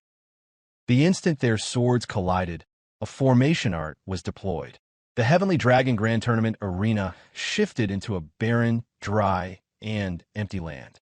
Only the 4 who had come with Legion, Cherion, Weiyang, Nain Li Sang, and Myong, were able to witness the battle between him and the Demon Sword. Cheonwak could barely contain his excitement. He expressed that this was what he considered a real fight. Cherion, astonished, remarked that she had never seen a formation art that could alter the surroundings like this. Weiyang explained that, long ago, she had sought out the one known as the god of battle formations. She described how, for those outside the formation, an illusion was created showing a completely different battle from what was truly occurring. These martial arts techniques, she added, were not meant to be revealed carelessly to just anyone. She clarified that only those present could witness the real fight. Cherion silently wondered whether Legion and Elder Cheonwak had made it to the finals without revealing their true skills. Weiyang urged her to watch closely, warning that this would be a once-in-a-lifetime battle. On the arena, Legion brought his massive blade down, seemingly slicing the demon sword in half. The blade's impact struck the ground, destroying it. Appearing from behind, Cheonwak was filled with excitement as his sword readied for a strike. In an instant, Legion turned around and blocked the incoming strike. Legion mused that Cheonwak must have expected him to block it. Cheonwak agreed, stating it was only natural because it was Legion. The young master tightened his grip on his blade and began a barrage of attacks on the demon's sword. One strike after another, they traded blows. Legion refused to give in, while Cheonwak reveled in the battle's intensity. Cheonwak expressed that Legion was doing well and should continue pressing on. Legion swung his sword once more, but something felt wrong. Cheonwak was not holding back. Blood was drawn as the first wound was inflicted. Cherian watched in surprise, while Myong, Nain Li sang, and Wayang also realized what was happening. Legion took the blow to his left hand, staining his white robe with blood. The blood trickled from the wound as Legion's expression remained cold, his eyes locked onto his opponent. Cheonwak declared that when he had said he wouldn't regret killing Legion, he hadn't been making empty threats. He challenged Legion once again, his inner energy barely contained due to his excitement. He demanded that Legion use his martial art, or else he would die. Legion tightened his grip on his blade, and a particular type of inner energy surged forth. With a sinister smile, Legion asked if it was time to fight for real. His face lacked any trace of empathy, and a dark crimson aura began to envelop him. The sword's flame grew stronger. Legion assumed his stance, and the aura around him intensified, as if he were engulfed in fire. Cherian observed, realizing the energy was demonic energy. Her suspicions were confirmed that Legion had ties to the demonic cult. She reflected on her vague suspicion, and it deepened as she understood Legion's connection. Legion chanted that the demonic path begins with the wind. Cheonwak grinned widely, urging Legion to use the power. Cheonwak was thrilled, as every member of the demonic cult dreamed of witnessing the heavenly demon's special martial art, the 9 Calamities demon blade forms, at least once in their lifetime. Legion completed his chant and opened his eyes, unleashing the power of his technique. The first form, Wind Strike Force. As if commanding the wind, Legion's strike charged. Cheonwak raised his sword, gathering his inner energy in an attempt to block the strike. But the technique was so powerful that it sliced through his defense, cutting his shoulder. Despite Legion having less internal energy, the strike's potency was undeniable. Legion continued, chanting the next form, Thunder Strike Force. He hovered in the air, summoning thunder to strike Cheonwak. The thunder descended and hit the mark, decimating the ground beneath him. Legion waited for the dust to settle, watching to see the outcome of Cheonwak's defense. With a sudden burst of energy, Cheonwak leaped through the air toward Legion, his blade ready to strike, his eyes filled with determination. Legion acknowledged his opponent's excellence, while Cheonwak returned the compliment, stating that Legion had exceeded his expectations. In the air, they traded blows, each evenly matched despite Legion's lower internal energy. Legion stood firm, wielding both the technique and sword he had inherited from his mother. His dark crimson barrier of inner energy met Cheonwak's dark purple barrier, a testament to the immense experience and power that the demon sword possessed. To think martial artists of this caliber existed, Cherian thought, shivering as she considered her own abilities, which seemed like child's play in comparison. Her eyes widened as she watched Legion fight in the sky. She thought to herself, as though he were a heavenly deity. Legion chanted the 5th form, Dragon Strike Force, and performed a technique that allowed him to manifest a dragon of blood from the demonic inner energy he possessed. He waved his hand, commanding the dragon to swallow Cheonwak whole. The dragon charged, its mouth wide open. The old man stood still, initially surprised by Legion's mastery. When the dragon collided with the ground, an explosion erupted. The old man, Nain Li sang, tried to approach, but Wayang held him back, confident that everything would be fine. Cherian's eyes widened even further in surprise as she witnessed the sheer intensity of the martial technique exchange. Bloodied and battered, Cheonwak stood his ground, supporting himself with his sword. Once the dust settled, he turned his gaze upward to see Legion still hovering effortlessly in the air. To Legion's surprise, a hearty laugh burst from him. He laughed, acknowledging Legion's power, recognizing the bloodline that ran through him. Legion stared down silently, controlling his breathing after performing such a massive technique. Cheonwak then spoke with resolve, suggesting that they settle the fight with their ultimate technique. He brandished his sword, and his inner energy flared once again. Cherian wondered aloud what was happening. Wayang revealed that Cheonwak was preparing to use the Demon Sword's special martial art, the strongest sword technique that had earned him the title of Demon Sword. Wayang elaborated, noting that only if Legion unleashed the seventh and final form of the 9 Calamities Demon Blade forms would he be able to withstand the attack. However, doing so would come at a cost. The Demon Blade would consume him.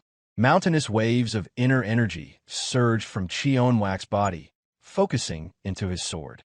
Cheonwak showed fierce determination, signaling that he would not hold back with his strike. He swung his sword in an arc, sending forth a dark purple sword wave. Legion, poised and prepared, was ready with his own blade to counter. He chanted the 7th form, Demon Strike Force. With all the demonic inner energy he could muster, he combined it with the demon blade and swung it in retaliation. Elsewhere, Soorin walked through a plain filled with blooming flowers, holding his wife's hand. She asked him what was on his mind as they walked. He mused that he had been pondering why Legion would chase such an impossible dream of conquering the world. His wife responded, holding a flower in her hand, explaining that Legion sought it because he carried her blood. She reminded Soorin that she had once been called Rakshasa. Soorin retorted, insisting that it was a stretch, though he looked at her fondly. She replied that one couldn't fool blood. Legion was driven by instinct because he carried her lineage.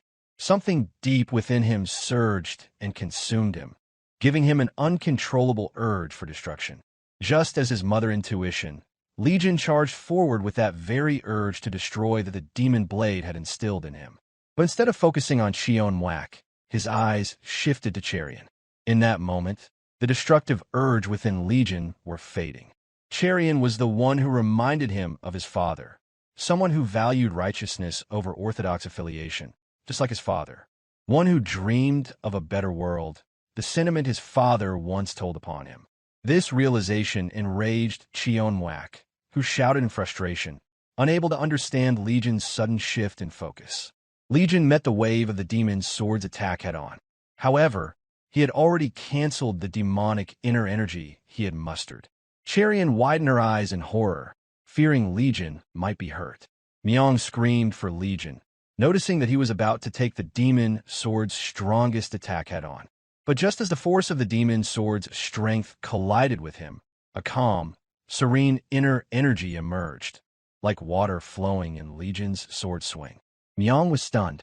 He had witnessed his young master unsheath his father's sword. Legion wielded the very blade he had sworn never to use in his ambitions. Chanting the greatest of all time, Gentleman's sword technique, the very one his father had bestowed upon him, Legion prepared for the final clash. Legion discarded the Hell's Blade, and it struck the ground, embedding itself deep within. Cherian noticed the sword now in Legion's hand, the one that had once belonged to Legion's father, a weapon he had sworn never to use. The heavenly demon soul that Legion had summoned earlier faded as his eyes cleared. With a simple swing of his sword, Legion left a serene energy in its wake, as if drawing water along the path of his blade. Still floating in the air, as if swallowing the sun, Legion shone brightly, replacing the sky itself. He had become the star of righteousness, just as his father had wished for his place in the Jianghu. In an instant, with barely a breath's passing, Legion descended, his sword slashing as if to sever his opponent. Cheonwak could barely process what had happened before the force of Legion's strike crashed down upon him. The blow merely grazed his arm, but Cheonwak could feel his internal energy being drained, the ground splintering beneath the overwhelming force. He was left wondering what martial arts Legion was using. Myong and Nain Lisang stood, witnessing the true strength of the young master against such a seasoned fighter. Cherian stood frozen, at a loss for words, unable to comprehend the serene purity of Legion's martial arts after having witnessed his use of demonic techniques. Unmoved, Wayang muttered that the fight was over, seemingly expecting Legion to emerge victorious. At that moment, the formation faded and the barren land abruptly shifted with a loud sound of rubble. Two figures stood atop the arena. Legion, still holding his father's sword, his white robe now stained with red, and his opponent, still on his knee, shrouded in unsettled dust. The change in the arena caught the attention of the crowd, with many shouting in confusion, wondering what had happened. One spectator remarked that the dust was too thick to see anything, while another questioned the sudden eruption of the sandstorm. Cherian wondered aloud whether the location had reverted to its original state. By her side, Wayang provided the answer, explaining that the formation art had been dispelled, and they had returned to reality. A spectator called out, identifying the figure as the Nameless Traveler, his identity finally revealed. Cheon Wak, still kneeling, lowered his gaze in fear of being recognized, his focus on circulating his inner energy to seal the wound in his arm. The crowd erupted in realization. The Nameless Traveler had finally revealed himself. A spectator exclaimed in shock. Just then, Legion offered Cheon Wak his bamboo hat back. Unfazed by the battle that had just unfolded, Legion smiled warmly as he extended the hat. He carried with him both the righteous aspirations of his father and the demonic legacy of his mother. His smile was innocently kind, devoid of malice. Cheon Wak muttered to himself, expressing disappointment at not witnessing the seventh form of the Nine Calamities Demon Blade technique. If Legion had used that technique without hesitation earlier, he would have already been dead. With that thought, Cheon Wak reluctantly accepted the gesture, his voice low as he acknowledged his defeat. His understanding deepened. Witnessing the Nine Calamities Demon Blade technique was a once-in-a-lifetime opportunity, and as a member of the Heavenly Demon Cult, it would not be a dishonor to have been defeated. The crowd was silent, struck speechless as the Nameless Traveler admitted his loss. Even the Southern Peak Alliance's leader, along with his most trusted subordinate, struggled to grasp the full scope of what had just transpired. On the other side of the arena, the head of the Northern Heaven Supreme family, with his grandson, shared the same confusion. Lady Sima stood apart, watching alone, shocked by the turn of events. Among the spectators, Cherian was the only one who truly understood what had happened within the formation art. A faint gleam of relief appeared on her face, with the realization that Legion, her friend, came out all right. Finally, the announcer's voice rang out, marking the end of the battle. The winner of the Heavenly Dragon Grand Tournament was Jeok Legion, the youngest to ever win the prestigious competition. A new hero had been born in the Jianghu, and cheers erupted from the crowd, shouting Legion's name. Yet, Legion's mind wandered. He had sworn never to wield his father's sword in front of Cherian in passing of time. In the end, Legion had ended up using it, both to defeat and to save Cheon Wak, his martial senior turned companion. That night, the Heavenly Dragon Grand Tournament congratulatory banquet was held. A girl who caught a glimpse of Legion shouted, recognizing him as the tournament's winner. Another girl exclaimed in surprise at how young he was. Two girls approached Legion, who was leisurely walking with Cherian to enjoy the banquet, and offered their congratulations. One of the women asked if people often told him he was handsome. Legion responded smoothly, saying it happened all the time. Inherited both of his parents' striking appearance, Legion made no effort to hide his charm, clearly making an impact on the girls. The two girls erupted, clearly enjoying their conversation with Legion. However, Cherian watched quietly, noticing how popular Legion really was. Having spent her entire life honing her sword skills, she found herself a little awkward when interacting with others. Legion turned to Cherian and suggested they eat until their stomachs exploded. Cherian hesitated for a moment before asking if he was sure he didn't need to rest, as his injuries looked quite serious. Legion teased her, asking if she was worried about him. Cherian glanced at him, but did not respond. After their exchange on the life and death bridge, she had come to wonder whether Legion was always joking. At that moment, Chance, the head of the Northern Heaven Supreme family, approached to greet Cherian. He told her it had been a while, and she responded with a respectful greeting. Chance then expressed that he had been wanting to meet her and believed she would be a good match for their young master, Hagi. He asked what she thought about it, though it was clear from his tone that it was more of a demand than a question. Caught off guard by the suggestion, Cherian stammered in response. She had never spoken to young Master Hagi, and the idea seemed nonsensical to her. The onlookers began murmuring, speculating about the meaning of the interaction. Some wondered if the Northern Heaven Supreme family was trying to arrange a marriage with the Righteous Sword Sect, while others were unsure about Chant's intentions. Chant continued, explaining that he had been observing the Righteous Sword Sect for some time and believed that Cherian would make an ideal partner for Hagi. Startled, Cherian could not find the words to refuse. Before she could respond, Legion interrupted, stating that Cherian liked someone else. He said it casually, as if speaking to an innkeeper, showing no concern for the conversation's seriousness. Cherian turned to him, surprised by his words. Legion smiled, expressing to the cursed old man that she liked him. One of the onlookers commented that Legion was being disrespectful to the family head, while another murmured that he must have lost his mind. However, Chance remained silent, deep in thought. Chance finally spoke, acknowledging Legion's confidence.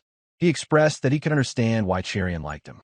Still grinning, Legion responded that he didn't compare to Chance's grandson, but he liked Cherian a lot as well. He then pleaded for Chance to give up on her, his tone sounding almost as if he were begging, but his gaze was cold and piercing, as if ready to break the patriarch's bones if necessary. Chance was taken aback by Legion's boldness. He thought to himself that the young man had great courage, not just in his martial arts but also in his words. The onlookers were furious, one shouting in disbelief at Legion's arrogance. He questioned whether Legion was acting this way just because he had won the tournament, daring to show such disrespect to the Northern Heaven Supreme family head. With a chilling tone, Legion responded by posing a question of his own. He asked if the man was suggesting that he should just hand over the woman he liked to the Northern Heaven Supreme family head. His tone, though youthful, was filled with unwavering determination. The man barked back, demanding Legion watch his words in front of adults. Legion mused silently, noting how adults were quick to laugh and be cordial when their expectations were met. But the moment things didn't go their way, they turned into ungrateful bastards. His thoughts continued, criticizing how they never stopped to think about how suffocatingly outdated their standards were, nor did they show any interest in change. Watching his behavior, Cherian couldn't help but wonder why Legion was so riled up. Normally, he would just laugh and brush off such comments, but now he seemed genuinely upset. Another man, trying to impart wisdom, told Legion he would understand when he was older how immature his actions were. Legion's reply came swiftly, flat and certain, stating that he doubted it. He wouldn't grow old like them, he said. His thoughts on growing old were simple. It didn't automatically grant respect. At that moment, someone from the crowd called his name. Legion already knew who it was, and his gaze stayed fixed on the person who had spoken. On the other hand, Cherian and Chance turned to see who was calling out to the tournament's winner. It was Legion's father, parting through the crowd to approach his son. Legion greeted him casually, not bothering to offer any formalities or respect, simply acknowledging his father's arrival. Jeok Soorin, known as the Rising Hero, was Legion's father. He had been cast out of the martial world by his own father after being love-struck by a young woman named Seolha. Seeing him, one of the men from the crowd mocked Legion's father, suggesting that Soorin should educate his son, wondering how Legion had turned out the way he had. Without hesitation, the wife responded, telling the man to shut up and retire to a corner, mocking him for his age. Her tone was clear, laced with ridicule. The man, startled by the woman's response, could only stammer in disbelief. After a brief pause, Chance stood in silence, trying to piece together what was truly happening. Cherian, her expression unreadable, remained just as still, though her beauty remained undeniable. Then, Legion's mother, Seolha, stepped forward. Her voice rang out, sharp and fierce, as she scolded the man for daring to point fingers at someone else's son. Legion, watching his mother, let out a sigh, a small smile forming on his lips. Seolha's presence was striking. Her gentle eyes showed excitement to see her son, and her beauty was unrivaled. Sharp nose, full lips, and snow-white skin like jade. Despite being in her 40s, her slender figure and youthful appearance made it hard to believe she was that age. Shared the same fate, she was cast out from the heavenly demon cult after being love-struck by a young man named Jeok Soorin. The two old men immediately shuddered at the appearance of Legion's mother, who seemed no older than a young lady. Even Chance, the head of the Northern Heaven Supreme family, could feel the domineering presence of the woman. Seolha radiated an eerie, demonic energy that could not be described in words. It was as if one were gazing into the abyss, and she, in turn, gazed back. However, Cherian merely observed them, wondering if they could truly be Legion's parents. Jeok, Soorin, and Seolha appeared to be in their 20s, an age that surprised anyone who saw them. No one would have guessed they had a son who was already in his 20s. One of the old men stuttered in an attempt to justify the situation, claiming that there had been a misunderstanding and that the young lad had been rude. But Chance quickly interrupted, explaining that no matter what the child had said, it was disrespectful to insult his parents. It was then that Chance realized the immense power Legion wielded, so he spoke with a measured tone. The old man admitted his fault, acknowledging that his words had slipped. As Chance excused himself, his mind raced. He now knew that Legion's mother was no ordinary woman. Looking at Legion's father, who appeared just as young but exuded no commendable inner energy, Chance felt a strange, unfathomable sensation from a man. He made a mental note to look into the matter further and left, leaving the two parents to reunite with their son. Once they were alone, Soorin immediately scolded Legion for his immature actions. He told him to refrain from such behavior. However, Legion responded, declaring that he had done nothing wrong. His words, though defiant, stemmed from the bitterness he felt towards his father's expectations of Jianghu. He continued, expressing his disdain for the way his father constantly tried to impose his beliefs and the flawed example he had set. His words were those of a teenager, frustrated and rebellious. Soorin listened intently, his sharp eyes fixed on his son. Though he missed him dearly, it was clear that their conflict stood in the way of reconciliation. Meanwhile, Cherian quietly observed the scene, contemplating the reason behind Legion's outburst. She realized that his actions, unlike his usual self, were likely prompted by the presence of his parents. He wanted his father to hear everything. Equally longing for her son, Seolha sighed at the sight and stepped forward, positioning herself between the two men. Her gesture seemed intended to stop the arguing, as when Legion left for his travels, he was only a 10-year-old boy. Now, he stood before her as a grown man. In response, Soorin closed his eyes, as if relenting in his urge to continue lecturing his son. Seolha spoke softly, noting how much Legion had grown in their time apart.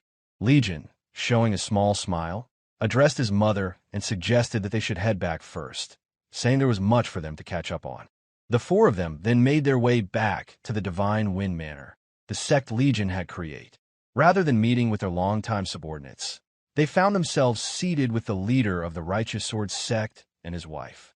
Suchong clasped his hands together in gratitude, expressing how much he appreciated Legion's efforts in saving their family. Soorin, acknowledging Suchang's words, responded that he hoped his son had not caused too much trouble. Seolha, likewise, spoke of how kind and beautiful their daughter was, her words also accompanied by the clasp of hands. On the other hand, Cherian, sitting nervously, wondered what was happening. The situation had taken an unexpected turn, leaving her confused. The six of them sat together, two young martial artists, a man and a woman, with their parents on each side, as if they were in some kind of suitor meeting. Suchong praised Legion, commenting on his wonderful character and stating that there was truly no one like him in Jianghu. Normally, Legion would have responded with a jest, perhaps making a joke about it being obvious. However, he didn't even glance at his father, despite being in the same room. Cherian noticed this, feeling the tension. As she looked at Legion, her gaze shifted to Seolha, who returned her look with a warm smile. Seolha then addressed her, asking if she was Cherian and how the two of them had met. Cherian was caught off guard by the question. Before she could answer, however, Legion nonchalantly interrupted, explaining that they had met on the streets. His tone shifted slightly as he mentioned that they had met again at a bar, an encounter he seemed to find amusing. Cherian, frustrated by the way Legion described their meeting, let out a cry of frustration. While his account was truthful, the way he said it made it sound crude. Soorin placing his drinking cup down, he seemed to take his time before speaking. He reminded them both that while it was good to be close, there should be proper boundaries between men and women, even for martial artists. He sternly told his son to act with more decorum. Legion merely glanced at him, acknowledging his father's words. It was clear that he was still angry with his father for the false beliefs about Jianghu he had been taught. Later, in the serene pond within the Divine Wind Manor, the area illuminated by the soft light of the moon and adorned with falling petals, Legion walked across the surface. His steps were as light as air, leaving only ripples behind as he made his way into the center of the pond. Cherian watched from the bridge, amazed at how effortless it seemed for him to walk on water. At the center of the pond, Legion stood, playing with the fallen petals from the plump blossom tree. To Cherian, who accompanied him that evening, he appeared as a peerless master, trying to calm the turmoil within his heart. She marveled at the effortless way he glided across the water, and she couldn't help but wonder when she would reach such a level of mastery. Her thoughts were interrupted when Legion finally spoke. He voiced his frustration with his father, mocking the notion of proper boundaries between men and women and the idea of acting with more decorum. Legion was clearly upset, his anger stemming from the realization that what his father had taught him about Jianghu had been nothing more than lies and misplaced beliefs. With a jest, Legion declared that he would eat all the meat he wanted the next day, prompting a smile from Cherian. Moments like these made Legion seem like a child again, and Cherian thought to herself that she appreciated this side of him. His frustration, though intense, appeared almost adorable to her. Legion continued, casually remarking that his father wouldn't simply sit back and watch him conquer the world. As he spoke, he circulated his inner energy, swirling the wind with his hand. Cherian, now fully believing that Legion's ambition was not a jest, asked him what he planned to do next. The wind surged around Legion's hand, lifting petals and water from the pond as if they were dancing in his grasp. He glanced at Cherian briefly before returning to his playful actions. Without moving a muscle, using only his inner energy, he caused the water and petals around him to surge outward, as if some force from within him was propelling them. Legion seemed resolved, determined to fight it out, the wishes and beliefs of Jianghu that his father had with his own ambition, to make it a reality. When he returned to the bridge, Cherian, her curiosity piqued, asked if his father was as strong as him. Legion admitted that, compared to his father, he still had a long way to go. Cherian, sensing the depth of Legion's strength, pressed further, asking about his mother. Legion paused before revealing that his mother was about equal to his father in strength. Cherian was taken aback, amazed by the revelation. She exclaimed how incredible that was and added that it was the first time she had seen someone so beautiful. With a small smile, Legion responded that his mother had been covering her face for the past 20 years, even using the reverse transformation technique to hide her true appearance. Puzzled, Cherian asked why she would do such a thing. Legion explained that his mother's beauty, if revealed, could have led to complications, especially considering her past. His parents had to live in hiding, enduring years of secrecy just to be together. Cherian couldn't help but wonder what circumstances could have led to such sacrifices, her thoughts drifting into deeper reflection. Legion then mentioned the technique he had used during their final match, revealing that it had belonged to his mother. He asked if Cherian was curious about how his mother had come to know the Heavenly Demon's signature martial arts. The mention of the demonic cult caused Cherian's expression to become serious. Cherian had been surprised and frightened when she learned the truth, but she believed that what mattered most was the heart of the person. Cherian, though aware of the possible connection to the demonic cult, was not afraid. She smiled, telling Legion that nothing about him surprised her anymore. Legion understood the significance of her words, returned her smile warmly. Meanwhile, deep within a mountain range, where various peaks dotted the horizon, the Heavenly Demon Palace stood at the center of the demonic cult. A subordinate approached the Heavenly Demon, reporting that Seolha, Legion's mother, had made her return to the martial world. The Heavenly Demon, as if not surprised, asked if she had been seen with that bastard, Soorin. The subordinate confirmed.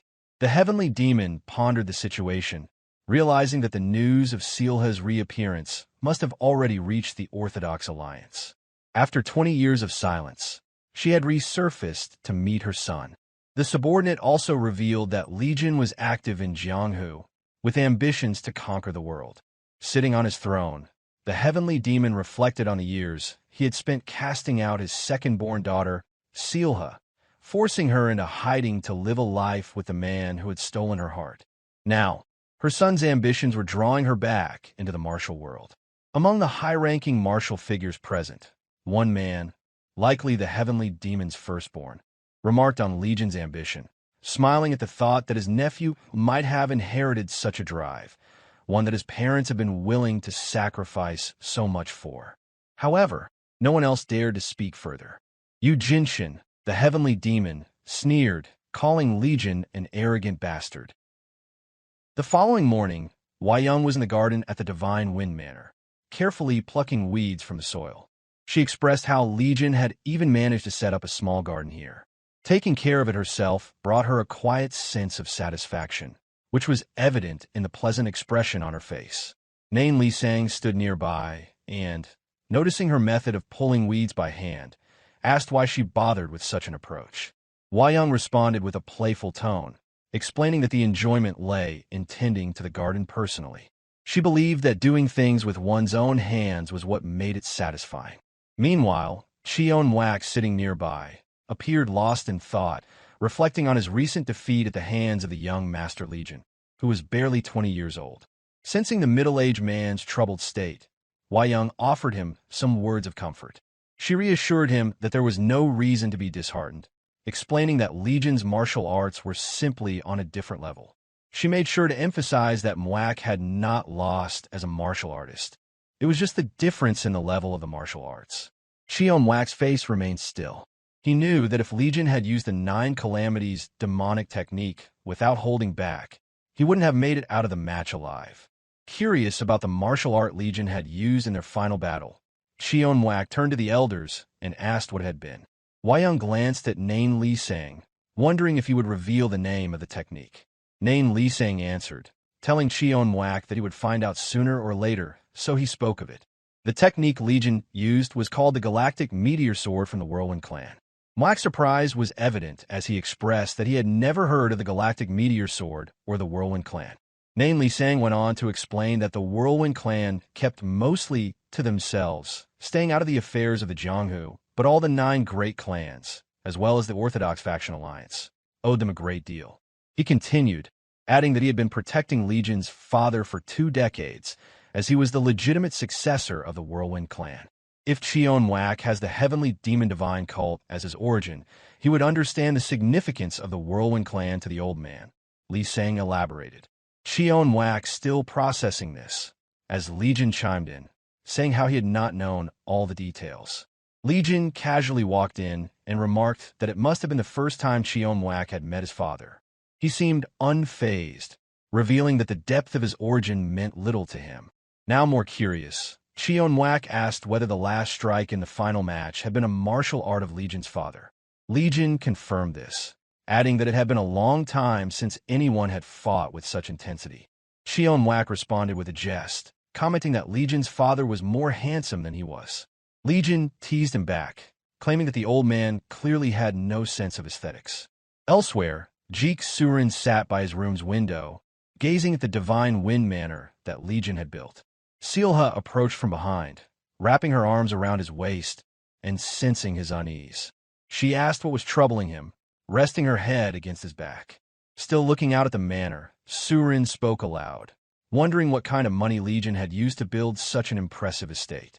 However, Seolha calmly reassured him, stating that Legion was not the type to take riches from innocent people. She spoke fondly of their son, remarking on how proud she was of him. Still pondering, Soorin voiced a request. He asked if Seolha could leave matters concerning Legion to him, especially regarding the impossible dream Legion had. Seolha countered, asserting that it was exactly the kind of dream worth chasing. Soorin turned to face her, expressing his belief that the dream Legion pursued was unattainable.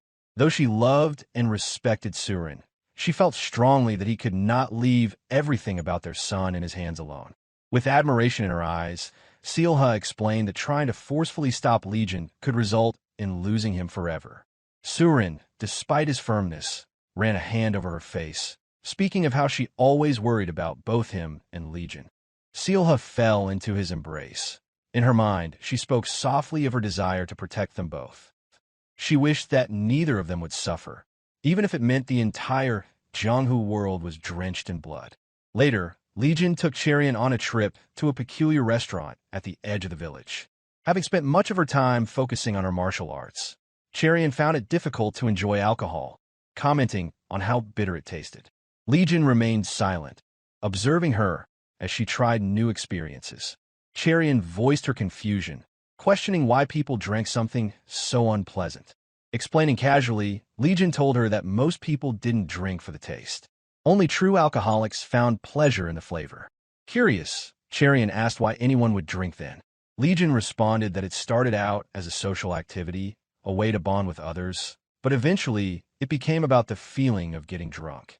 He explained that the tipsy state brought a sense of release, where worries faded away. Legion's voice trailed off, and Cherian, sensing his inner conflict, realized that his thoughts were elsewhere, likely troubled by concerns about his father. Cherian, shifting the conversation, asked if he was good at drinking. Legion set his cup down and, without saying much, responded to her question. With a smug smile on his face, Legion confidently declared that there was nothing he couldn't do. Cherian, chuckling in response, couldn't deny the truth of his words after everything she had seen him accomplish. Legion's expression shifted as he spoke again, this time more seriously. He mentioned that he was planning to bring someone along today, and it was clear that the situation was escalating. Just then, a man made a ruckus, accompanied by a group of people. His tone was forceful, demanding repayment from the restaurant owner's wife, who seemed to be in trouble. The restaurant owner's wife, pleading with them, explained that business had been difficult lately. Legion muttered that they were usurers, prompting Cherian to ask for more details. Legion explained that they belonged to a ruthless group called the Three Heads Faction, led by a man known as Shim Yonggu, who was infamous for his cruelty. He added that, while not widely known, the faction was backed by the powerful Northern Heaven Supreme family. Cherian was taken aback by this revelation, as it was hard to imagine such a respected Orthodox family engaging in such unsavory activities. The woman, clutching her child tightly, shouted that if she had known the Three Heads faction was behind this, she would have preferred to starve rather than borrow money from them. Unfazed, Yonggu coldly responded that starvation would soon be the woman's fate, as the restaurant would be theirs by the end of the month. At that moment, the restaurant owner emerged, a massive man carrying a cleaver.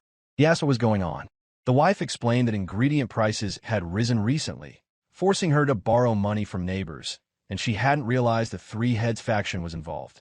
The owner assumed that they had been monopolizing supplies for some time, trapping people into borrowing from them. Yonggu, offering a solution, suggested that the restaurant owner come work for them, mentioning that he had handled the dispute at an inn recently and seemed quite skilled. He offered the owner a salary of 40 niang a month. The restaurant owner, however, rejected the offer, stating that he had already refused such an arrangement. Yonggu, his patience wearing thin, warned that if the owner wasn't confident he could track them all down and kill them, he should think about his family before acting recklessly. With a shiver, the owner's wife listened in fear. Yonggu then taunted the owner further, implying that the fate of his family would be in jeopardy if he didn't comply. But the restaurant owner remained still, facing a difficult choice. He neither moved nor accepted the offer. Suddenly, Legion interrupted the tense moment, speaking up. He remarked that 40 niang was far too low a price to offer for someone like the restaurant owner. Despite the escalating tension, Legion seemed unconcerned, speaking as if the whole situation were beneath him. Yonggu, now turning his attention to Legion, recognized him as the winner of the recent Heavenly Dragon Grand Tournament. He scoffed, calling Legion a young fool who had lost all sense of fear. He threatened to remind Legion of who backed them. Yonggu then shouted orders to his men, dismissing Legion as a mere nuisance. He commanded one of his subordinates to deal with the restaurant. The thug, following his orders, began wreaking havoc inside the restaurant, smashing tables and creating chaos. He shouted at the guests to leave, kicking them out in the process. The restaurant owner's young son, terrified but brave, tried to intervene, reaching out to stop the destruction. Despite his fear, the boy begged the men not to make such a mess. The thug, enraged, grabbed the child and hurled him toward the owner, taunting that he would not let the boy off easy simply because he was young. The thug unsheathed his sword, advancing on the child. Cherian stood up, urging the thug to wait. The man, however, seemed to have had enough. He muttered to himself, reflecting that they should have dealt with the kid from the start. At that moment, with a swift motion, Legion hurled a chopstick through the air. It sliced cleanly through the thug's head, leaving a bloody trail as it exited the other side. The shock was immediate. Cherian, startled, had not expected Legion to take such drastic action. Jianghu and the restaurant owner were equally stunned by the sudden violence. The man, with his fading consciousness, managed to mutter a curse before his death. Legion remained seated at his table, his hands still outstretched from the throw. His expression was one of indifference, as though the whole situation were trivial to him. With that, the man who had thrown the child collapsed, his life snuffed out. The room fell silent, all eyes now fixed on Legion. He slowly reached for another chopstick, smiling faintly as he imbued the weapon with his inner energy. He spoke casually, offering to pay off the debt for the restaurant owner, adding that he needed to have a word with him. His tone left no room for argument, leaving the thugs to decide whether they were willing to test their luck against the young martial master. The chopstick Legion had thrown was lodged in a pillar, blood splattered around the site of impact. The man who had kicked the boy earlier now lay lifeless on the floor, with a gaping hole in his head. The members of the three-headed faction stared in stunned silence, unable to process how one of their own had been dispatched with nothing more than a chopstick. Wearing an unsettling smile, Legion shattered the silence by remarking that 40 niang was far too cheap. He then offered the restaurant owner a monthly wage of 1,000 niang to work for him instead. Such a proposal felt unreliable to the owner, and even more so to Jianghu, who found it absurd that a youth barely past 20 would offer a man such a hefty sum. Before either of them could respond, Legion added that if the offer was still not enough, he would personally seek out the leader of the Lesser Dragon Union. The owner reacted with surprise, unable to comprehend how someone so young could be aware of such a figure. The name carried weight. Once, merely hearing it had been enough to strike fear. The leader had inexplicably turned violent one day and vanished. Song Qieliang, the restaurant owner, had lost his family to the chaos that followed. For a time, he wandered, consumed by a thirst for revenge, yet the man remained elusive. Eventually, Qieliang started a new family and attempted to live quietly, choosing peace to protect them. Jianghu still found it difficult to believe that a young martial artist would not only find such a dangerous man, but also offer Qieliang 1,000 niang a month. He voiced this doubt plainly. Unfazed, Legion waited silently for Qieliang's response. Cherian silently reflected that, perhaps because the final round of the Heavenly Dragon Grand Tournament had been shown through a formation illusion art, Legion did not seem as fearsome as past champions, even in victory. Jianghu soon issued a threat. Qieliang had only two options. Either work for the three-headed faction or repay the money he had borrowed. Refusing both meant surrendering his restaurant and being thrown onto the streets. Qieliang stood frozen, gripping his cleaver. His thoughts spiraled. Losing more loved ones was not an option. Accepting Jianghu's terms seemed like the easier way out, but he could not shake the suspicion that it would not end there. As for Legion's offer, he had initially dismissed it outright. Legion broke through his thoughts, calmly stating that there was no need to worry about the three-headed faction. His aura coiled around him, and an eerie grin played on his face as he assured Qieliang that the thugs would be handled cleanly. He then asked if those terms didn't sound fair enough. Qieliang hesitated.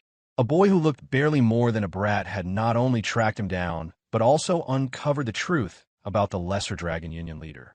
Despite how bizarre the situation seemed, something about the offer felt strangely believable, perhaps because of the way Legion spoke, or perhaps because of the conviction behind it. Eventually, with thoughts of his family weighing heavily on him, Qieliang accepted. Legion's grin widened in response. A nearby bald thug abruptly turned to confirm whether Qieliang had truly accepted the offer from the so-called brat. He acknowledged Legion's strength, but insisted that the three-headed faction had the Northern Heaven Supreme family backing them. Without warning, Legion appeared behind the bald thug and drove the chopstick in his hand straight through the man's neck. Blood erupted violently from the wound in a flawless execution that could have been mistaken for the work of a seasoned assassin. Jianghu instantly ordered his men to attack. 3 swordsmen rushed toward Legion at once with their blades drawn. Before they could land a strike, Legion vanished. Their swords cut nothing but air where he had stood moments earlier. Legion was reappearing silently above them, wielding a chopstick like a dagger. The attackers cursed in confusion, unable to track his movements. With deadly precision and overwhelming force, Legion brought the chopstick down, inner energy surging through it. In the blink of an eye, all 3 attackers collapsed, their heads pierced, unable to react at all.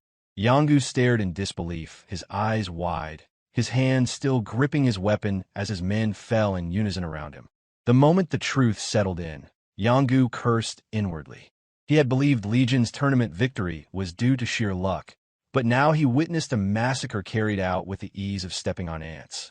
The realization forced him to remind himself never to let his guard down again. Yet, even as that thought passed through his mind, he remained frozen. The chopstick in Legion's hand had already pierced his heart. It had happened too quickly. There had been no time to react. Legion's speed was simply too fast. Legion stared him dead in the eyes as he began to speak. Many had met their ends this way because of Jianghu's actions. This was justice, one necessary execution in the pursuit of a better world. He pulled the chopstick out, blood spurting with emotion.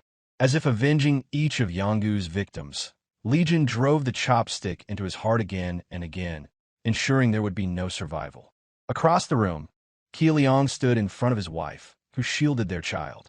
Silence enveloped them, and the shock on his face spoke volumes as he witnessed the ruthless nature of the young man standing before them.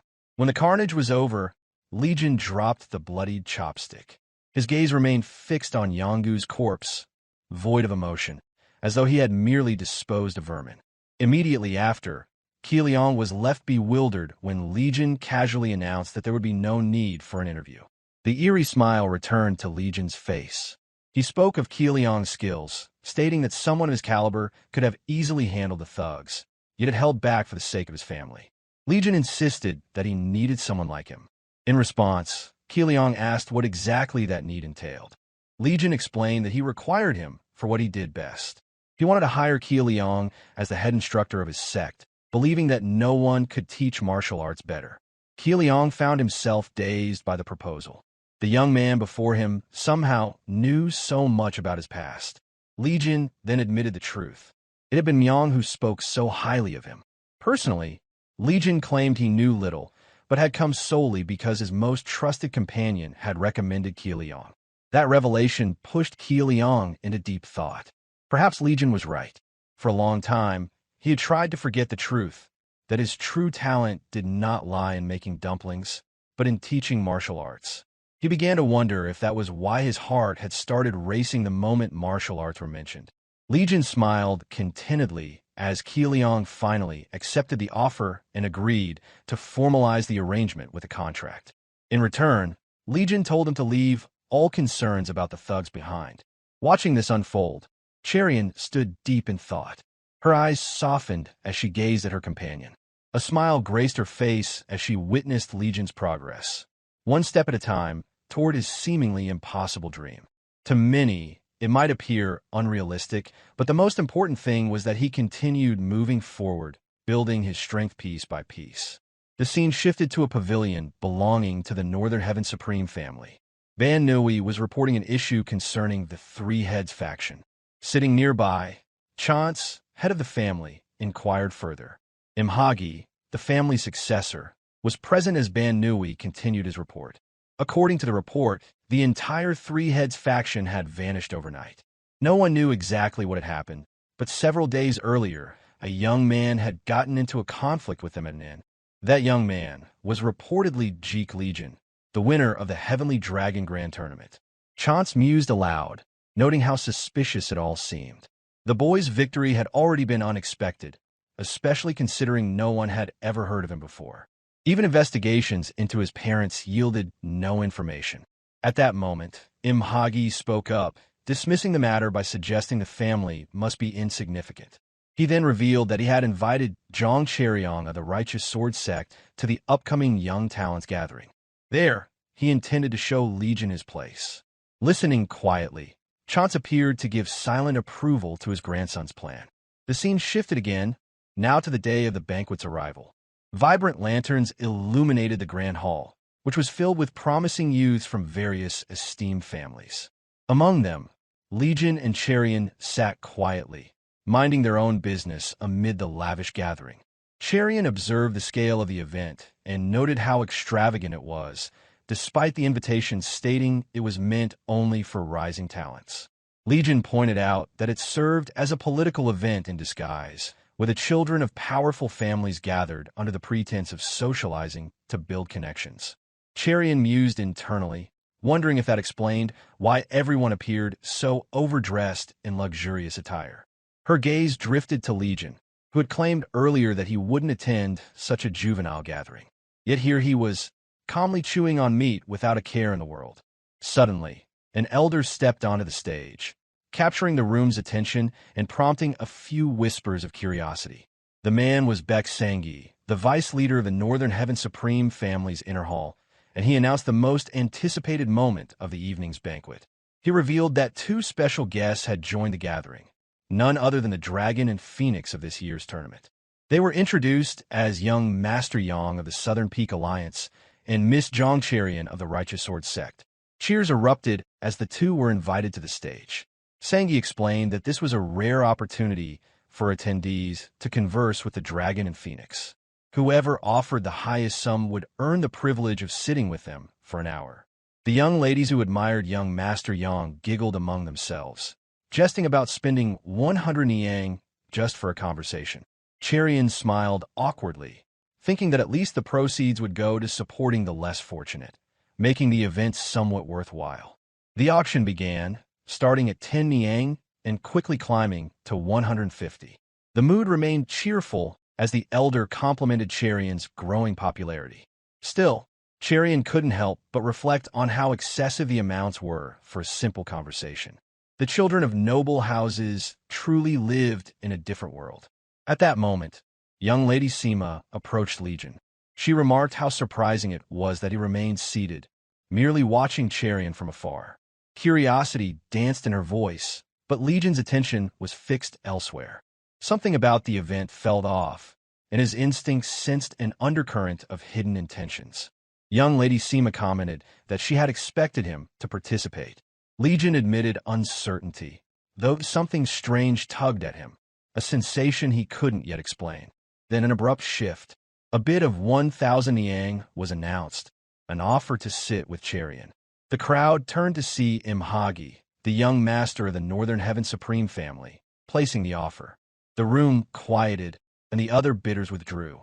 Legion's eyes narrowed as Sang-gi began the countdown, with no further bids being made.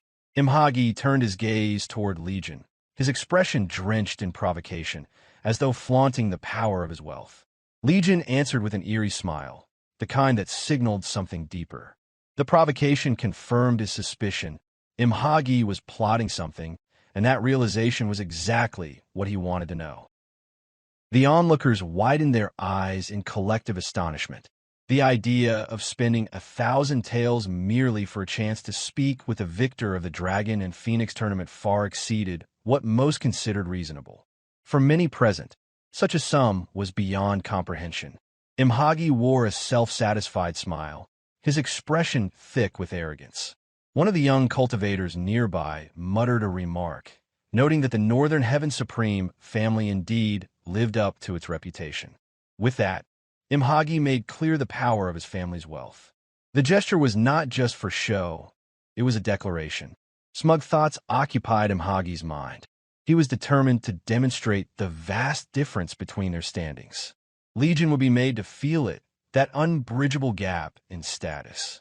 Elder Beck had already begun the countdown to close the bidding, but none made any attempt to challenge Imhagi's offer.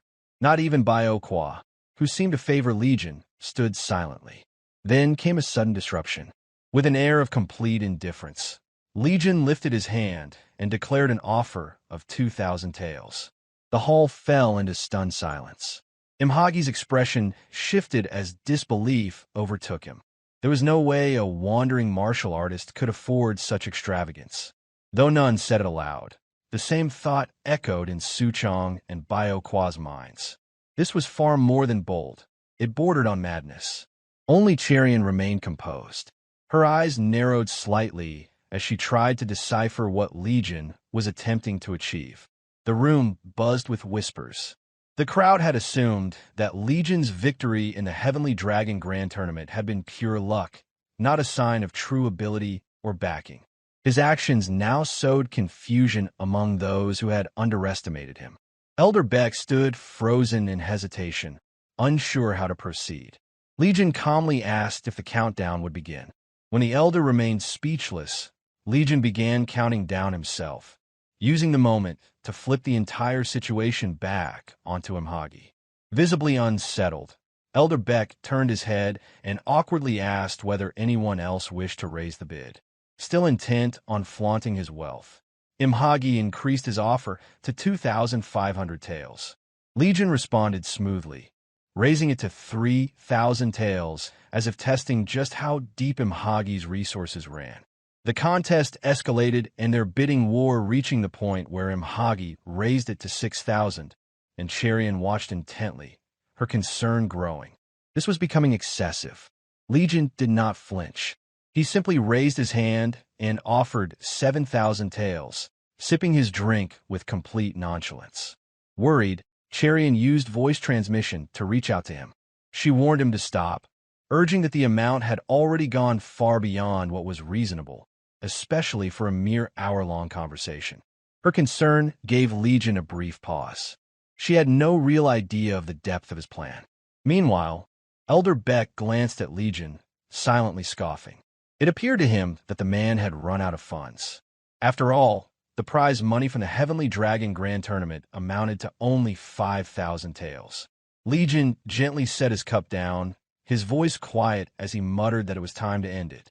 Then came the killing blow, an offer of 10,000 taels to sit with the phoenix of the tournament. Gasps rippled through the crowd. Suchong blurted out in shock, demanding whether Legion truly had such a fortune. The rest of the young talents were left speechless. Even Cherian's eyes widened slightly, her instincts warning that events had spiraled out of her control. She no longer tried to decipher his intentions. It had gone too far. Among the crowd, someone murmured in disbelief. 10,000 taels, surely that was too much. Elder Beck frowned in thought. Even Imhagi would have difficulty justifying such a sum. If word reached his family head, serious consequences would follow. As humiliating as it might be, retreat now would be the wisest course. But unwilling to yield, Imhagi raised the stakes again to 11,000, asking if Legion could keep up. Without hesitation, Legion answered with 12,000, his tone like steel. Then asked if it was too much, Imhagi could always surrender. The atmosphere in the hall thickened with tension as Imhagi raised the bid once more, offering 13,000 taels. He claimed that any man worthy of the name would be willing to sacrifice everything for the woman he loved. Legion immediately countered, raising the bid to 14,000 taels. His tone carried a sharp edge of provocation, questioning whether his rival was beginning to falter. Naturally, unable to resist the challenge, Imhagi pushed the bid further to 15,000. Then, without warning, Legion declared his surrender with a maniacal laugh, cutting off Imhagi mid-sentence. The suddenness of it all caught everyone off guard, his laughter echoing through the stunned silence of the room. It was only after that moment that Imhagi realized he had been played. His opponent had baited him into an unwinnable trap, and he had walked right into it. Just as swiftly, Legion's laughter faded and calm returned to his features. With measured clarity, he remarked that the matter was settled. He added, almost offhandedly, that spending 15,000 taels to converse with a woman for a single hour was utter madness.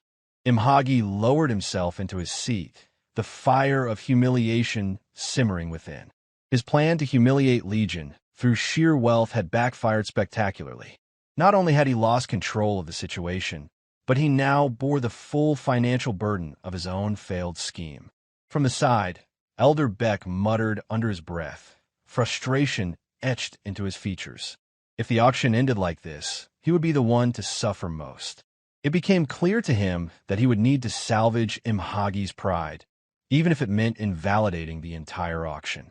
Before he could proceed, Legion slapped a bill slip onto the table and gestured for Elder Beck to verify its authenticity. When questioned about his ability to pay, Legion responded by urging the elder to confirm it for himself. After a brief inspection, Elder Beck found the bill genuine, though surprise lingered in his expression. He asked where such a sum had come from. Legion answered plainly that he had earned it. Still unsatisfied, Elder Beck pressed further, expressing doubt that someone of Legion's age, regardless of martial skill, could have amassed such wealth. In response, Legion fixed him with a piercing stare. He acknowledged the elder's loyalty, but made it clear that the persistent questioning bordered on provocation. The implication was unmistakable. There was no obligation to explain anything further. A flicker of fear passed over Elder Beck's face. Despite Legion's youth, his status as the Heavenly Dragon Grand Tournament champion commanded respect. The elder quickly muttered an admission that no further explanation was needed. Having effectively silenced the elder and outmaneuvered the proud young master of the Northern Heaven Supreme family, Legion returned to his drink, sipping it with casual ease. Elder Beck, recovering from the exchange, instructed Cherian to join Imhagi as he prepared to commence the auction for Suchong, another young martial artist. Later that evening, deep within the estate, Elder Beck processed the auction funds with a greedy glint in his eye. He muttered to himself, noting with relief that the ordeal had finally concluded. He needed to complete the process quickly before the dragon and Phoenix finished their conversation. With bitter disdain, he remarked on Cherian's luck, attributing her fortune to nothing more than her appearance.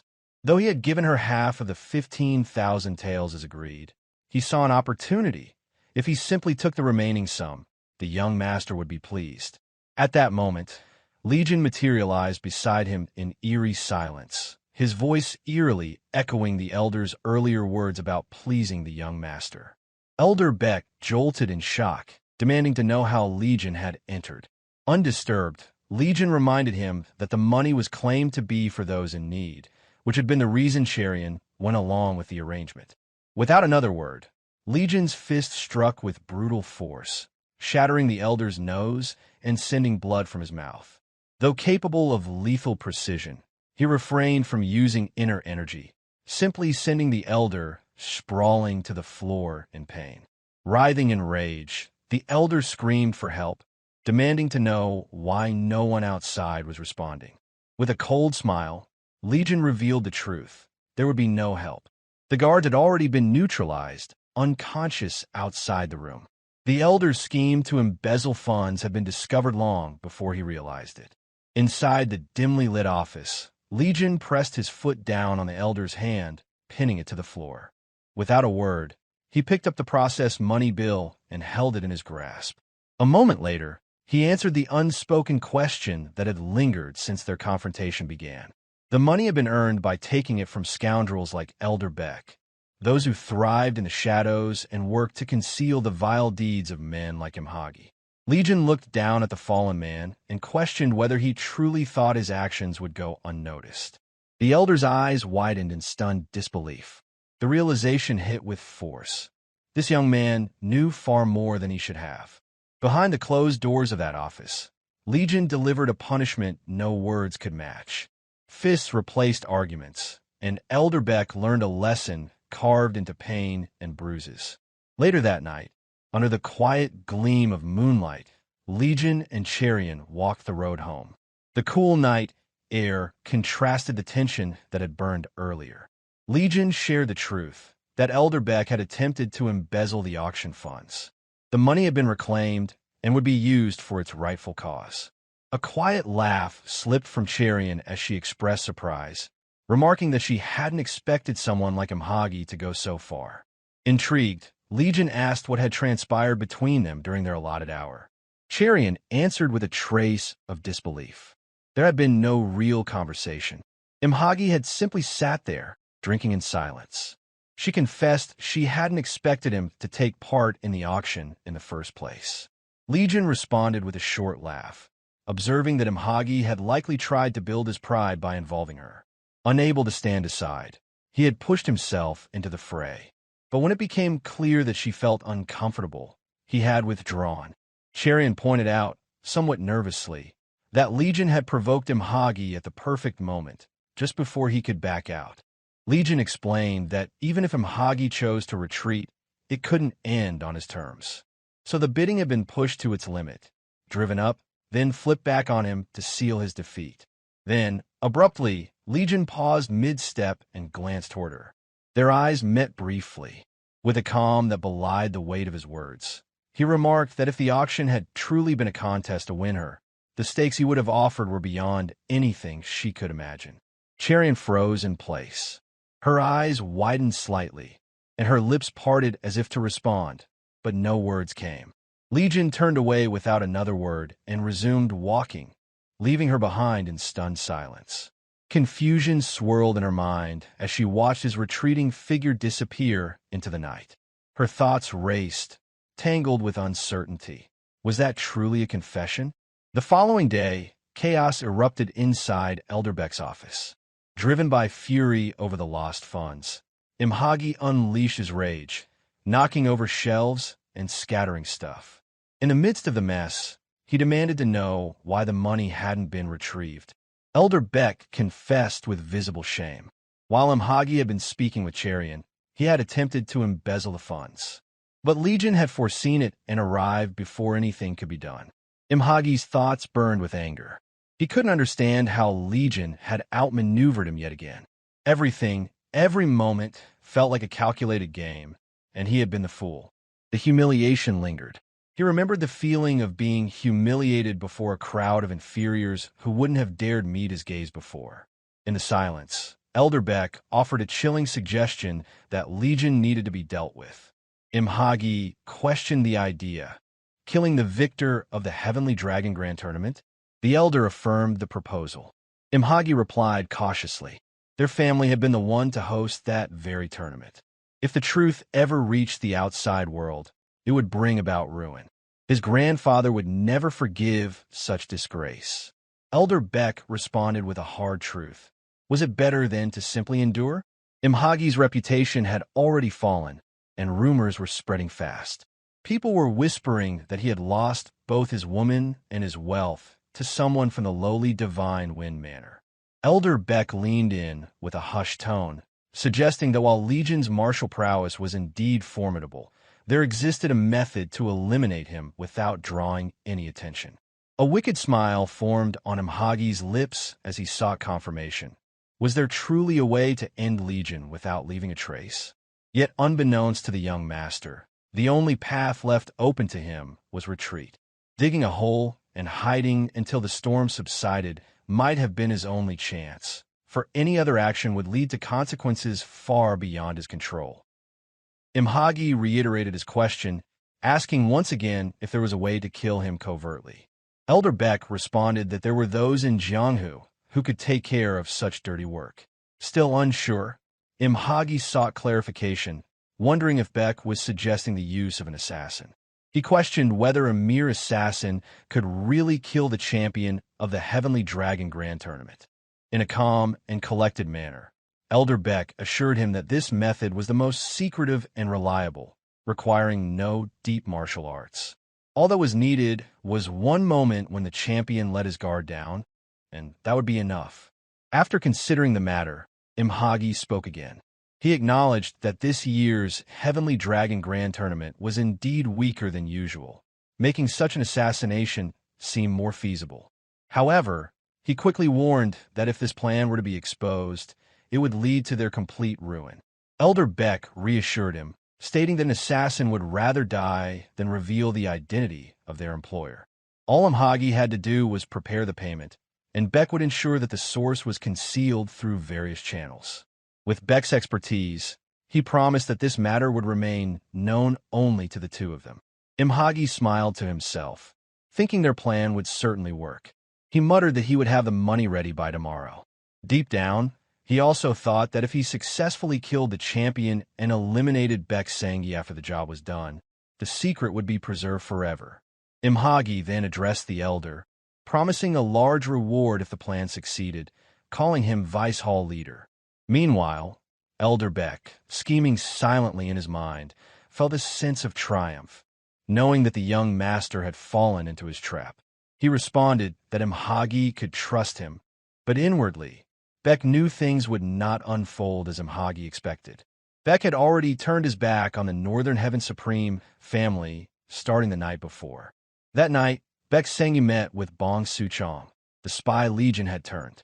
After a few brief exchanges of pleasantries, Suchong informed Sangi that Imhagi had been furious during the night's gathering of up-and-coming youngsters. Sangi had tried to brush it off as a minor issue, but Suchong reassured him that the situation was far more serious. He explained that an order would soon be issued for Elder Baek's execution. Taken by surprise, Sangi demanded to know what Suchong meant. Suchong, in a calm tone, explained that Imhagi's personality was well known and that this was not a trivial matter. He reminded Sangi of how many lives had been lost over a single mistake in the past. Suchong's prediction was clear. Imhagi would soon find someone to take the fall for the humiliation. It was only a matter of time before Sangi became the scapegoat.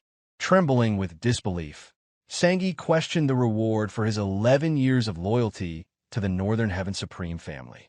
He wondered aloud if this was the price he had to pay for his dedication. With a bitter tone, Suchong responded that he was in a similar situation. He revealed that the Northern Heaven Supreme family was attempting to shift the blame for the Dragon and Phoenix tournament disaster onto him. Suchong's words prompted Sangi to reflect deeply on his own situation, realizing that the family might do the same to him. Sensing the change in Sangi's thoughts, Suchong asked if he wanted revenge. He admitted that he would seek revenge in a heartbeat, as he had no intention of being discarded by the family. The idea of revenge began to take root in Sangi's mind, and he began to believe that young Master Imhagi would discard him for a single mistake.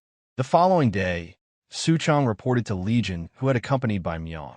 He informed Legion that Baek Sangi had convinced Imhagi to go through with the plan, and that an assassin commission would soon be sent to the Phantom Slaughter sect. Impressed by the usefulness of Suchong's position as an elder of the Northern Heaven Supreme family, Legion acknowledged the significance of the information.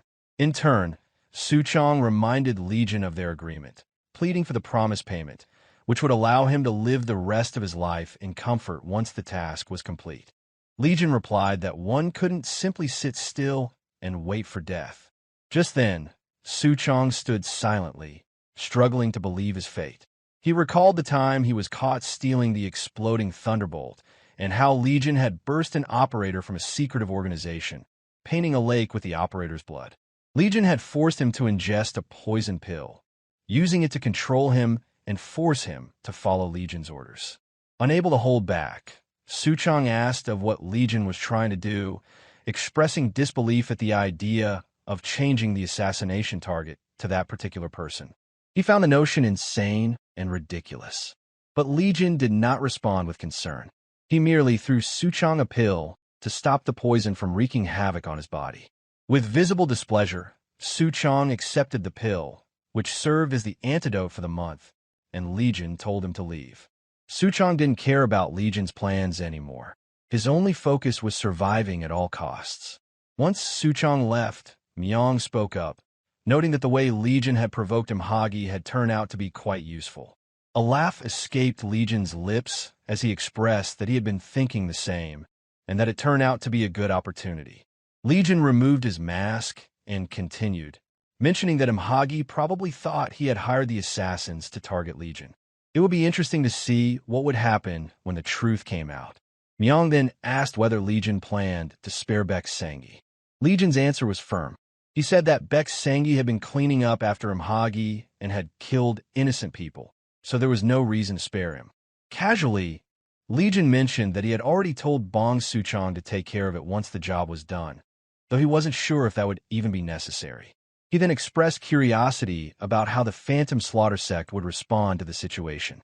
A vicious smile appeared on Legion's face as he wondered how they would react when they discovered the target wasn't who they thought it was. At the Phantom Slaughter sect, a subordinate walked toward the leader's office, holding a parchment with the details of the assassination request. When he arrived, he presented it with respect, reporting that a first-rate commission had come in. The leader took the parchment, curious about the first-rate commission. As he opened it, he muttered under his breath, remarking that it had been a while since the sect had received such a request. But as he read the content, his eyes widened in disbelief. Noticing how the leader trembled, the subordinate called out to him. In shock, the leader screamed as he realized the content of the request. The parchment contained an image of young Master Yang Suchong from the Southern Peak Alliance. Elsewhere that evening, over the varying peaks, a waterfall parted, its waters glowing under the setting sun in a tranquil display. Legion sat in lotus position, cultivating his mind and gathering inner energy. It was a rare moment of peace.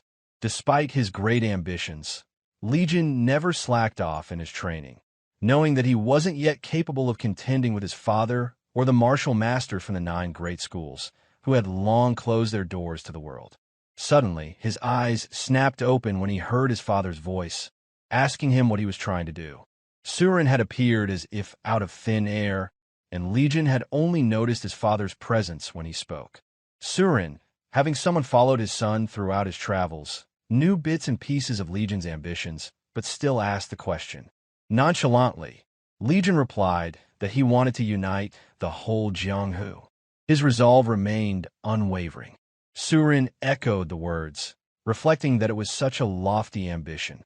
Even he, as the descendant of the Whirlwind clan, though having enough strength and background, did not act on his dream to achieve it. So, Soorin asked why Legion wanted to unite the whole Jianghu. Unperturbed, Legion defiantly answered that he simply wanted to. Unconvinced, and bearing the promise made with his father, Soorin commented that such a reason was not enough. Legion calmly stood up, stating that he didn't make this reason to make his father understand. He then asked why he couldn't dream of something everyone else was dreaming about. Why was it wrong for a member of Jianghu to dream of dominating the world? Soorin tried to respond, but found himself unable to find the words. Even he once had dreamed lofty dreams of bringing peace to the whole Jianghu. But that dream had remained nothing more than a fleeting hope. Then, Legion spoke again, acknowledging that his father must have countless reasons in his head right now to try to dissuade him. But Legion added with unwavering conviction that not a single one of them would convince him. Soorin let out a sigh of defeat, saying that he thought so too. Trying to dream such a lofty dream was to walk a thorny path, so he asked what Legion's justification was. Legion answered simply because he hated losing out. Then he posed another question on who did Soorin think Jianghu belonged to? Soorin answered that Jianghu belonged to all of its members. Legion was its master, and Soorin was its master too. Legion retorted that he knew his father would answer that way, but he was wrong. Although Legion didn't want his father to get in his way, he was prepared to fight him if he had to. Legion then explained that they were not the masters of Jianghu. The 4 hegemons acted as if they were, but they were nothing more than loud foxes in a forest without a tiger. The true masters of Jianghu were the ones who had started the great Orthodox demonic war 20 years ago. If they were dead, then it was their descendants who held the power. Soorin asked a series of questions in response. Did Legion truly believe that these old monsters were the real masters of Jianghu? Was Legion trying to take Jianghu away from them? Was he aware of who they were and what they had done? Without a shred of fear in his eyes, Legion answered all of them affirmatively, as if he had already set his mind and would not stop until he reached his goal. Soorin asked further, demanding to know how Legion planned to unify Jianghu. Was he going to turn it into a bloodbath? His voice grew serious as he questioned whether Legion planned to kill everyone who resisted with sheer force. Soorin asked these questions not without reason. To unify the whole Jianghu, Legion could not rely on mere words. Within the 4 hegemons, there would inevitably be those who believed they were the strongest, and Legion would have no choice but to raze them all to the ground. Although Legion understood this well, he answered that if it came to that, he would. Soorin's inner energy surged as he processed the answer. As someone who had long dreamed of peace in Jianghu, Soorin did not possess the heart to destroy everything for the sake of achieving peace. Even though as a descendant of an ancient sect, Soorin's power was undoubtedly peerless. On the other hand, Legion had inherited his father's martial arts techniques along with his sword. In addition, Legion had inherited his mother's martial techniques and her demonic sword. With over a decade of experience as a wandering martial artist, Legion had steeled himself to make his father's dream into a reality. Yet, Soorin became a hurdle to his own dream, for not having the heart to raise the greater evil that ran rampant in Jianghu. Legion understood this. Even if he had to bear the hatred of his father, he knew he must push through. Only by doing so would he achieve the dream he shared with his father.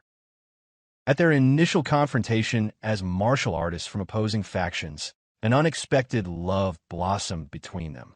From the outset, their destinies appeared entwined, marked not by rivalry, but by mutual affection. Eventually, during the ultimate battle between their two factions, they boldly descended into the arena side by side and holding hands. Rejecting the violent quest for dominance in the martial world, they turned their backs on conflict, choosing instead the comforting embrace of each other's love. Their decision brought severe consequences. Both were cast out from the martial world, banished, and strictly warned never to return. Their exile was absolute and lasted until their son, Jeok Legion, reached adulthood. Legion grew into a formidable martial artist, driven by an insatiable ambition to seize control over the entire martial realm. Under the fading glow of sunset, Soorin's face twisted bitterly, shadowed by profound anger and disappointment in his son's ruthless ambitions. Yet, Legion remained unyielding and resolute, fully aware he lacked the necessary strength to confront his father directly, yet unwaveringly committed to achieving his ambitious vision. During their intense exchange, Soorin questioned inwardly whether he had ever experienced such powerful anger before. As the former heir of the strongest martial clan, he had learned to manage and suppress his emotions meticulously. This loss of control unsettled him deeply, indicating the gravity of the turmoil his son's aspirations had caused. Legion's dream to dominate the martial world seemed not only reckless and difficult, but perilously unrealistic.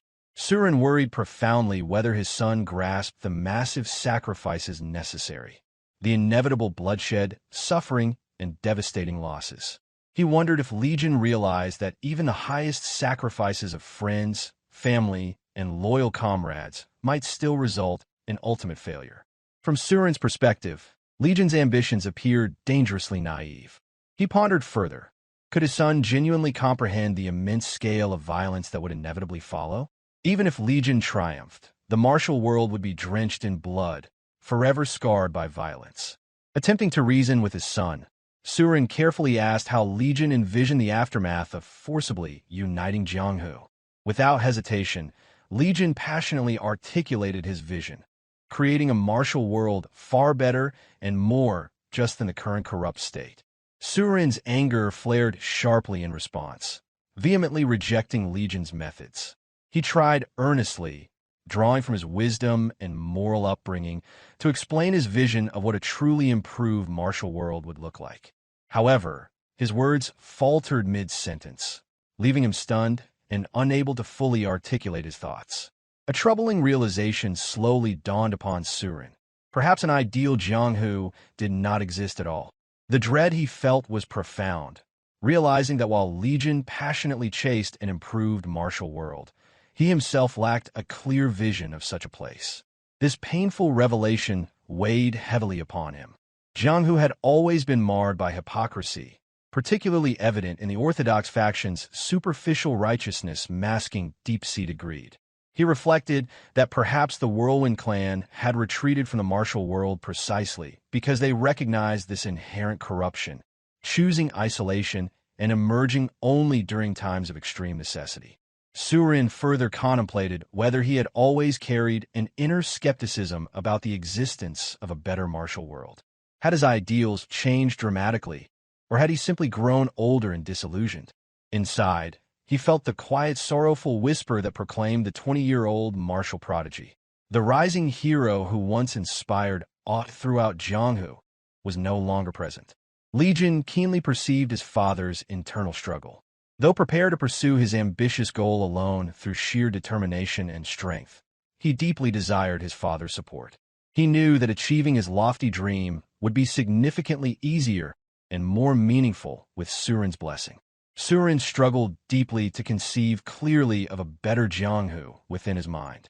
Ultimately, he declared firmly that creating a superior Jianghu was beyond the ability of any single individual. Despite this, he still hesitated to fully dismiss the notion. He suggested instead that the existing Jianghu might gradually improve if its people diligently upheld their roles, living with honor and righteousness. Having spent only a decade wandering the martial world, Legion calmly countered, asserting plainly that no one truly lived in such an idealistic manner. Legion's blunt response silenced Soorin, as he recognized the stark truth of his son's words. Although Soorin had long dreamt of a better Jianghu, he lacked the resolve required to actively shape it. With sudden decisiveness, Legion turned away from his father, departing abruptly without further acknowledgement. The departure hurt him deeply, yet Legion knew the necessity of forcing his father to recognize the potential reality of his ambitions. Left alone, Soorin became lost in profound contemplation. The thought of bloodshed engulfing the Jianghu he loved deeply troubled him, yet convincing Legion to abandon his dream appeared equally insurmountable. Elsewhere, on the following day, Keiliang trained rigorously, determined to recover his former martial strength. His swordsmanship was precise, each motion executed with unwavering resolve to faithfully serve his new lord. Legion observed leisurely from the castle wall alongside Myong, his loyal bodyguard. Watching closely, Myong commented appreciatively on Keiliang's dedication and diligent training. Legion responded thoughtfully, noting that Keiliang must be battling internally to reclaim his previous prowess. Seeing the intensity of Keiliang's efforts, Legion felt confident he would successfully overcome his current limitations. Myong shared this optimism, smiling warmly in agreement. As they continued observing Keiliang, Myong updated Legion on various matters. Despite the recent destruction of the three-head faction, he had dispatched someone to protect Keiliang's wife and child, as previously ordered. Furthermore, 50 new martial artists had been hired as per Legion's instructions. Legion inquired about their treatment, and Myong assured him they had been provided with exceptional conditions. Satisfied, Legion emphasized that martial artists would perform according to the value placed upon them. Those treated as 10 Niang warriors would indeed fight as such, while those compensated 100 Niang will become warriors of equally great value. Myong fully concurred, noting with Keiliang as their instructor, these recruits would surely become elite fighters.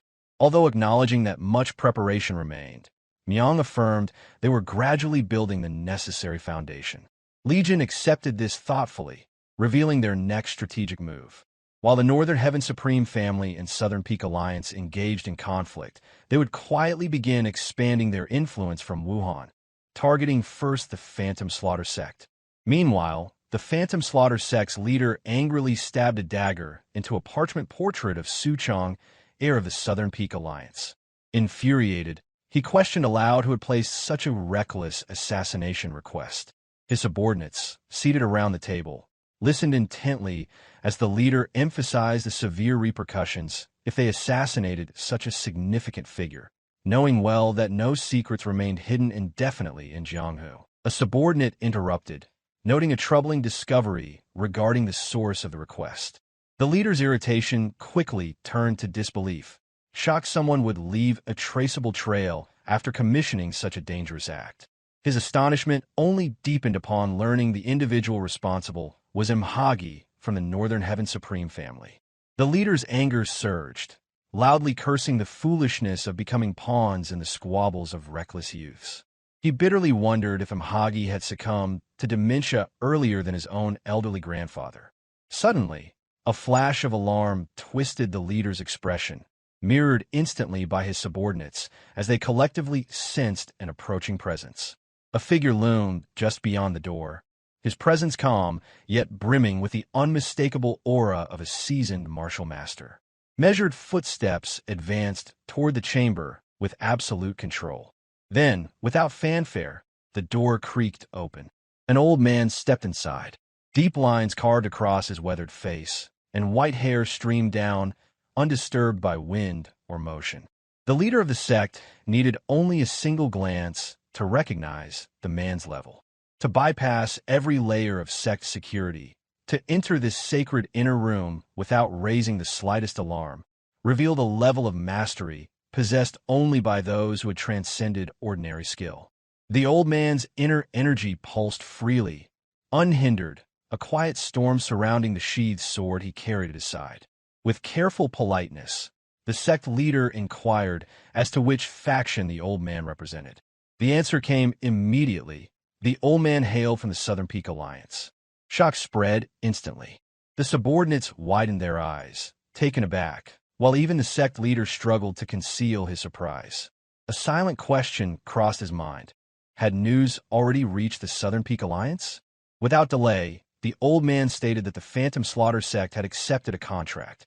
Feigning ignorance, the sect leader offered a casual response. He explained that countless requests arrived every day. This world, he said, was one in which many wanted others dead. It teemed with the shameless, and even more with those who sought to kill them. The old man remained unmoved. Calmly but coldly, he insisted that the sect leader knew exactly what he meant. He asked for the name of the client who issued the order. A bold subordinate broke the silence, claiming that their sect, bound by its nature, could never reveal a client's identity. In the next instant, his head detached from his shoulders and flew through the air. The strike had been so quick, so silent, that no one saw it coming. Not a single person in the room could react. The message was unmistakable. Refusal would be met with death. To underscore this, the old man had angled his blade with chilling precision so that the severed head rolled across the table and stopped in front of the sect leader. Blood sprayed, staining robes and walls alike. Silence reigned.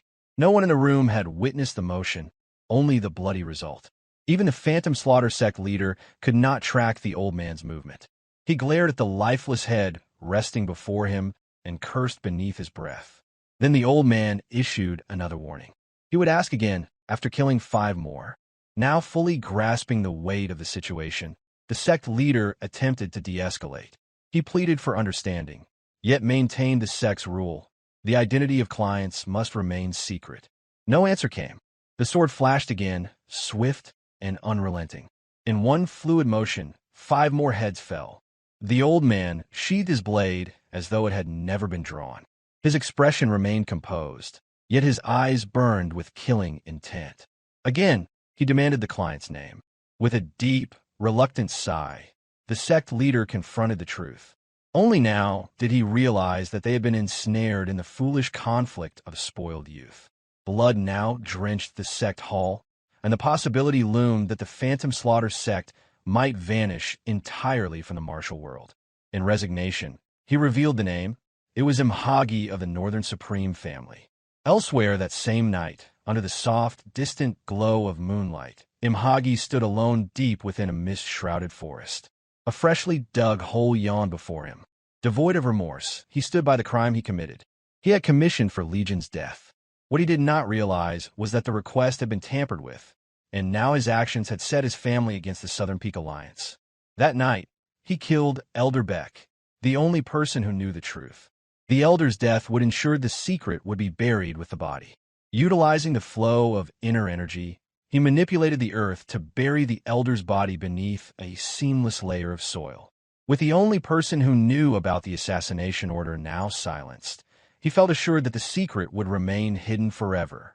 All that lingered in his mind was the expectation of a leisurely wait for the one who had humiliated him, Jeok Legion's death. Once more, he failed to realize that the very target of the assassination was already near. Imhagi's face twisted in shock when a voice spoke from the shadows. calmly inquiring what had brought him to such a secluded place without a single guard. Only then did Imhagi register Legion's presence. Despite having just witnessed the killing and the swift concealment of the evidence, Legion stood unaffected, composed, and unreadable.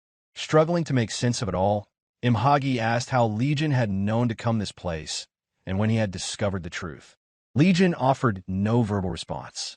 Instead, his eyes rested on the freshly packed grave. The dirt was leveled with precision, offering no sign of recent disturbance. Even under Legion's unflinching gaze, Imhagi remained stubbornly proud. That defiance reflected the arrogance nurtured by a lifetime of privilege under the protection of a prominent family. With unwavering confidence, he demanded to know Legion's true identity. A faint smirk curled on Legion's lips as he returned the question, asking whether Imhagi was truly curious. His expression then shifted, and with eyes gone cold, he warned that the answer would come at a price, one paid in his life. Fury erupted in Imhagi. His eyes widened in disbelief that someone he deemed beneath him would dare make such a threat. Legion released his inner energy and repeated the question with quiet force, asking once more if Imhagi still wished to know who he truly was. Though Legion had no desire to involve himself with a kid like Imhagi, the lines he crossed had become too many. By now, there could be no turning back. Legion decided to continue messing with the young master of the Northern Heaven Supreme family, claiming to be the eldest son of drifting clouds and flowing water. Intrigued, Imhagi listened carefully, considering the significance of Legion's actions. He realized that someone who had gone as far as winning the Heavenly Dragon Grand Tournament could not be an ordinary person. Maintaining a serious tone, Legion explained that his family operated a successful fruit shop with a philosophy based on living naturally, much like floating clouds and flowing water. Despite the blatant jest, Imhagi retained his composure and asked if Legion had come simply to spout such nonsense, emphasizing that he was not here for jokes. Instead of answering directly, Legion abruptly inquired about the number of people Imhagi had killed thus far. He followed up by asking how many of those were truly guilty. Imhagi retorted that Legion had been rambling nonsensically, but that it did not matter to him. He pointed out that in the martial world, those without power were simply trampled, a harsh reality of the world they inhabited. Agreeing with this sentiment, Legion acknowledged that it was indeed the case.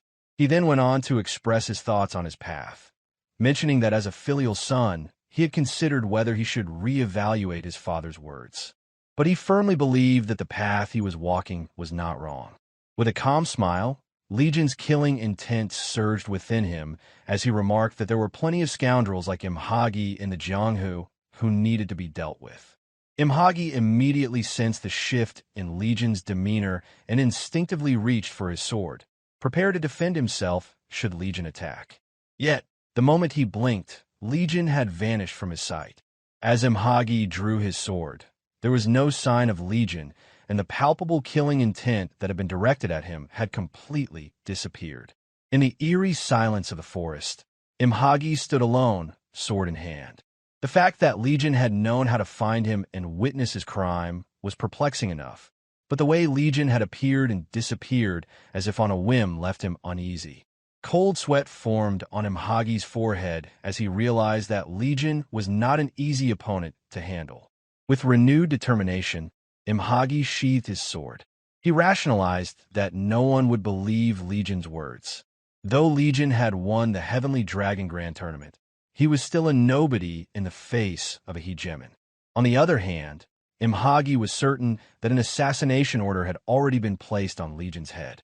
What he remained unaware of was that the assassination order had been cleverly intercepted by Legion himself to pit the Northern Heaven Supreme family with the Southern Peak Alliance.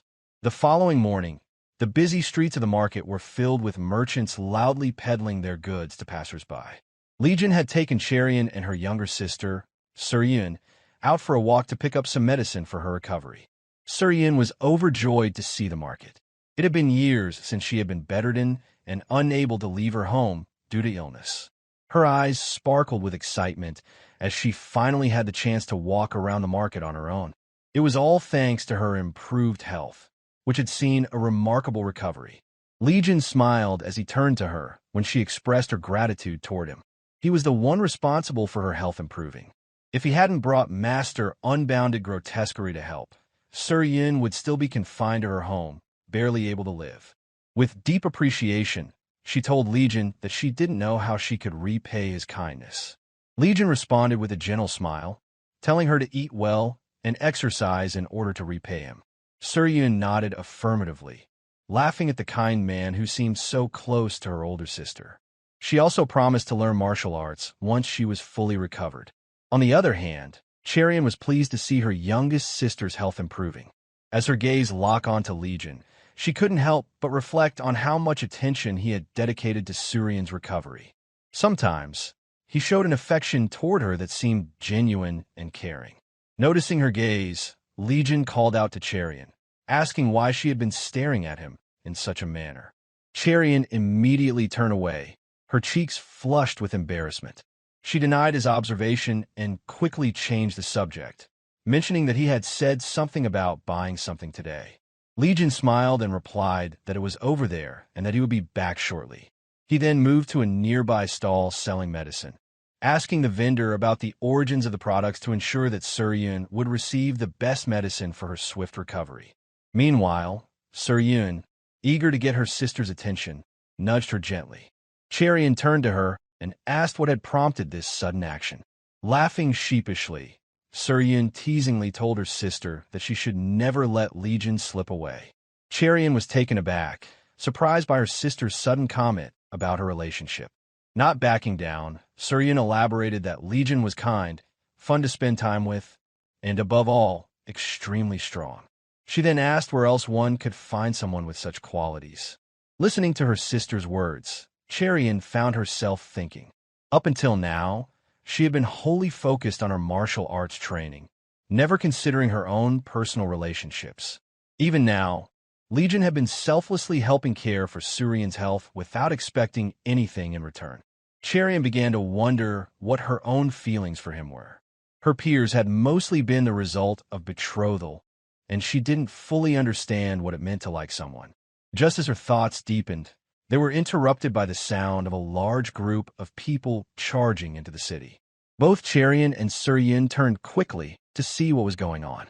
A group of martial artists riding horses galloped into the city, and the sight of such an armed group prompted the people to wonder why they had marched through so boldly. Legion returned to Cherian's side, commenting that he had been expecting their arrival, but they certainly made quite a scene. Realizing Legion had some involvement in this, Cherian asked him what he meant. Not wanting to reveal the true nature of his involvement in orchestrating the tension between the Northern Heaven Supreme family and the Southern Peak Alliance, Legion simply stated that he had called these big shots here for fun. With Soorin's medicine now in hand, the three of them began heading back. Meanwhile, the group of martial artists continued making their way deeper into the city. People watched in surprise, unable to believe that such a formidable force had entered the city unchallenged.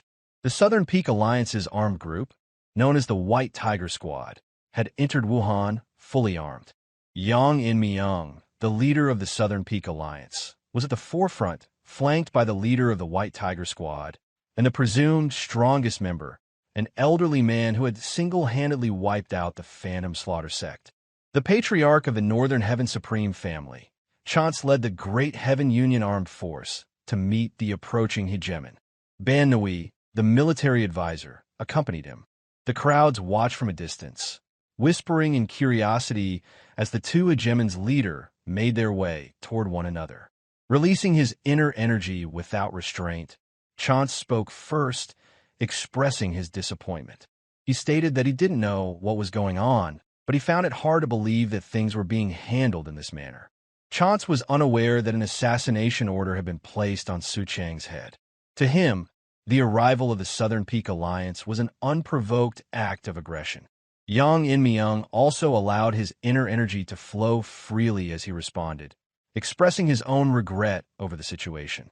He added, however, that there was no other way to handle things. Chance's mind raced as he realized that the situation had escalated beyond control.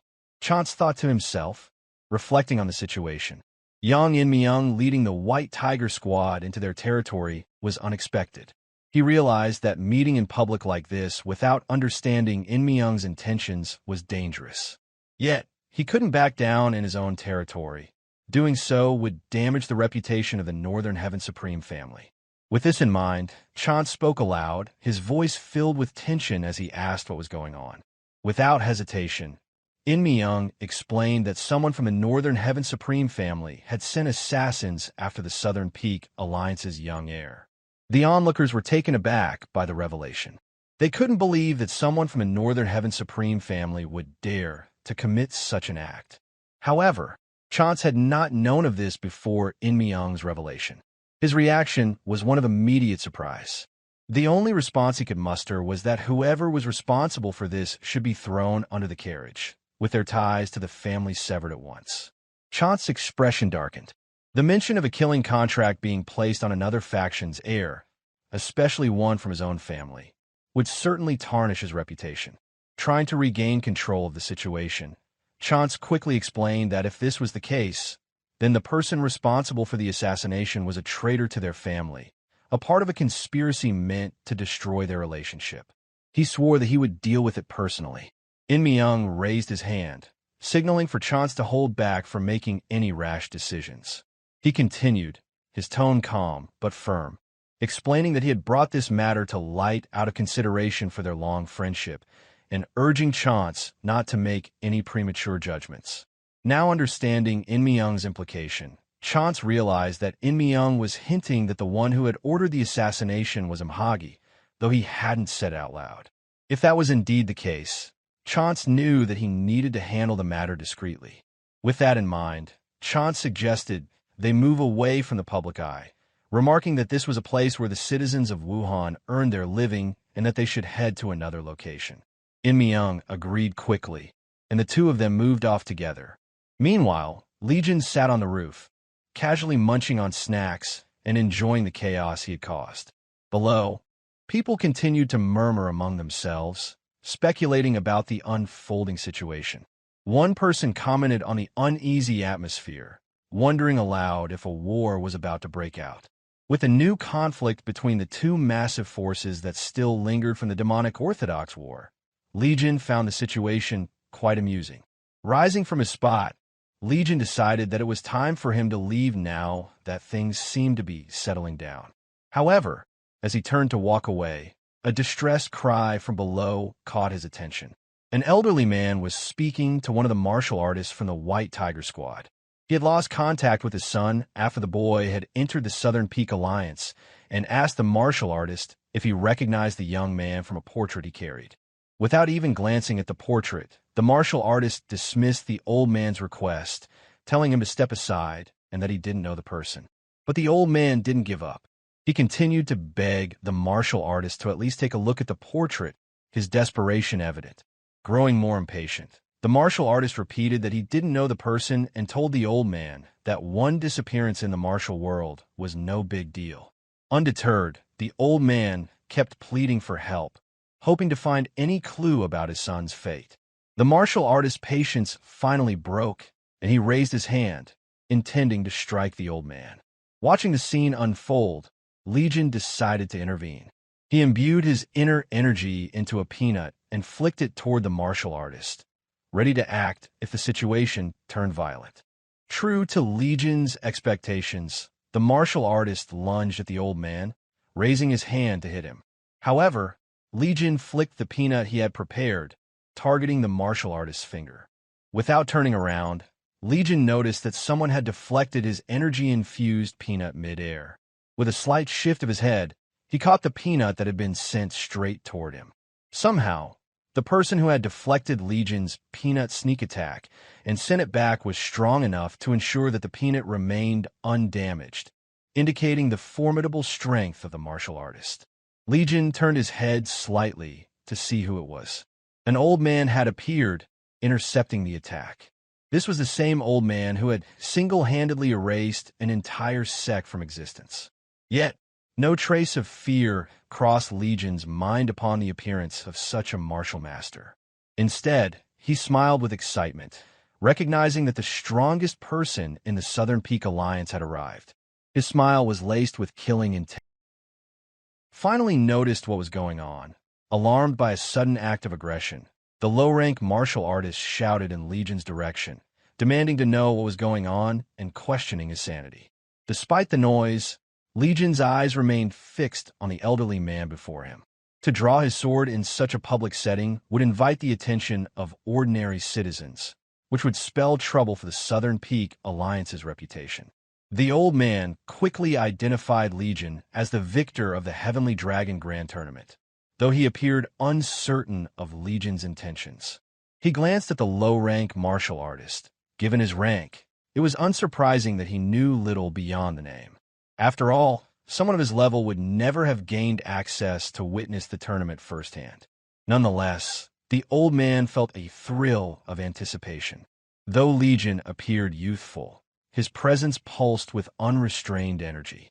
It was not every day that one encountered such a figure. Moved by the rarity of the moment, the old man slowly began to draw his sword, his inner energy flaring as he prepared for what might come. Legion responded with a soft hum, finding it unexpected that the elder would choose this location to ready his blade. Though Legion felt the rush of excitement that came with the prospect of crossing swords as well, he decided against provoking a confrontation. A challenge was enticing, but timing was everything. The old man kept his eyes trained on Legion, measuring the youth with the patience of experience. His assessment was interrupted by a civilian's voice nearby, noting the presence of the Southern Peak Alliance leader. The man commented to his companion that such an appearance must signal something extraordinary. Turning his head slightly, the old man listened more closely. Speculation followed. What business could the Southern Peak Alliance leader possibly have with the head of the Northern Heaven Supreme family in private? Whispers suggested the two might be on the brink of war. The weight of such possibilities caused the old man to reconsider. He lowered his head, retracted the energy he had been releasing without restraint, and slowly slid his sword back into its sheath. Even in the face of Legion's evident provocation, he chose to back down. Lifting his eyes once more, the old man offered a final look and a wordless farewell. He conveyed the sentiment that today was not the right moment for their clash. Without ceremony, the elder from the Southern Peak Alliance turned and walked away, followed by the low-rank martial artist who had earlier seemed poised to strike a civilian. Legion toyed with a peanut in his hand with a casual gesture.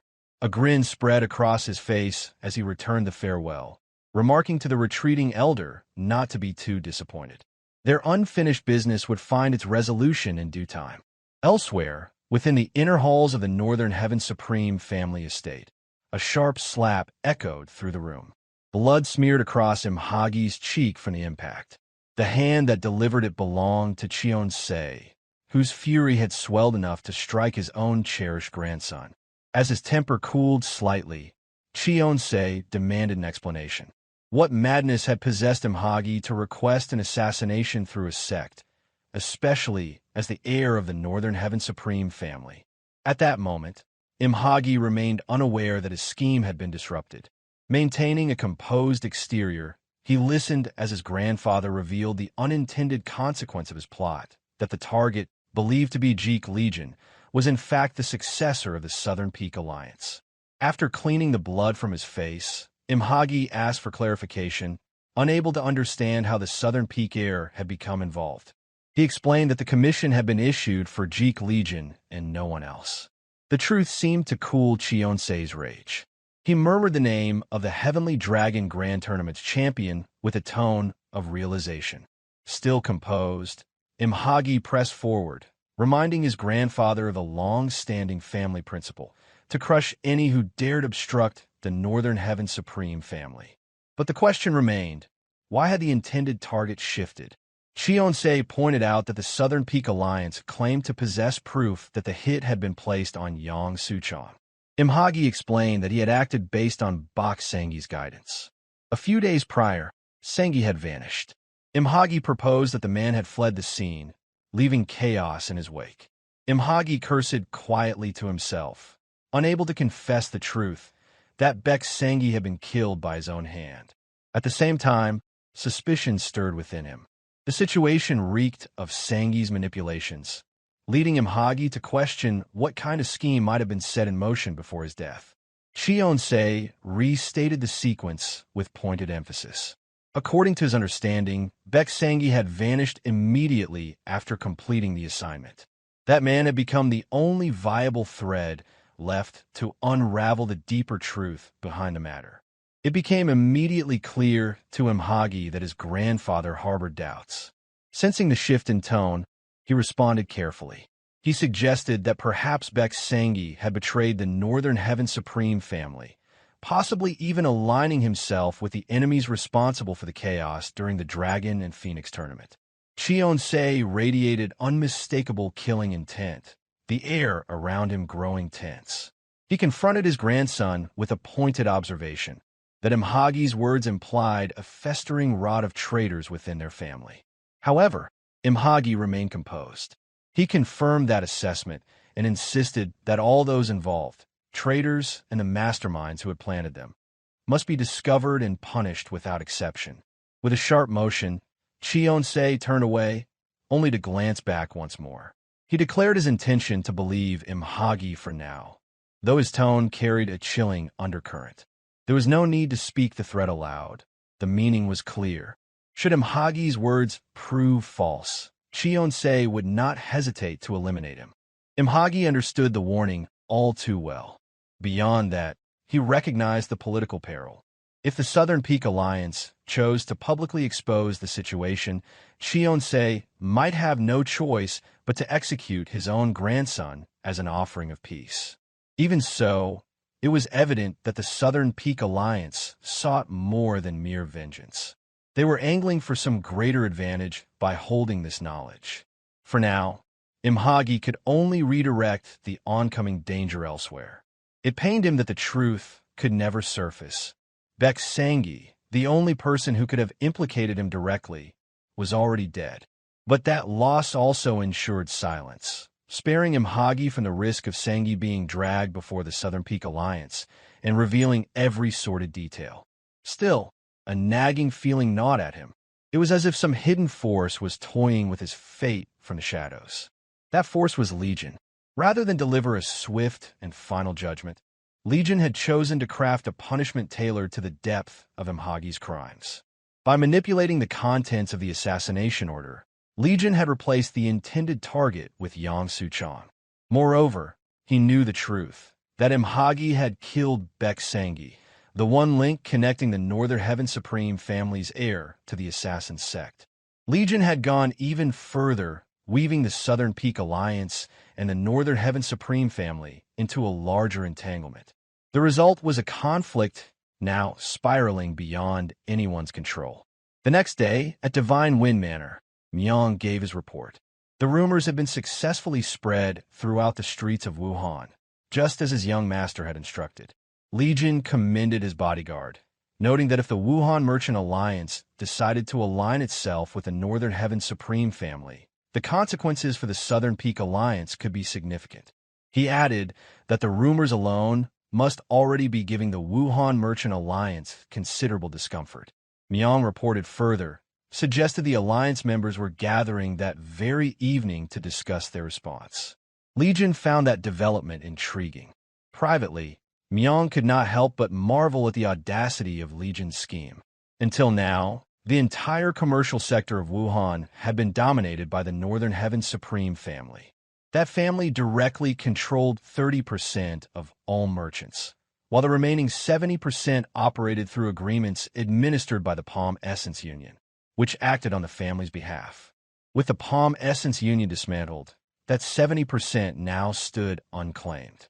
Ordinarily, the Northern Heaven Supreme family would absorb control of those contracts. But Legion had other plans. He aimed to seize that power for himself.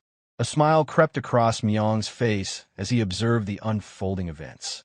Everything appeared to be progressing exactly according to Legion's vision.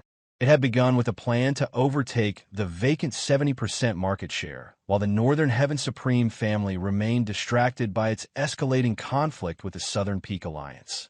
Legion confirmed the current approach, though he admitted uncertainty over whether the Wuhan Merchant Alliance would cooperate so easily. These were merchants driven strictly by pragmatic interests, unlikely to be influenced by sentiment or rushed into decisions. Their focus remained firmly on practical gains. He went on to explain that the merchants had spent years refining their methods for safeguarding wealth from the martial world. The alliance commanded considerable strength and discipline, not merely in trade, but in its own defenses. Their unity and influence were not to be underestimated. Legion concluded that such a group would weigh their options with care, using their leverage where it mattered most. Considering this, Myung posed a question: whether Legion had another plan already be in motion, since forcing the merchants into contractual agreements would likely bring problems later, and such coercion seemed out of character for Legion. Legion admitted that he had not yet decided on a concrete plan, but resolved to confront the situation directly. As the day faded into night, Legion set out for the location where the Wuhan Merchant Alliance was gathering. However, upon arrival, the response from the guard stationed at the entrance was less than welcoming. The lead guard made it clear that entry was forbidden to those without an invitation. While this exchange unfolded, Myung scanned the surrounding area, quietly taking in the level of security in place. Multiple martial artists stood watch at strategic points, each one alert and poised for action. Internally, Myung reflected on the nature of the meeting. It seemed the attendees, driven more by wealth and ideology, had hired skilled martial artists without concern for factional loyalty or political affiliation. Legion calmly introduced himself as Jeok Legion of Divine Wind Manor. He requested that his arrival be announced to those inside, expressing his willingness to wait until the message was delivered.